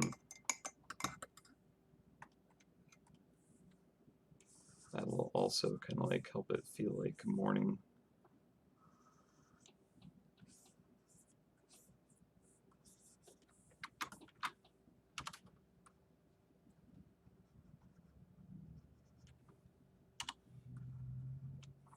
Let's see where these buttons are. Yeah. Alright, might need to shift these a bit. Let's put these all in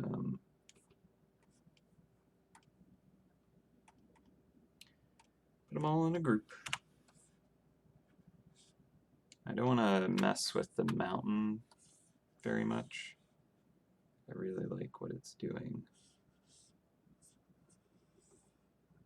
It's almost like if I am going to break this silhouette, I want to do it elsewhere. But at the same time, there's so little of the wall that I feel like maybe it's more valuable to leave it.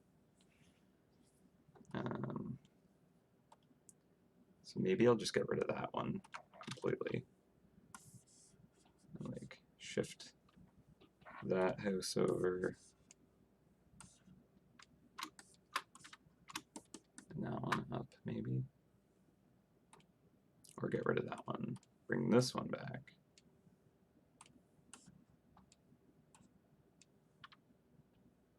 Just kind of balancing it a little bit more maybe.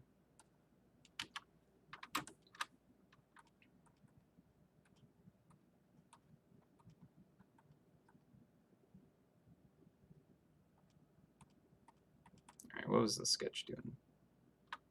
So I think the sketch had some good stuff going on there.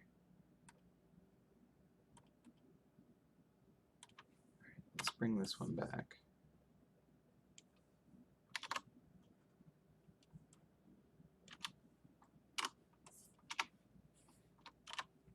Let's give it that chimney though.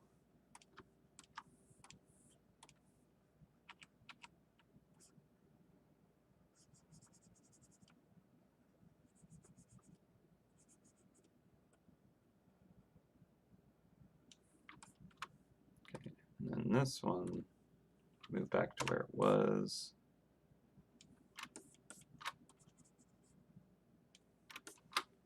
We can get rid of that chimney.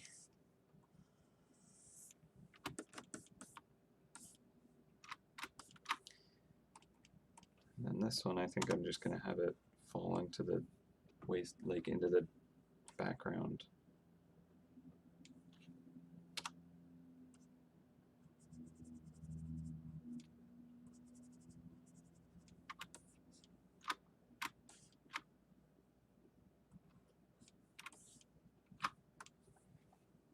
Yeah, right. Boom.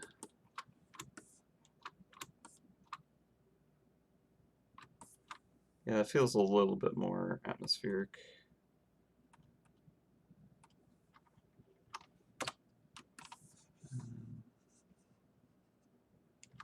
Even have this duplicate above the other one, but then like get even lighter. Too light.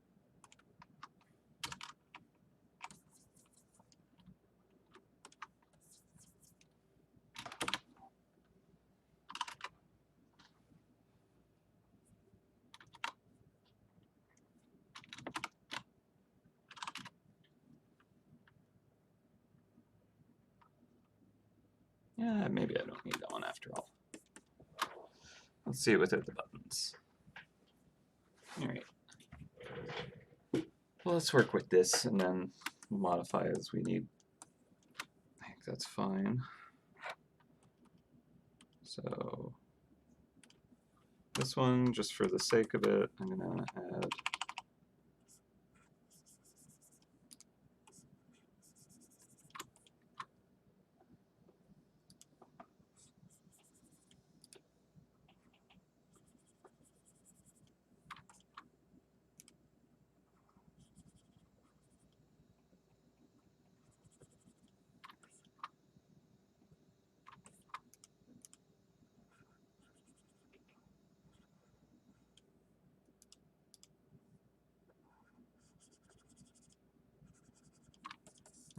Just wanted to break that silhouette, even though it will be completely covered up, just in case.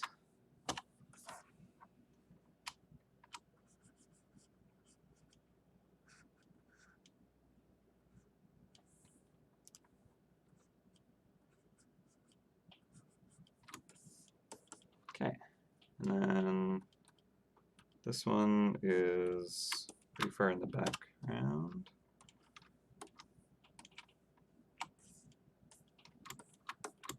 Just fade it in a bit more.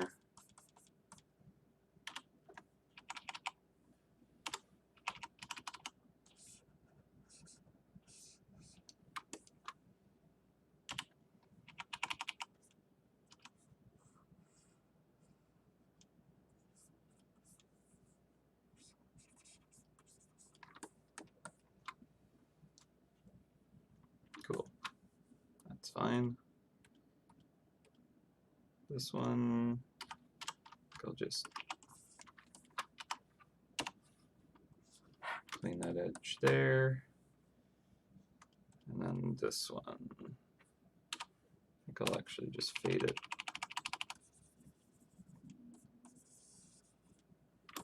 Beauty.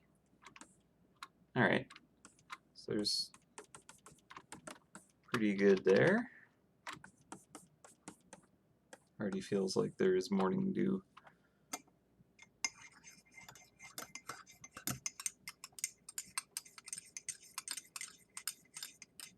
I'm just gonna kind of slap a little bit of like ambient color on the rooftops, and then we can jump over to the one that we're right beside and get some nice kind of like shaded colors and all that.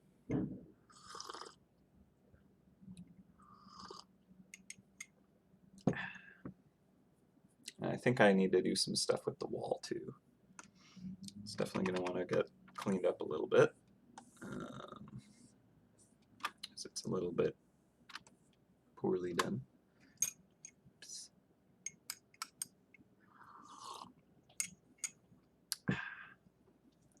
All right. Oh, also the bottom of the house. I mean, I gotta get all the detail. Gots to.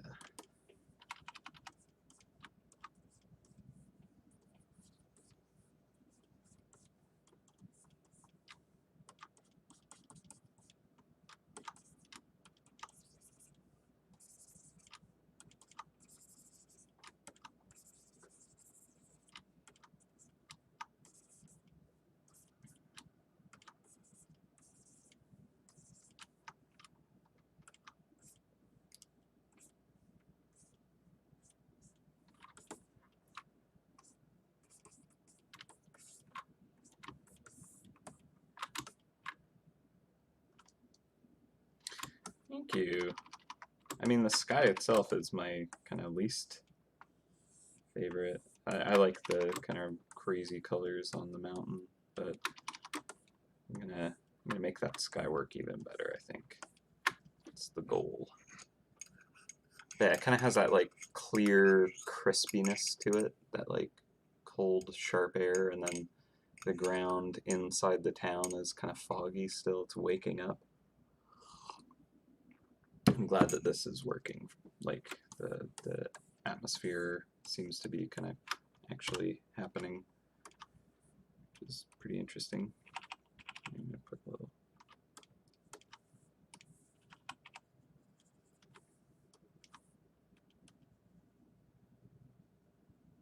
Is that not dark enough?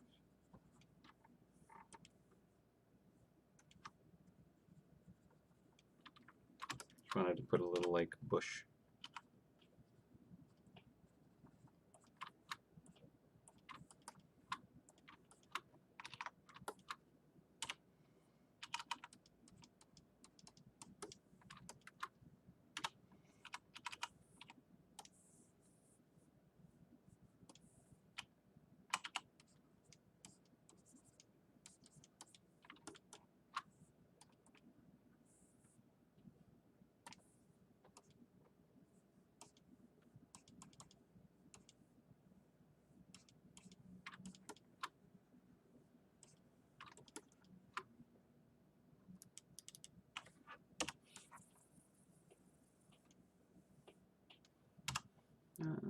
Let's try the gray one, actually.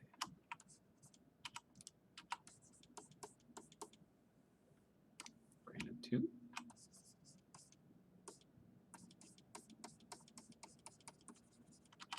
Kind of works.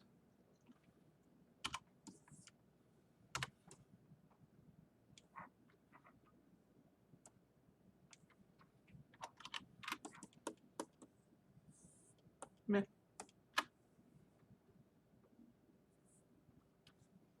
Why not?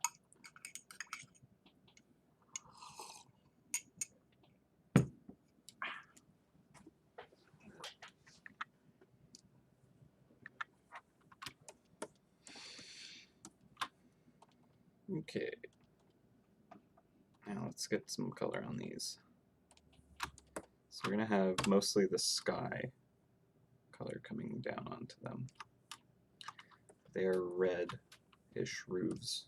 They're not like pure red. So what we're going to do is we're actually going to get kind of a purpley desaturated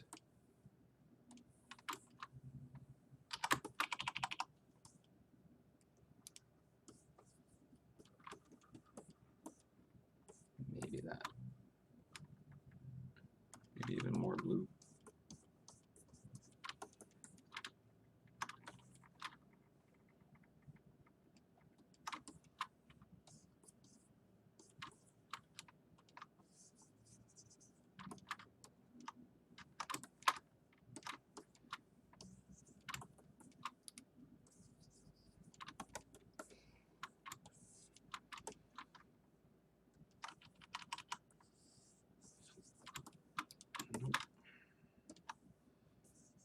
Gotta make sure that the shadows don't get very dark at all. Just slightly darker than that.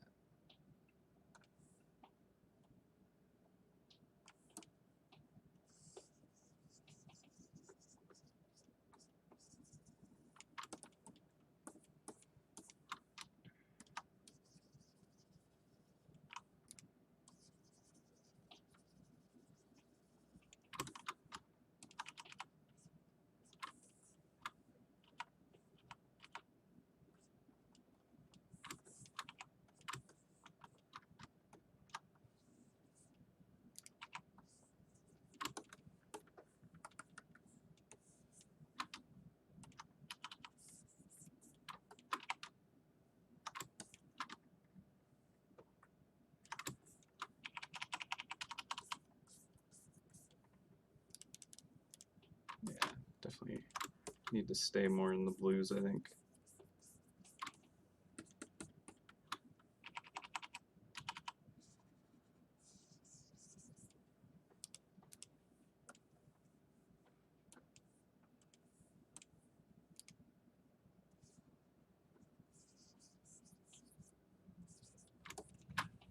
Just really desaturated, I think.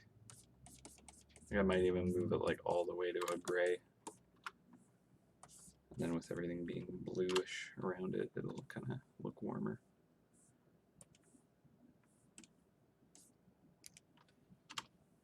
Definitely go darker than that though.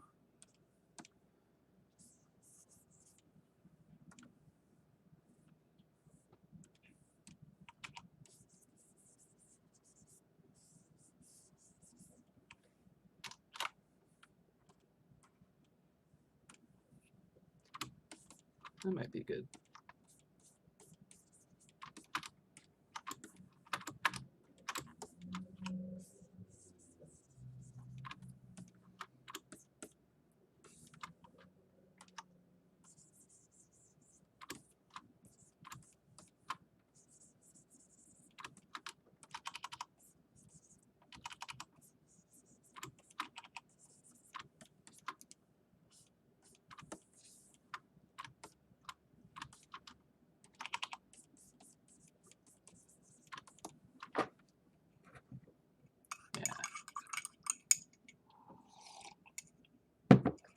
And then like right at the lip of it, I can get that blue.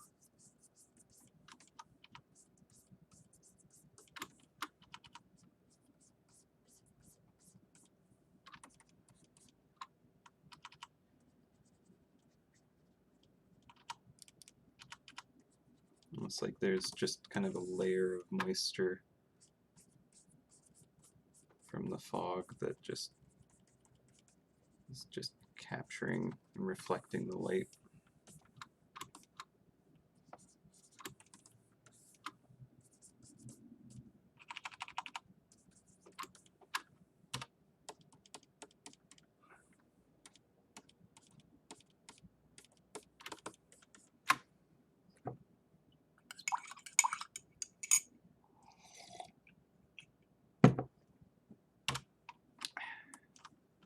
Coffee is good.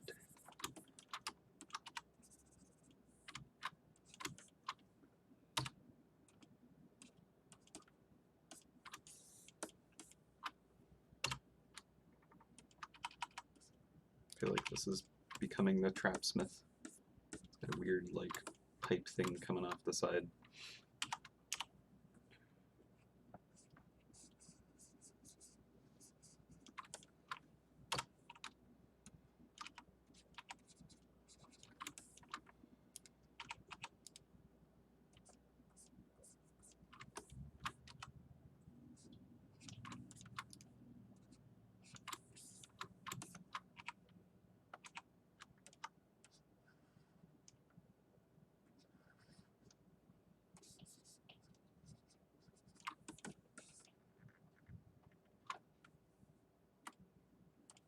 That's not going to work.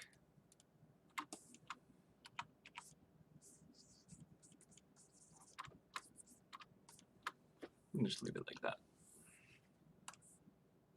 Because, yeah, I mean, it's barely even registers as a rooftop, as is, so I don't want to confuse it more. I think, though, that maybe, since it's a little closer to us, it might have a little bit more the warmth in it.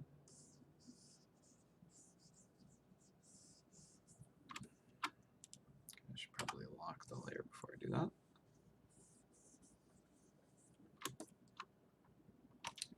Let's pull that back. Yeah, I think having some of the warmth is good. And then like near the top, can get back to the blues.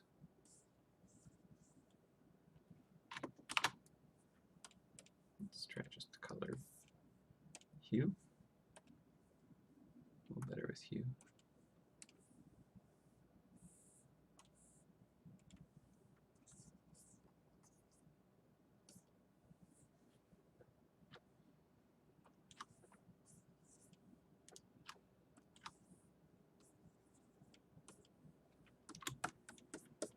All right, that's still very muted comparatively.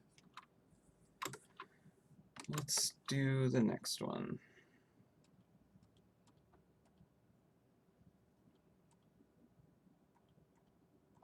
It's this one here. This one's on a similar plane. Like they're probably pretty close together.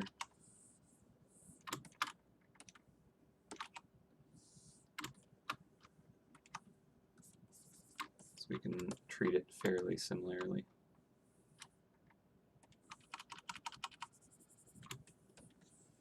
That one has a window right there.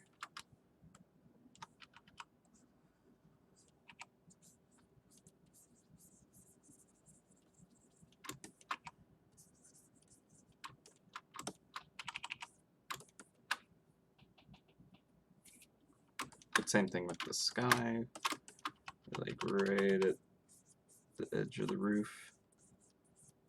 The morning dew is just kind of picking up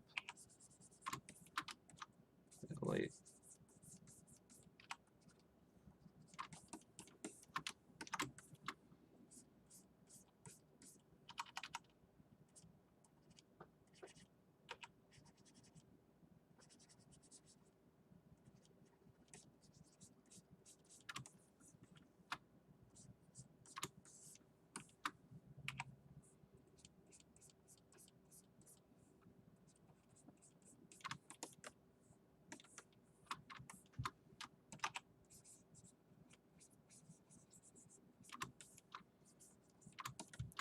too crazy with it.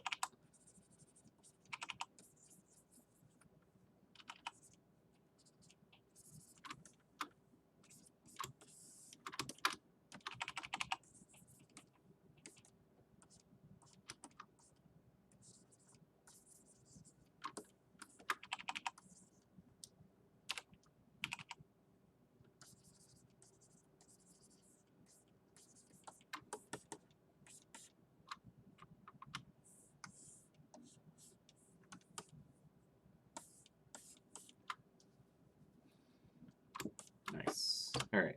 I think pretty happy with that.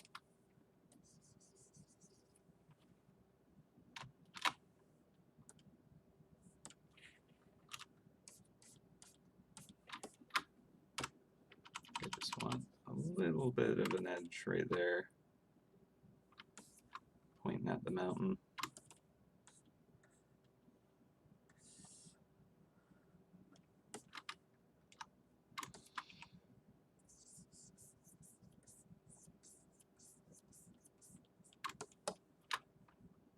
And erase this.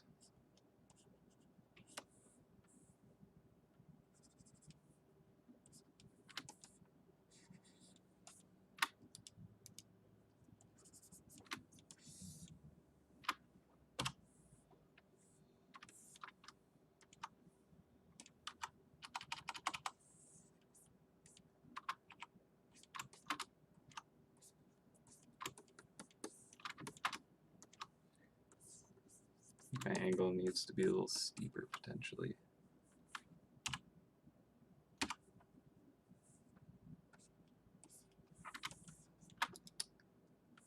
Alright, what layer is behind you?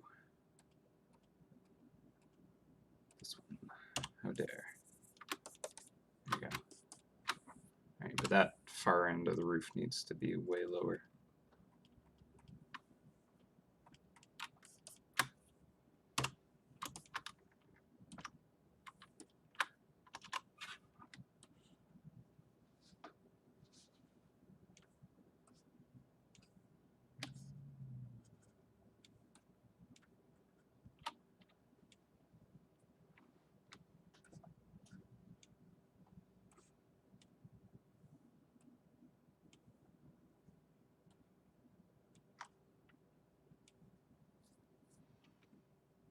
This is not doing anything that I want.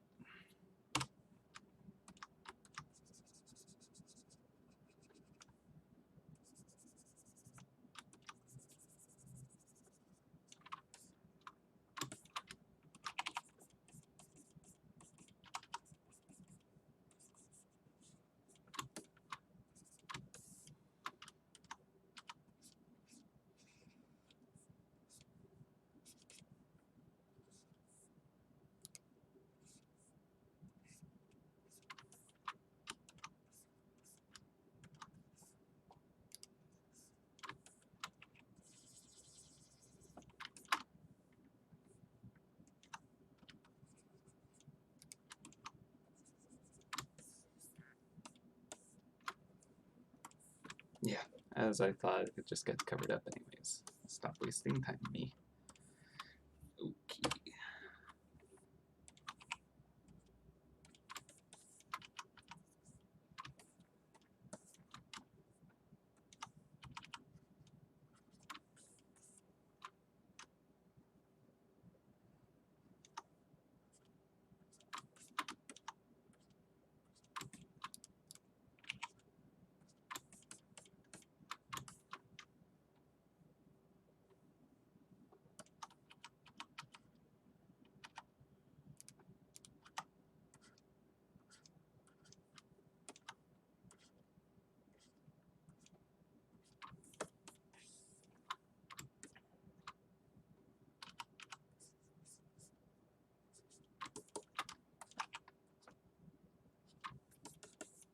That's probably way too much contrast now.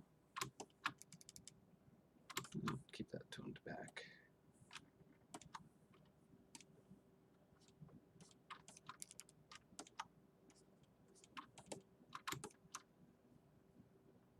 That's fine.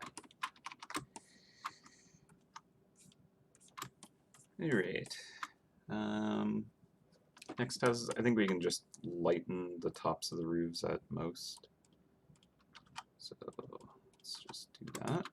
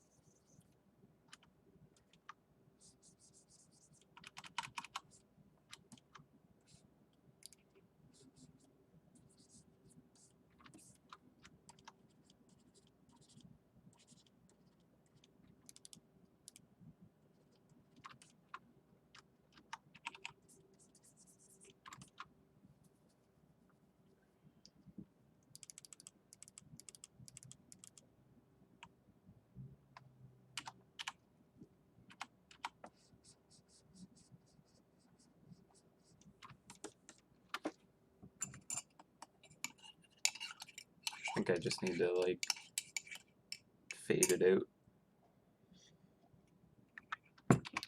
soften the edge, that kind of deal. So otherwise, probably don't want to put too much contrast in it, like color or value. I might also shrink this chimney down to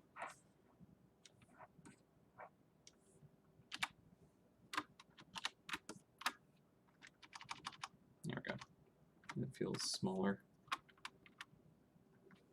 I think I'm still gonna get that like blue sky lip on the edge of the house though.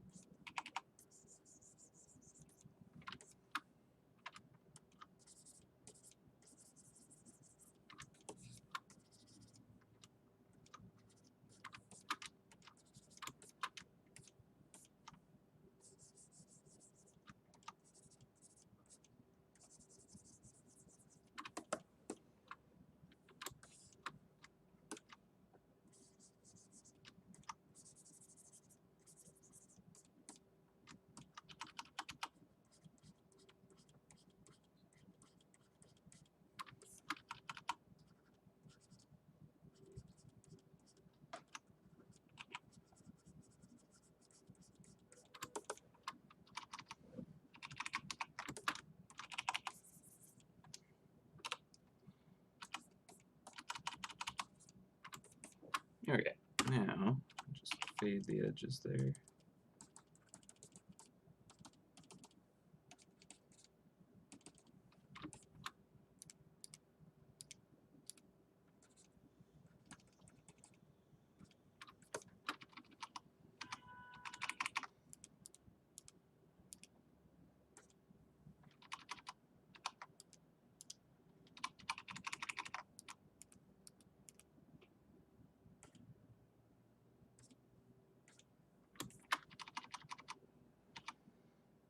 Alright, fine. Good enough. And this last set here, I'll treat them basically exactly the same.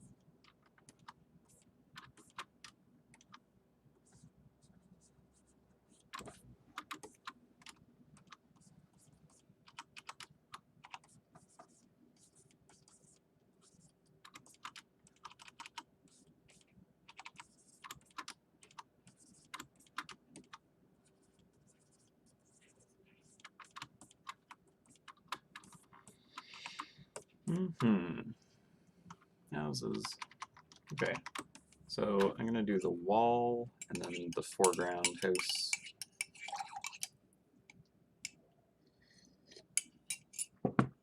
First, let's see. I'll just get like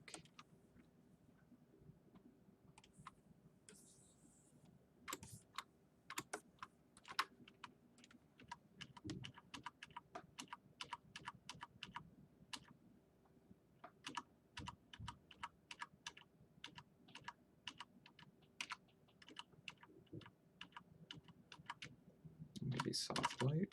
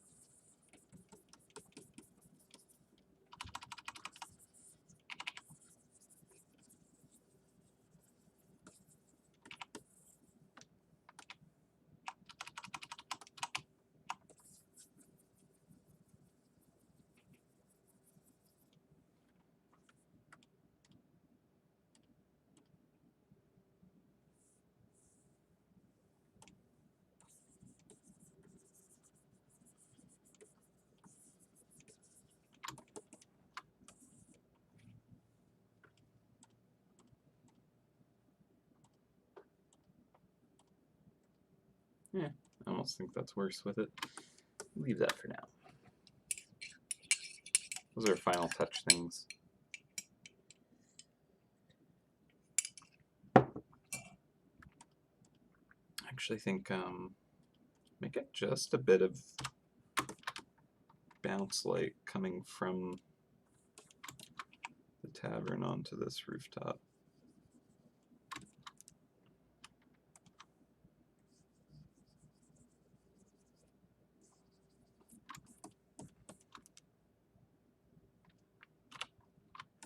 I'm just going to bring a little bit of that saturation in there.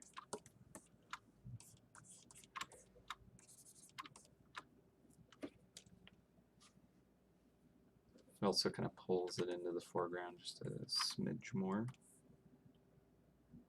And with the buttons in place, that's fine. I might actually just raise this whole set up.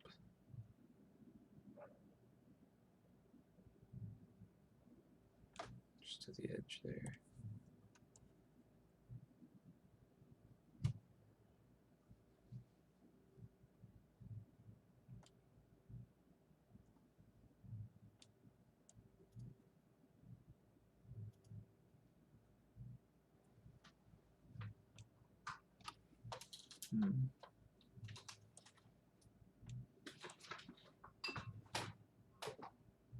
That might be good.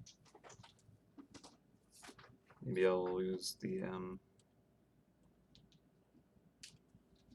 this one down to here.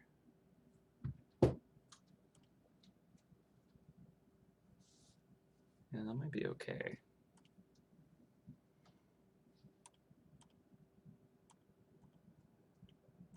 Might drop this one a bit. Well, no, actually, I like being able to just see that window.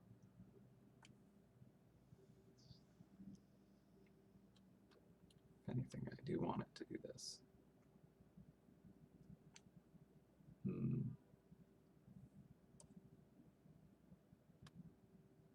That's fine like that. I can always kind of tune the wall a little bit more.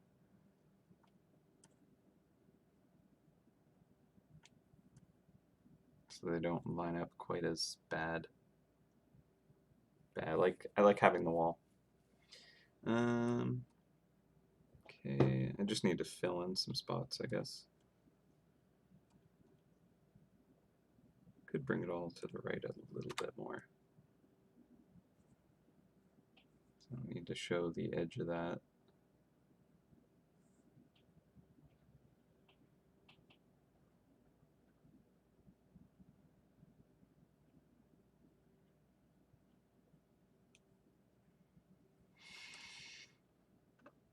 Yeah, that could work.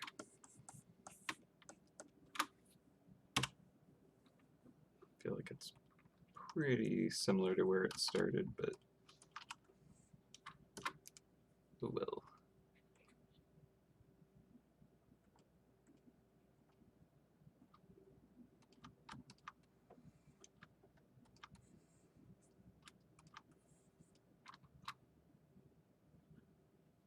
Yeah, no, I think they're nice.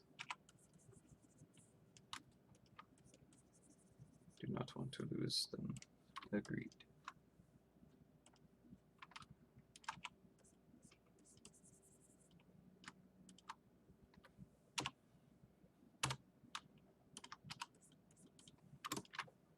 Let's just pull that in.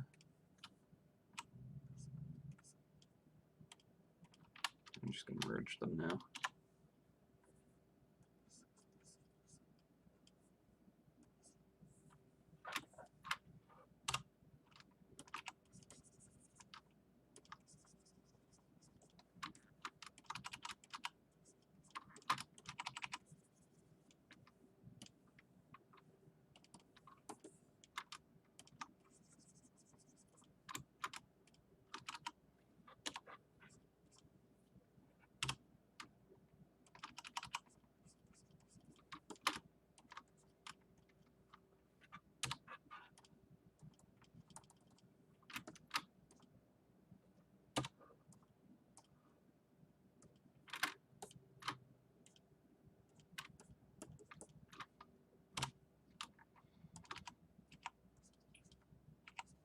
Get a little bit of detail on the side of this one, I think.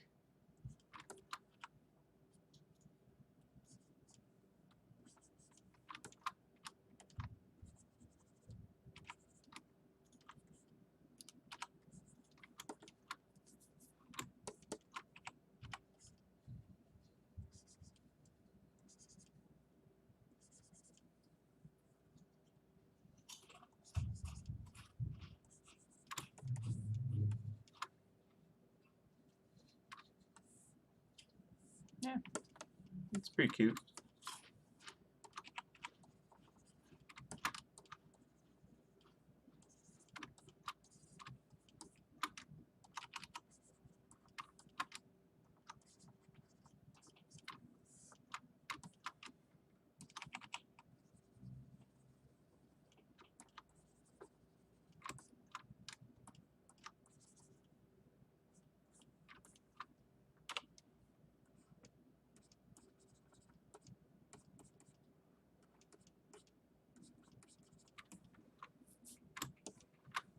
Alright, I think I want to get some windows going on these ones as well.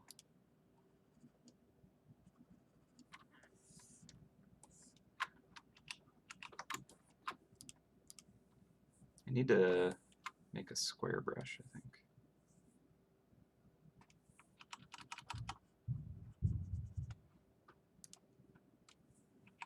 Let's do it this way.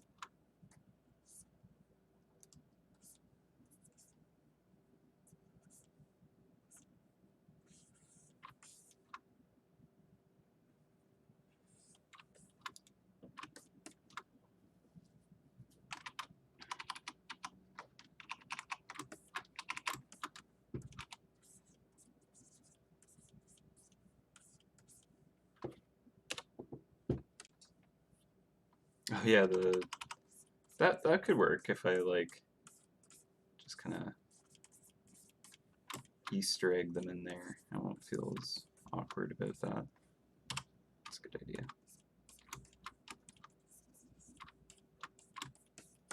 Maybe they're watching the sunrise together or something.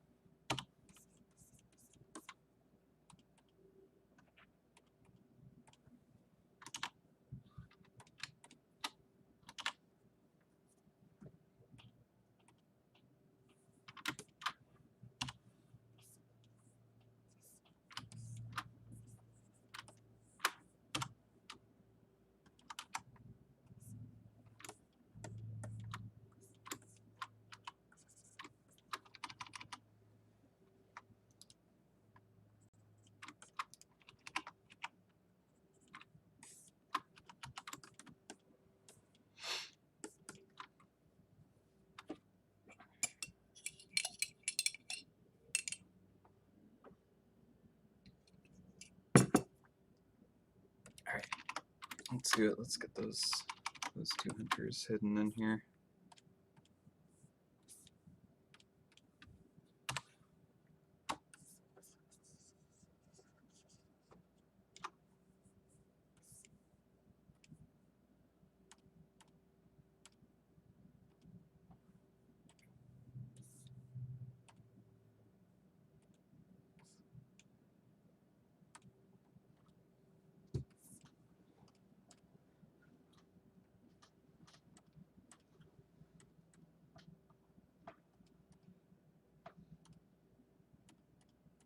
So at that angle, this dude is so tall. He's huge.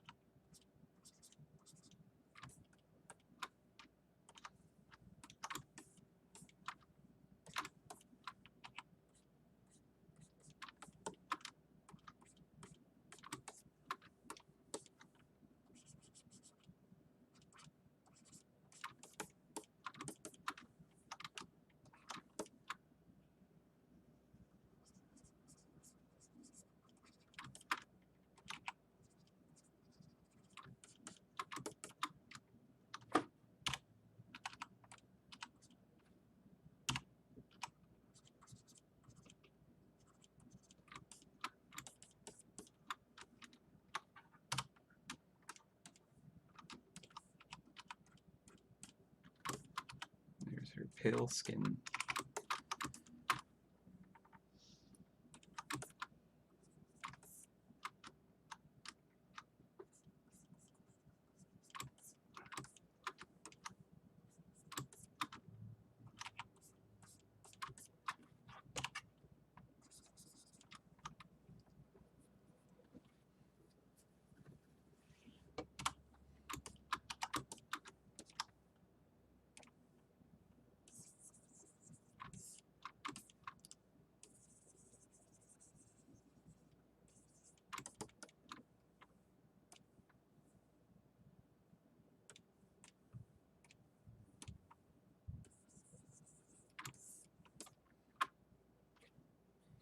Still at it.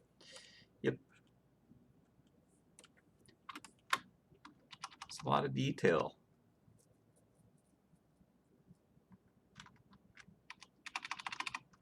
They're so tiny.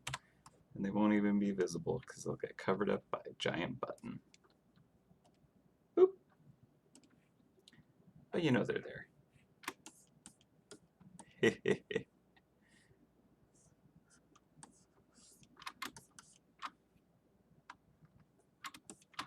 Maybe move them over to the tavern area. They're hanging out in front of that giant bush.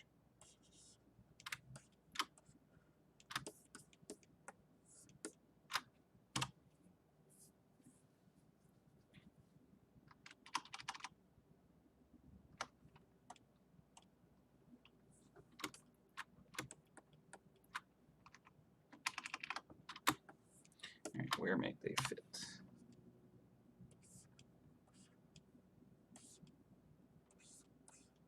It's like not taller than that house. I mean, if we're in perspective, I feel like we wouldn't even see them. And that's too small. They're shrinking. So I think right here is actually pretty good.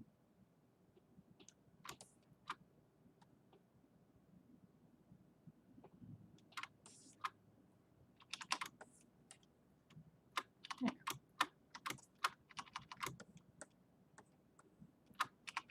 All right. The hunters from the original banner are still in it. Okay, so I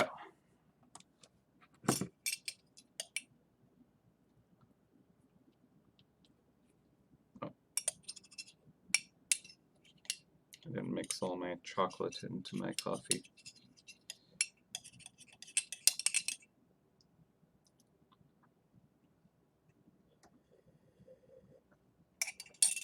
Oh boy. Oh, it's 5:20. Okay, I gotta finish this up. Alright, so I could probably do a whole other day just finishing this if I wanted to, but that would be way too much.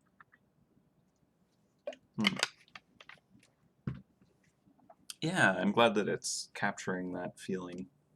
I'm trying to like give it that like early morning cold crisp air feel.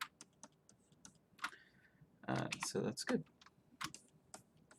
Alright, so let's first of all, because I don't think I'll enjoy it, I will work on that wall real quick.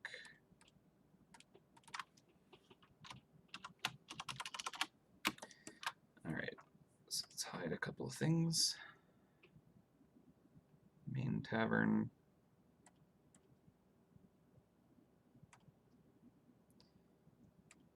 These are the couple there. Alright, so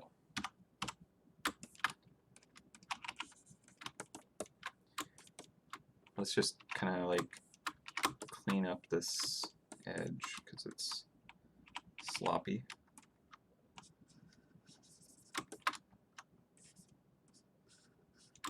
I should have just done this right the first time. I knew better.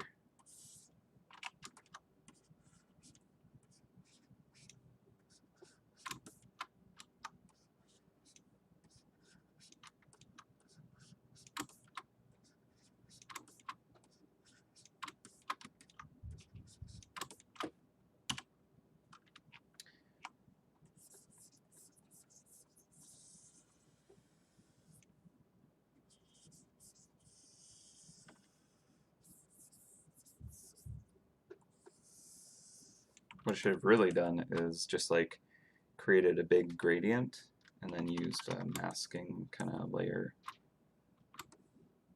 That would have been good. I might actually do that.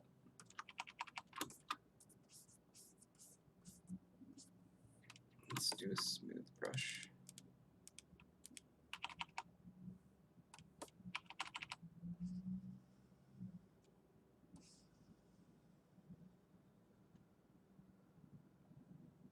Oop, too far.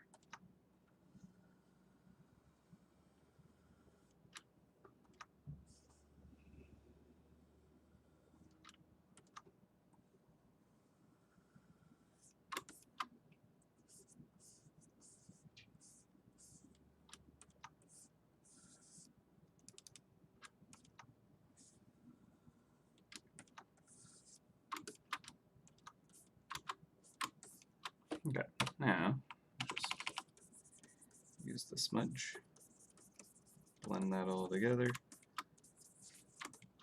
Cool, cool, cool. And I'll even use a nice smooth eraser.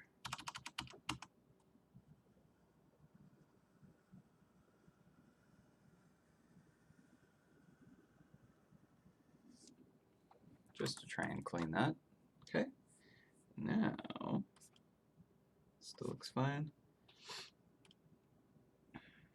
Just going to put a masking layer on this. And grab a selection of this, invert it, drag that selection down, and now let's just faux erase.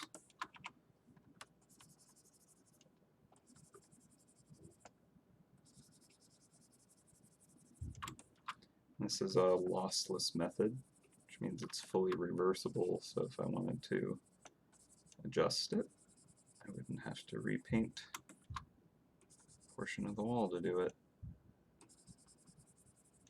Now, instead of just dragging the selection straight down, I should have kind of done it at a little bit of an angle, because it is going away from us in perspective.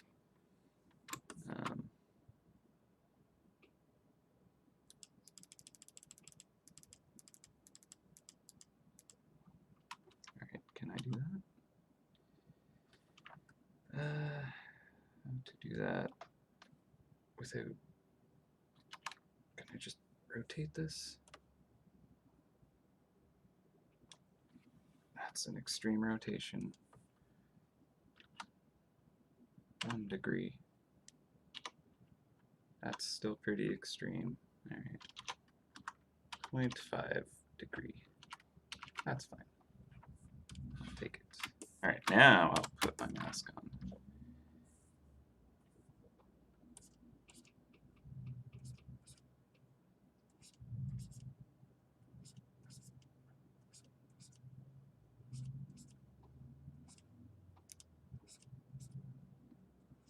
Yeah, this is kind of how I should have handled it from the start.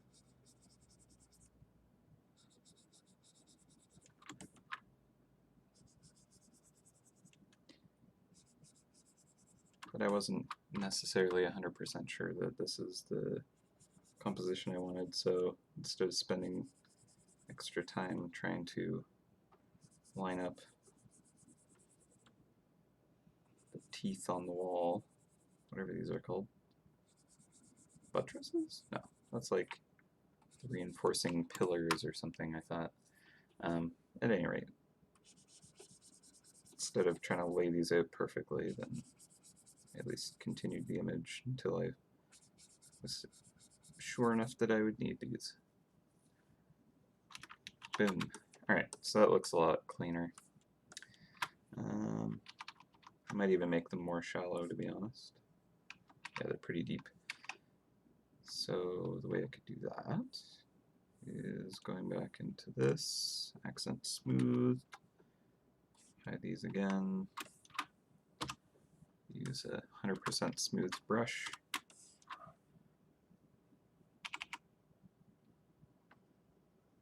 Oop, wrong color.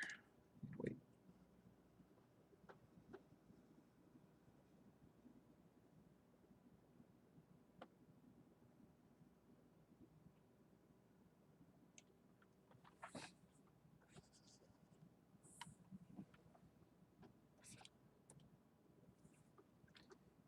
Good enough. All right, now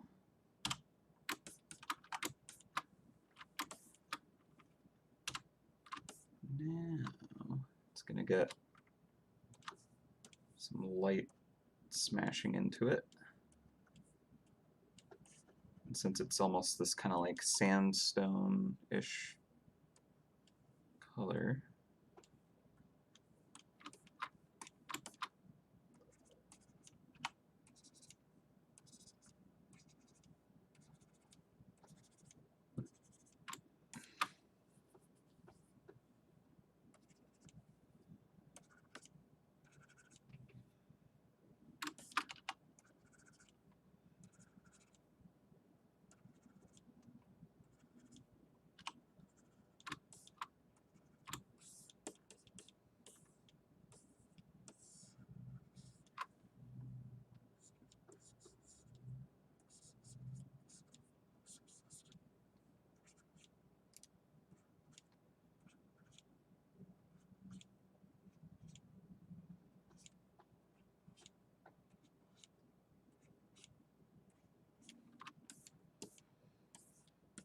cool.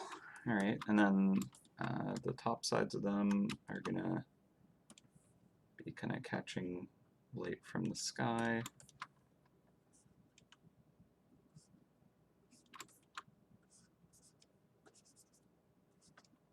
But also there's kind of like an inner perimeter.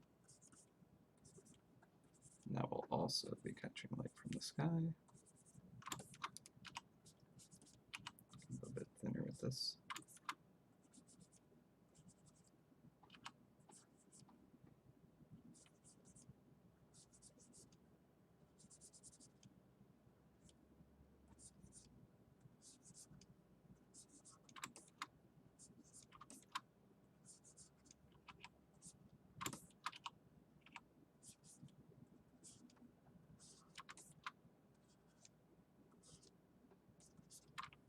Cool.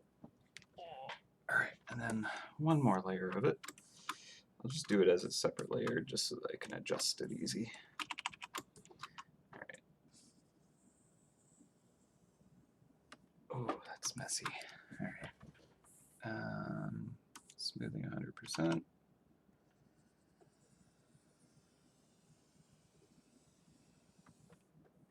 Cool.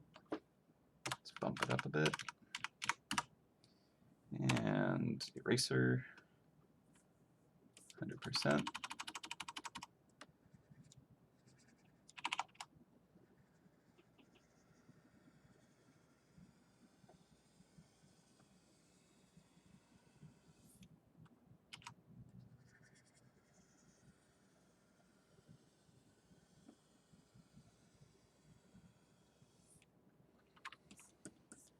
Nice. All right, and I think I'll even just blur that a little bit. Blur, Gaussian blur. Let's put it down to like 1.6 pixels. Great. All right. And then I'll just merge that down. Apply. It's all flattened. Deal with it. Okay. And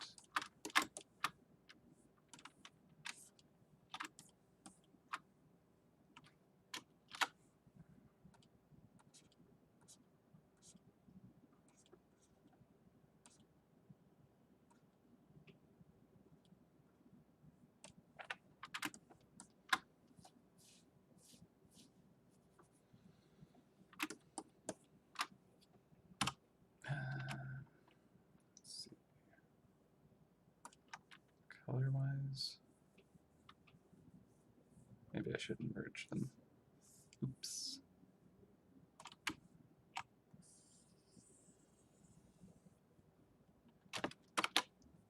Pull that back.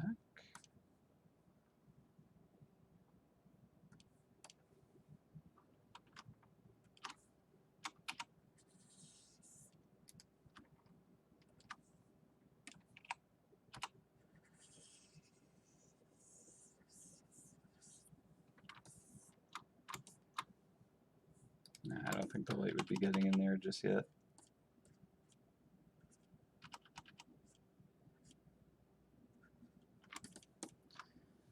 Okay. There's a little bit contrasty over there, so I think I'll just knock that down.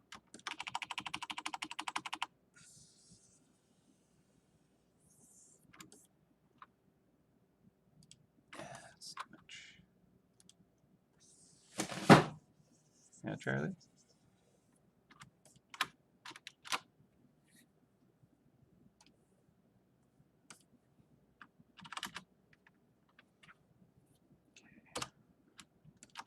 I think that ledge I can just disappear a little bit more.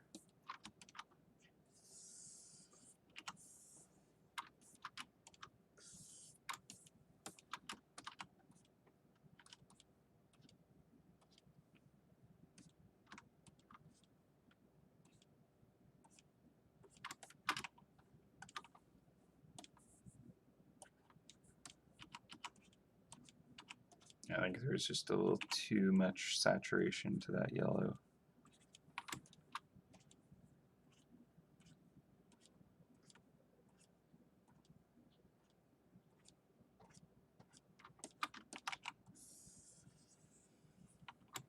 Cool. That feels better.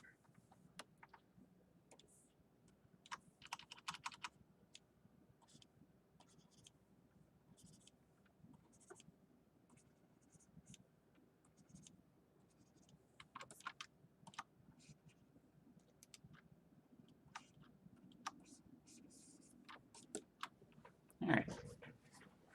Oh, thanks, John. Appreciate that. Very kind of you. All right. Getting closer. All right, let's jump onto this front building.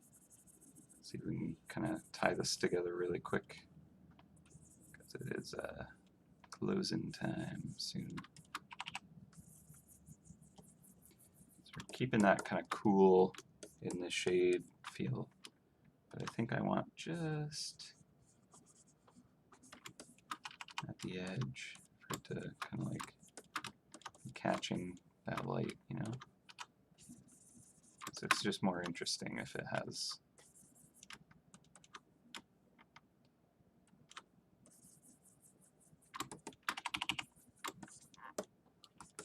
it's just catching the light. It's more interesting that way. So try that out.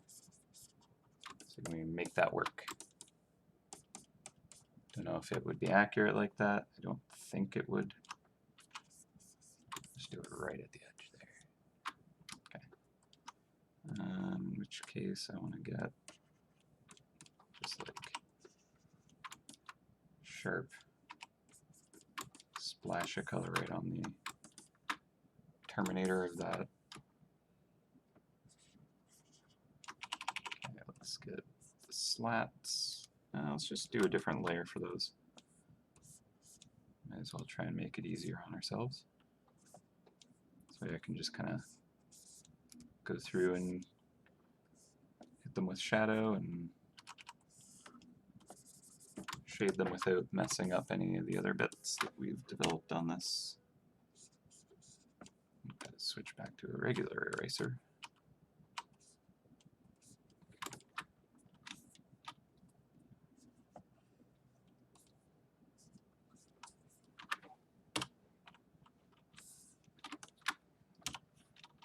This will look a lot better when we actually put the shading into the slats there. I guess we want to keep that same pattern. Yeah. Okay. So have that come down there. This one I might have them go in a different direction though.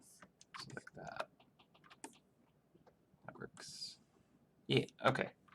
Doesn't look very good yet, but I think that'll look okay when it's shaded properly. Alright, so let's just drop these.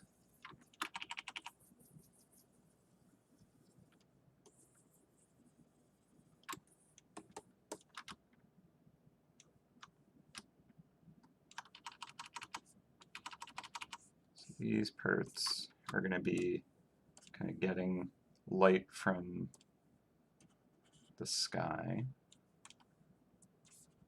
So I'll add a little bit of kind of, let's see. I think I'll just desaturate and lighten them up and like slide them just a tiny bit towards purple.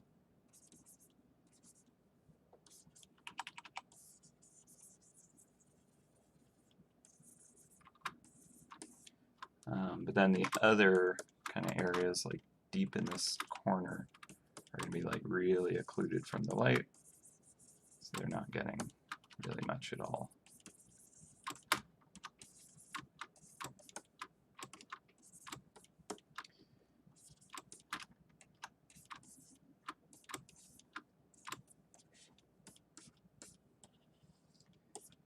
Okay. Hopefully I'm not being too sloppy with this. Like when I looked up, I kind of feel like maybe they don't actually line up where they need to, but maybe it's not as bad as I think. Okay, so where the light is hitting, I'm gonna just blast them with kind of like that orange.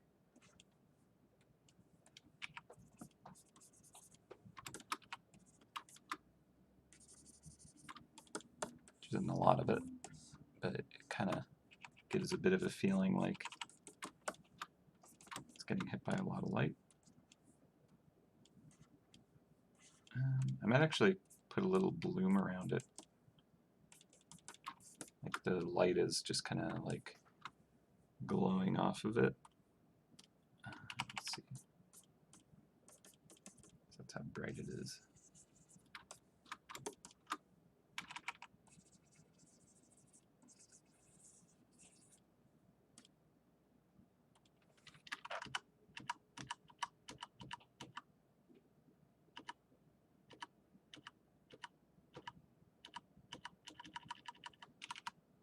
Now if I do that,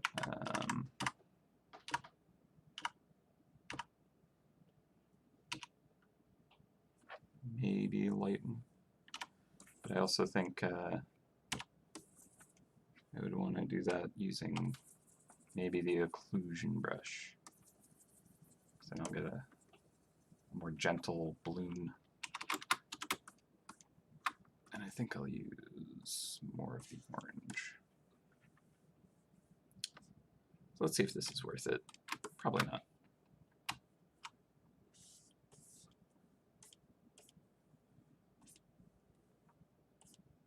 Yeah, basically with the bloom, it kind of like blasts out the shadows. See that? So it can kind of look nice.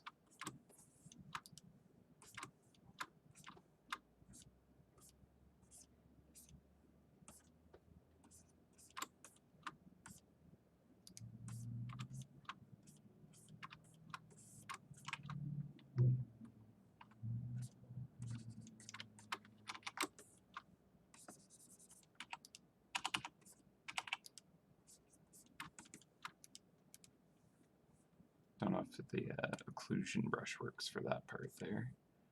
Let's just use a soft, gentle brush. There we go.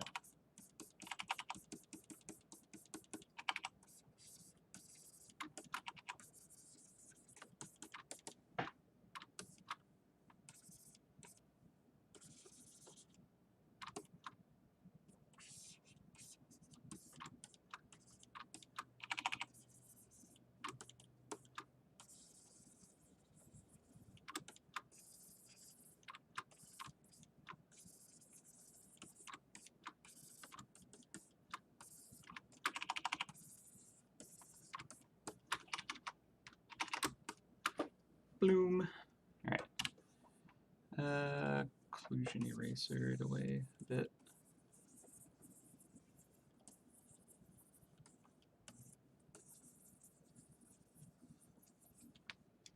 And we can lower this down.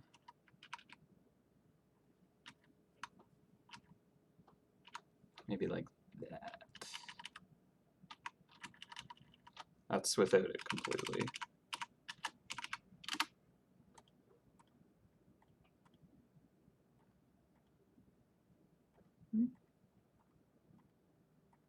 Oop, wrong one.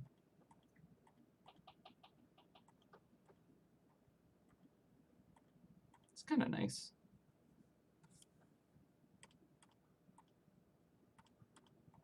Maybe I'll drop it down more though. Subtle is better, I think.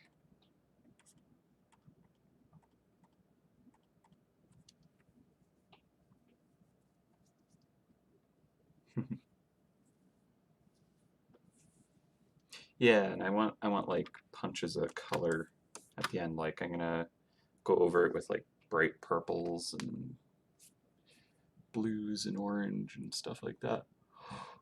Oh, I think that should be a good closure for it.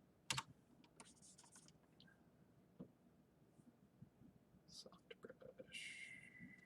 No, gentle brush. That's what it's called.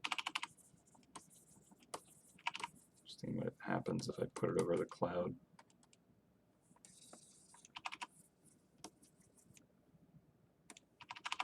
Not much.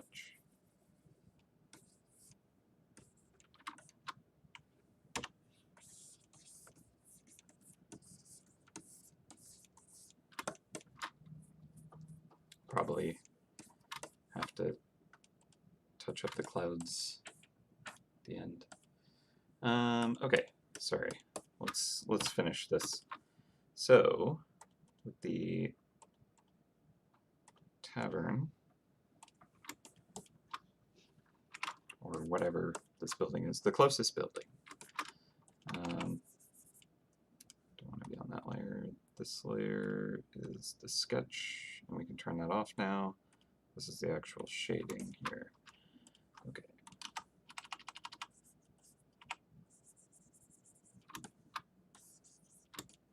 So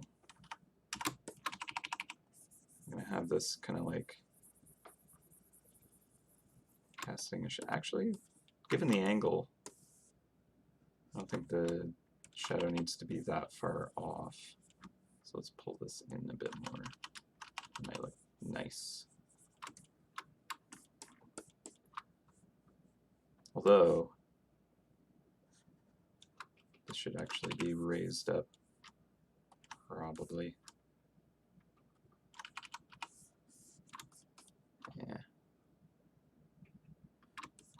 Otherwise, maybe it'd be better if we bring this down here.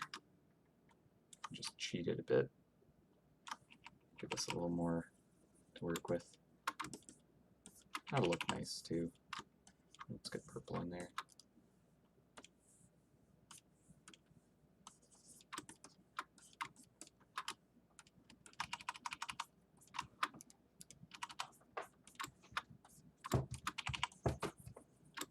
It's not facing the light as directly.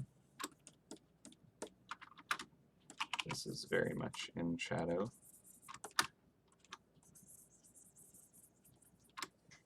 It's casting the shadow there, but because it's casting that light, or because it has light right there,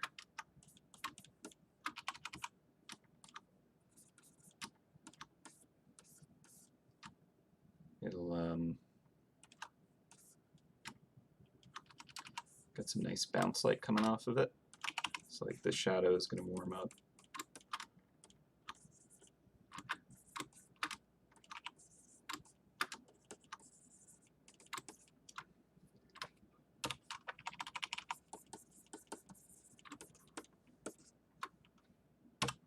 And actually I will have that like really just get some hard edged light here. Even though it's angled away, if the light is hitting it directly, I want it to overexpose.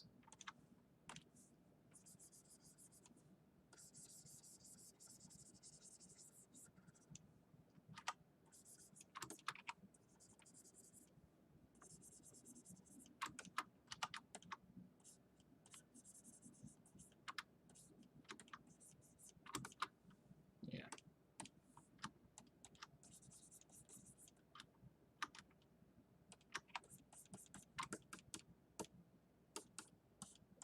Ooh. I'm going to lighten this up even more.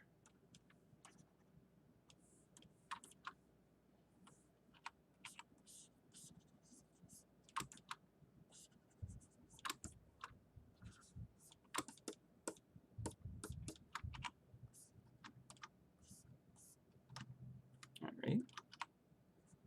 Not bad. I think that's working-ish. Don't know if I agree where this is happening so much, but if it looks neat, let's go for it.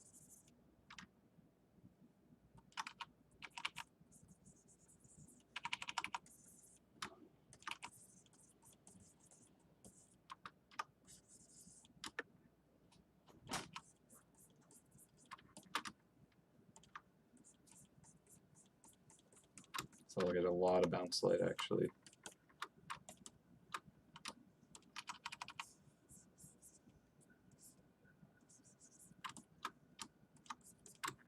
Yeah.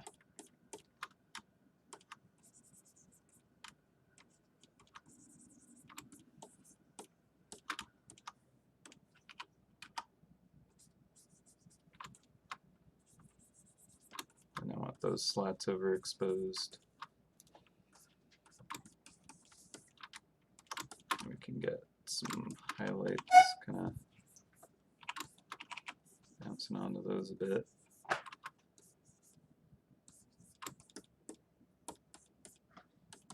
I mean, maybe we don't want this one getting hit by light. Let's copy this, because I'm not sure I actually like that. Let's just try it out where it's like a little more neutral. Especially like if we look at the grayscale of it, right? I think to kind of pull it together a little bit more, I actually want it to go darker. Not like that, but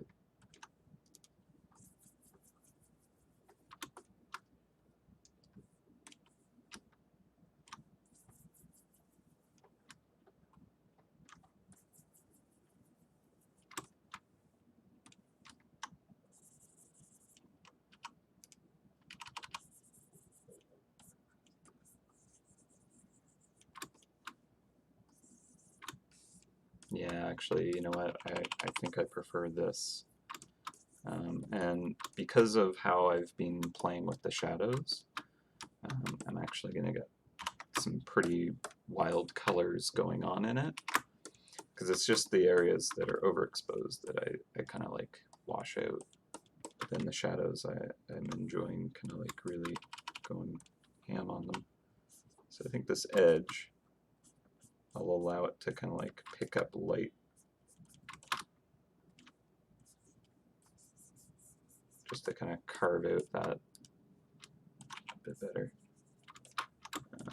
The underside of this, we can go a bit darker.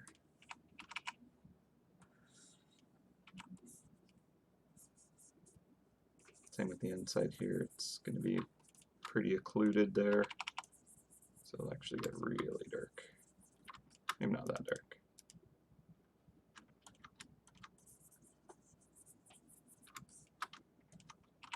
Let's get colorful in there anyways.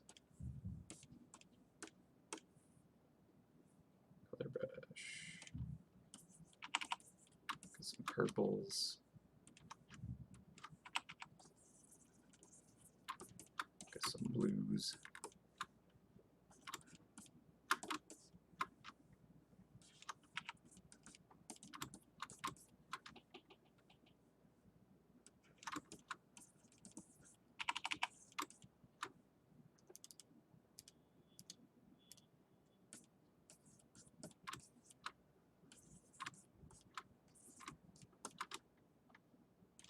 All right.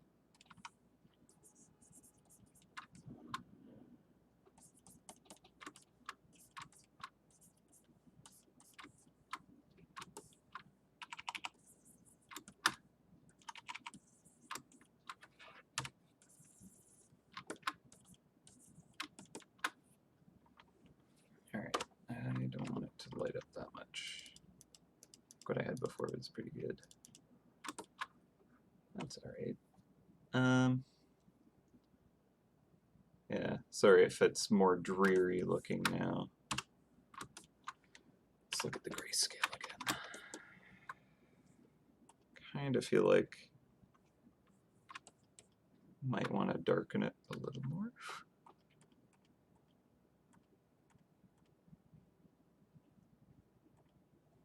The sketch kind of does it.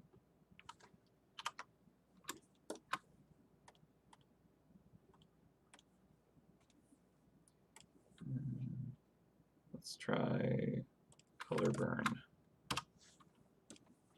And let's go at it with like greens.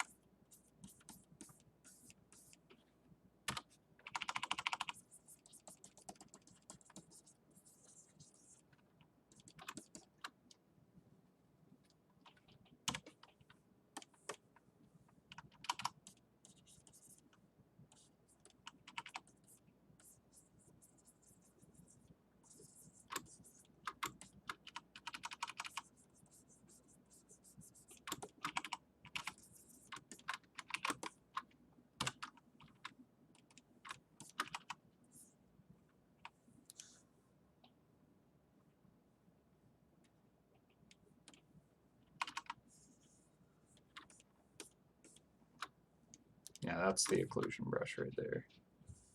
Boom. Creates deep shadows.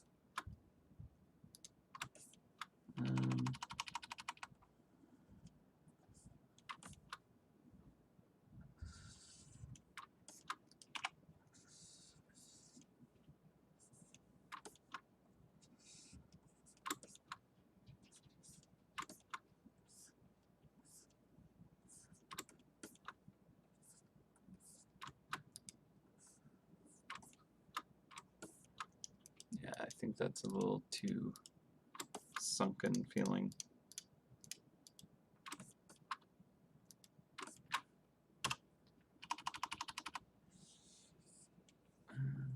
Let's just try this.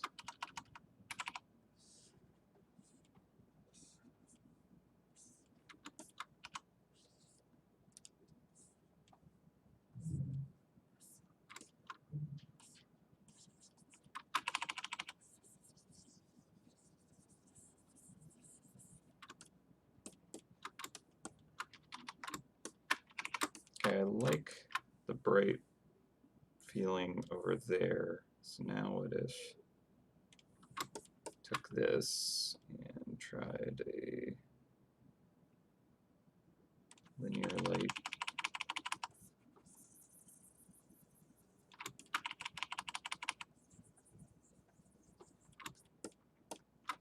This is crazy looking.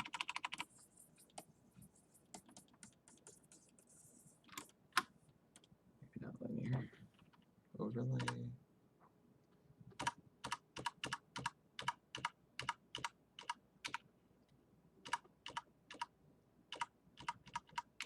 I feel like hard light might have been a good one.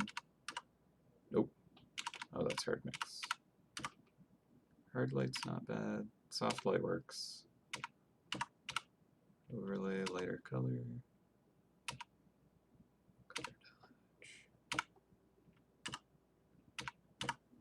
Oh, maybe screen. I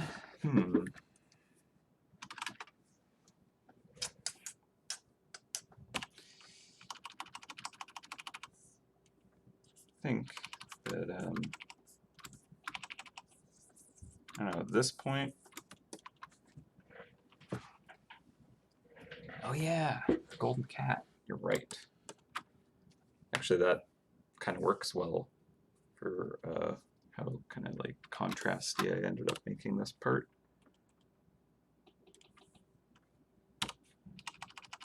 Because we're going to put it right between these two buildings. So let's just do that really quick.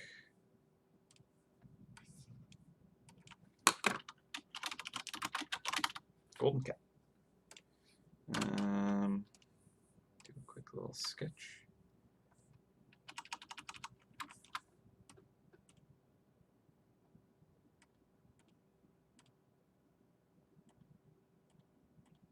Yeah, that's the balloon. Right.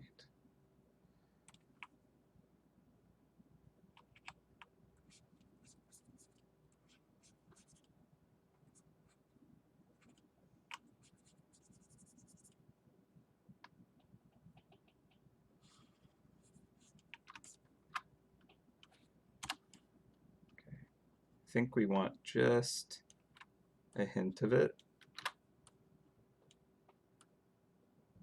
Like that might even just be enough.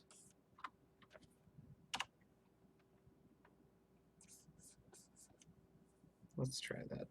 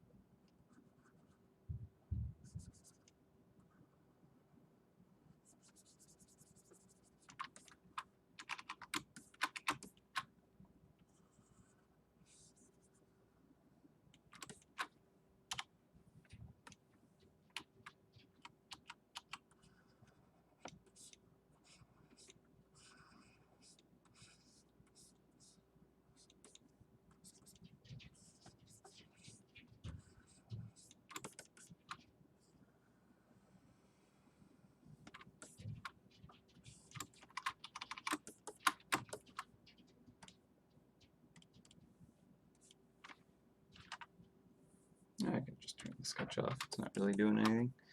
All right, so with this,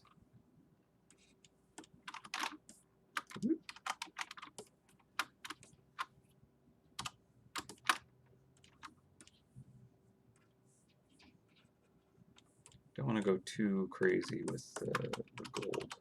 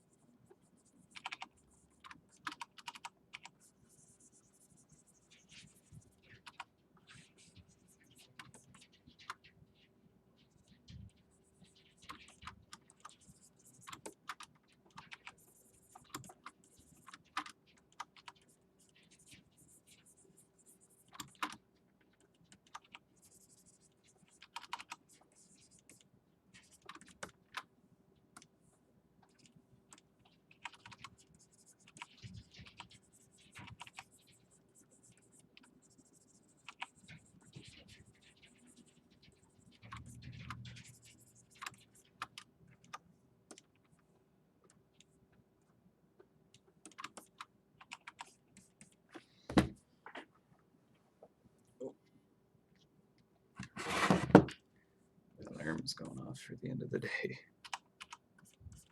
The longest stream I've done in a little while, actually.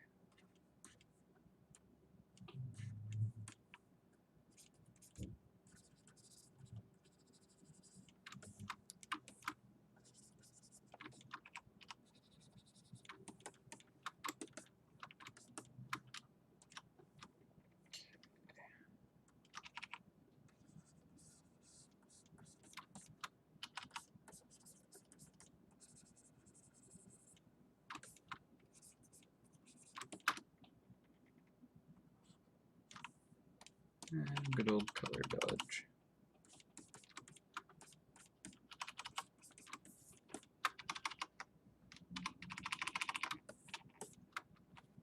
So I think the ears are too big on this. I think I want to make them tiny.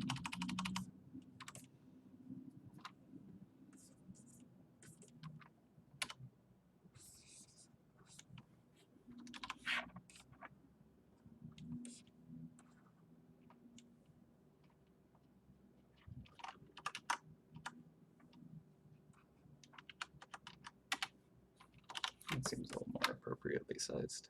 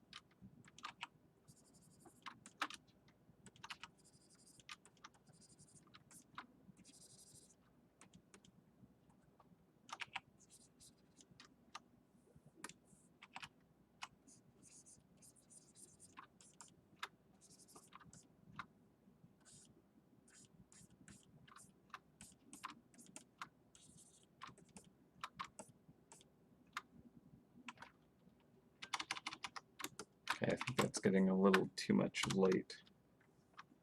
So I'm going to just mask over that.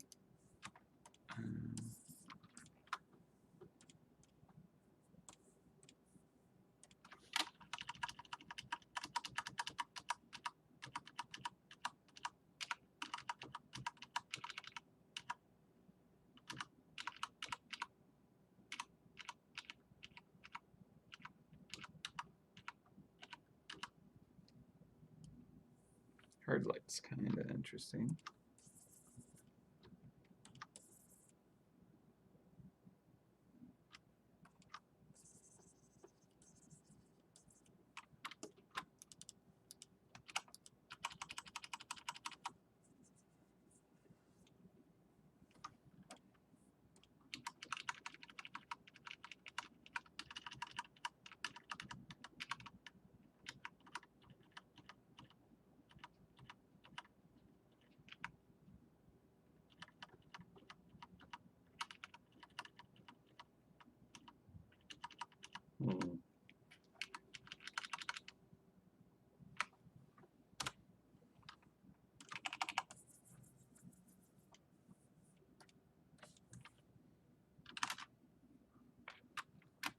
Maybe just like that, and then just at the edges.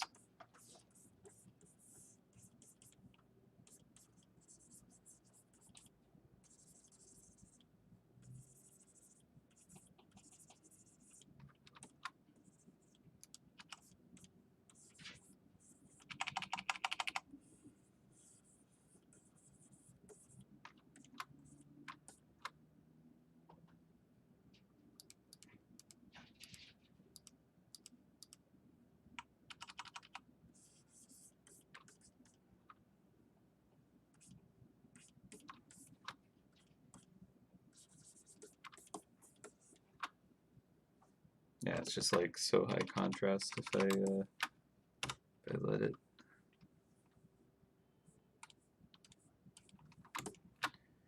Let's just go for more.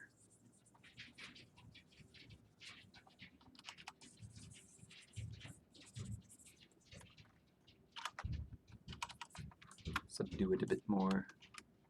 I could play up the shadows.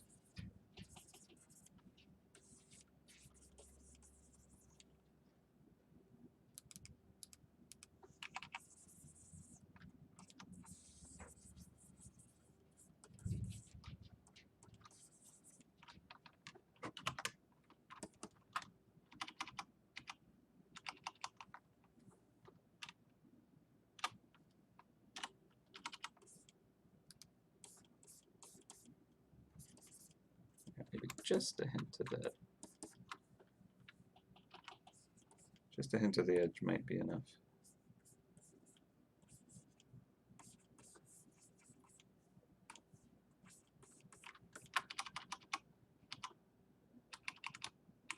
I don't know.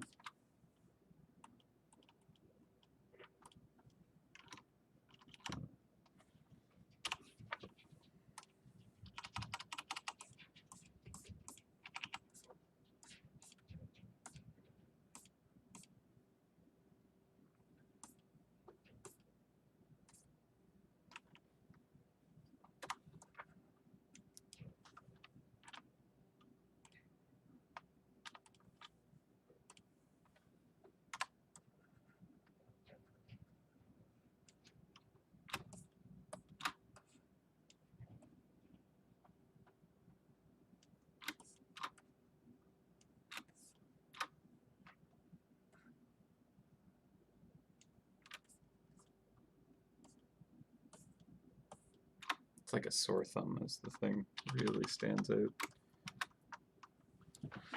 Maybe if I throw it back here instead,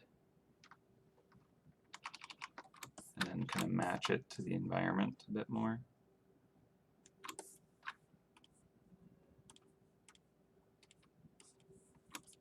So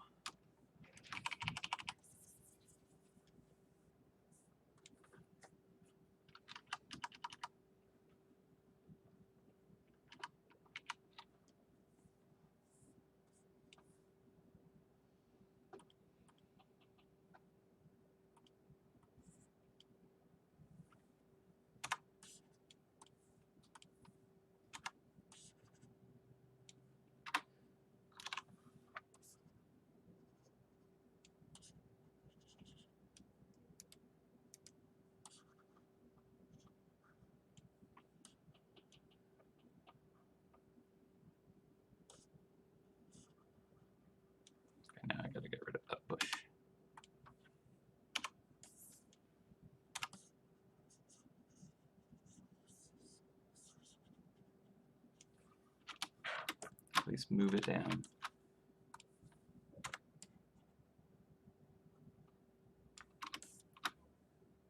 There we go. Golden cat in here, but hidden.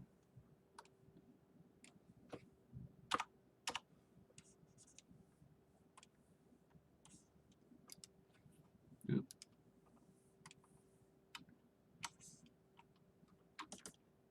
That works for me. Not quite where I was gonna put it, but might be okay. Let's just take a quick gander and see if suddenly the color shift works over there. That's actually not bad there. Maybe because it's smaller as well.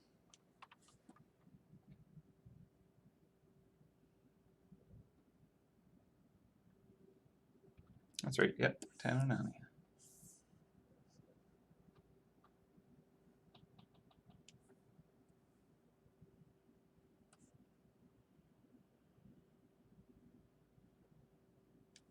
Do we like the cat there?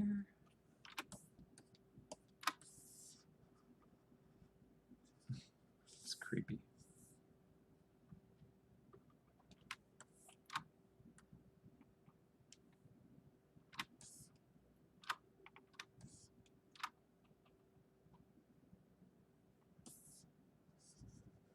I feel like scale-wise it's way off now from what it should be. I mean, it could just be like the tip of the tail.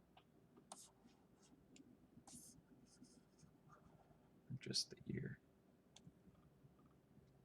Maybe that's not bad.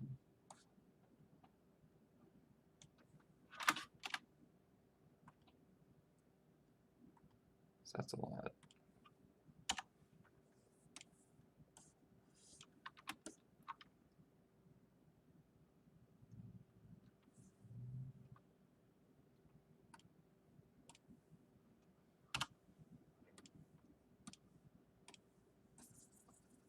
There, just hide the tail.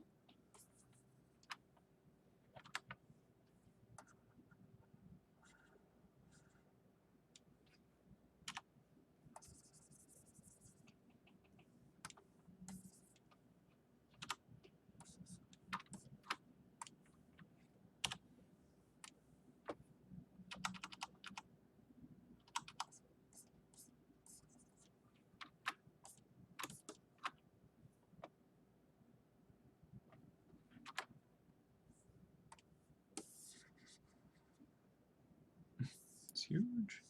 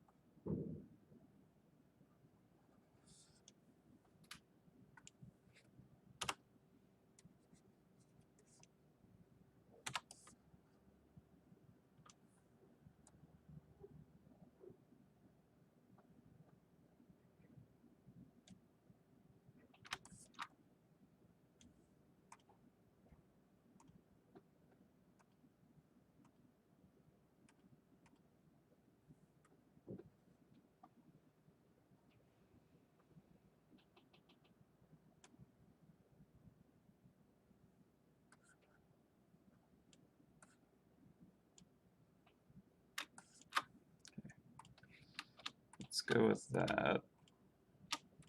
And I'm actually even just going to flatten it.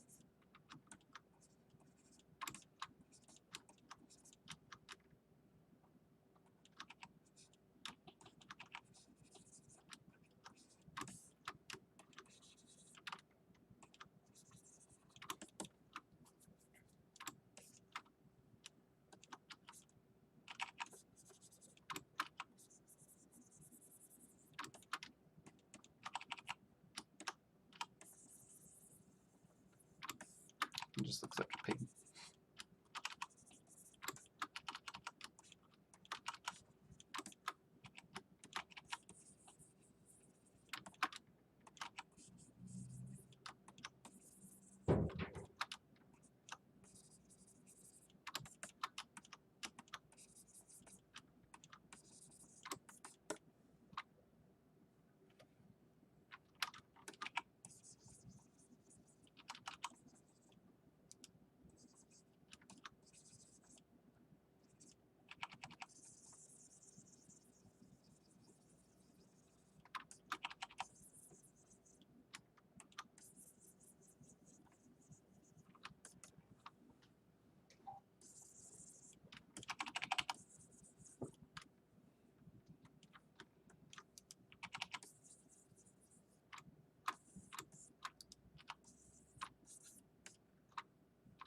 There we go. That's just kind of getting the atmosphere now.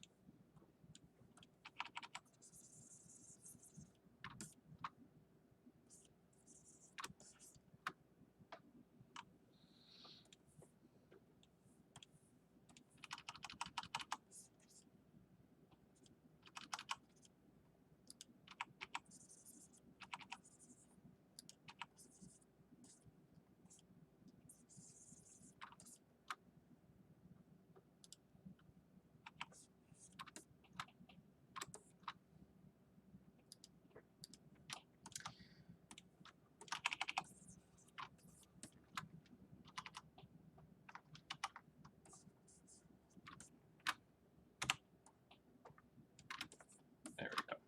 Just really want that hidden, I think.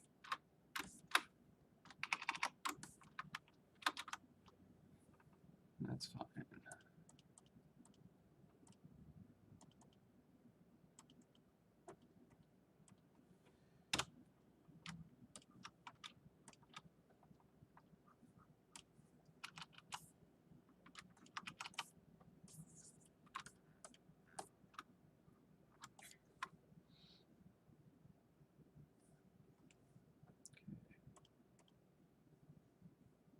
And golden cat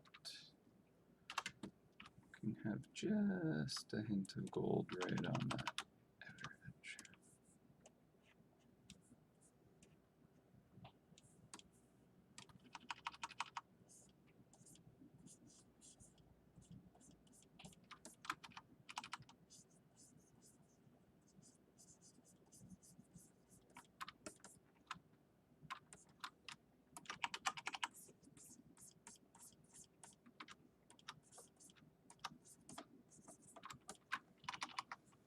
Okay, I think that that is subtle enough, but it still exists.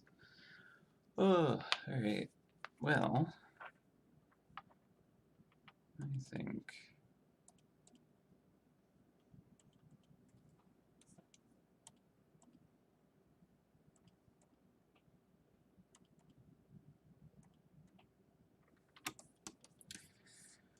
whew.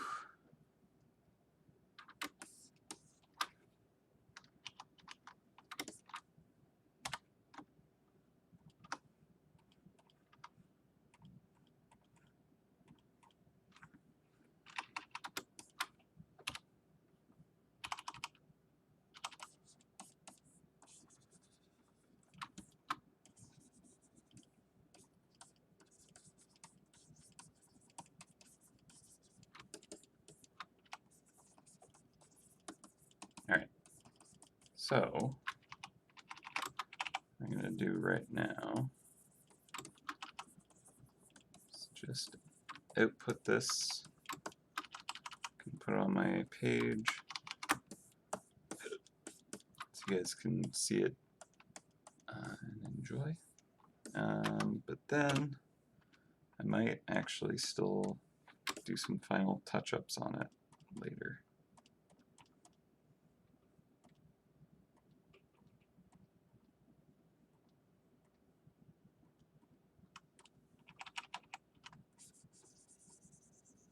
I feel like I want that to be cooler.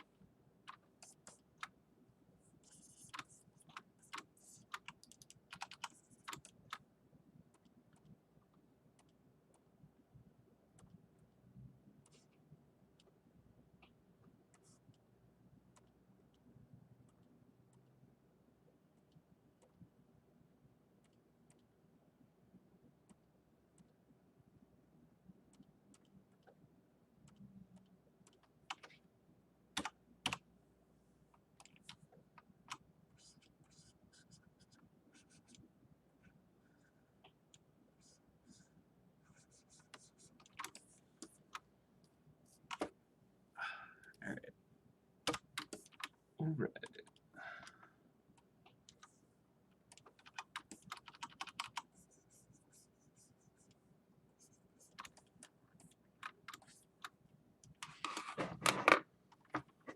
Give that a save. And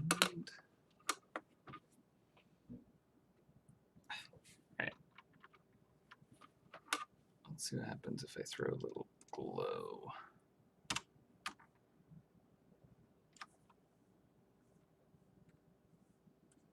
On top of the mountains really quick.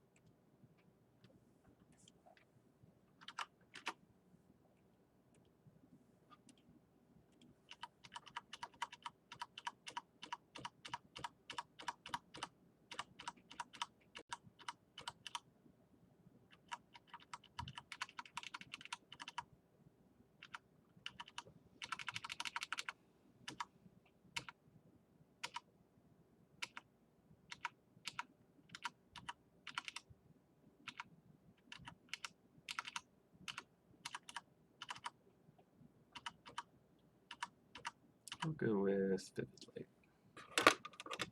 And that just has a nice little kind of shimmer to them, maybe. Yeah. Okay, so exporting time.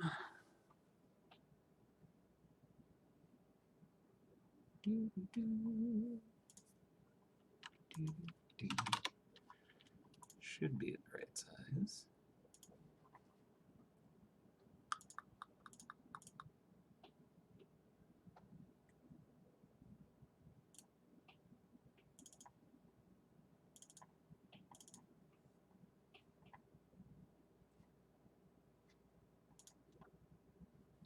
Cool. All right. That cache that shadow on the inside is a bit too much, but I'll deal with it later. I'm going for a little long today. Alright, so saved. And I'm going to pop it up on the page right now.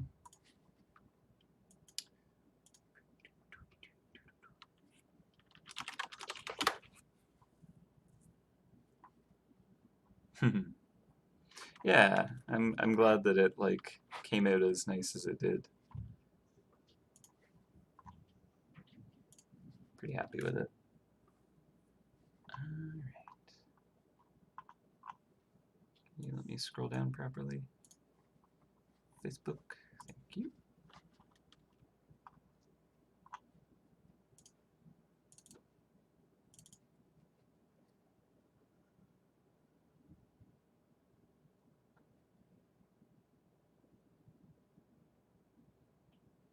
Where did you save to? There it is.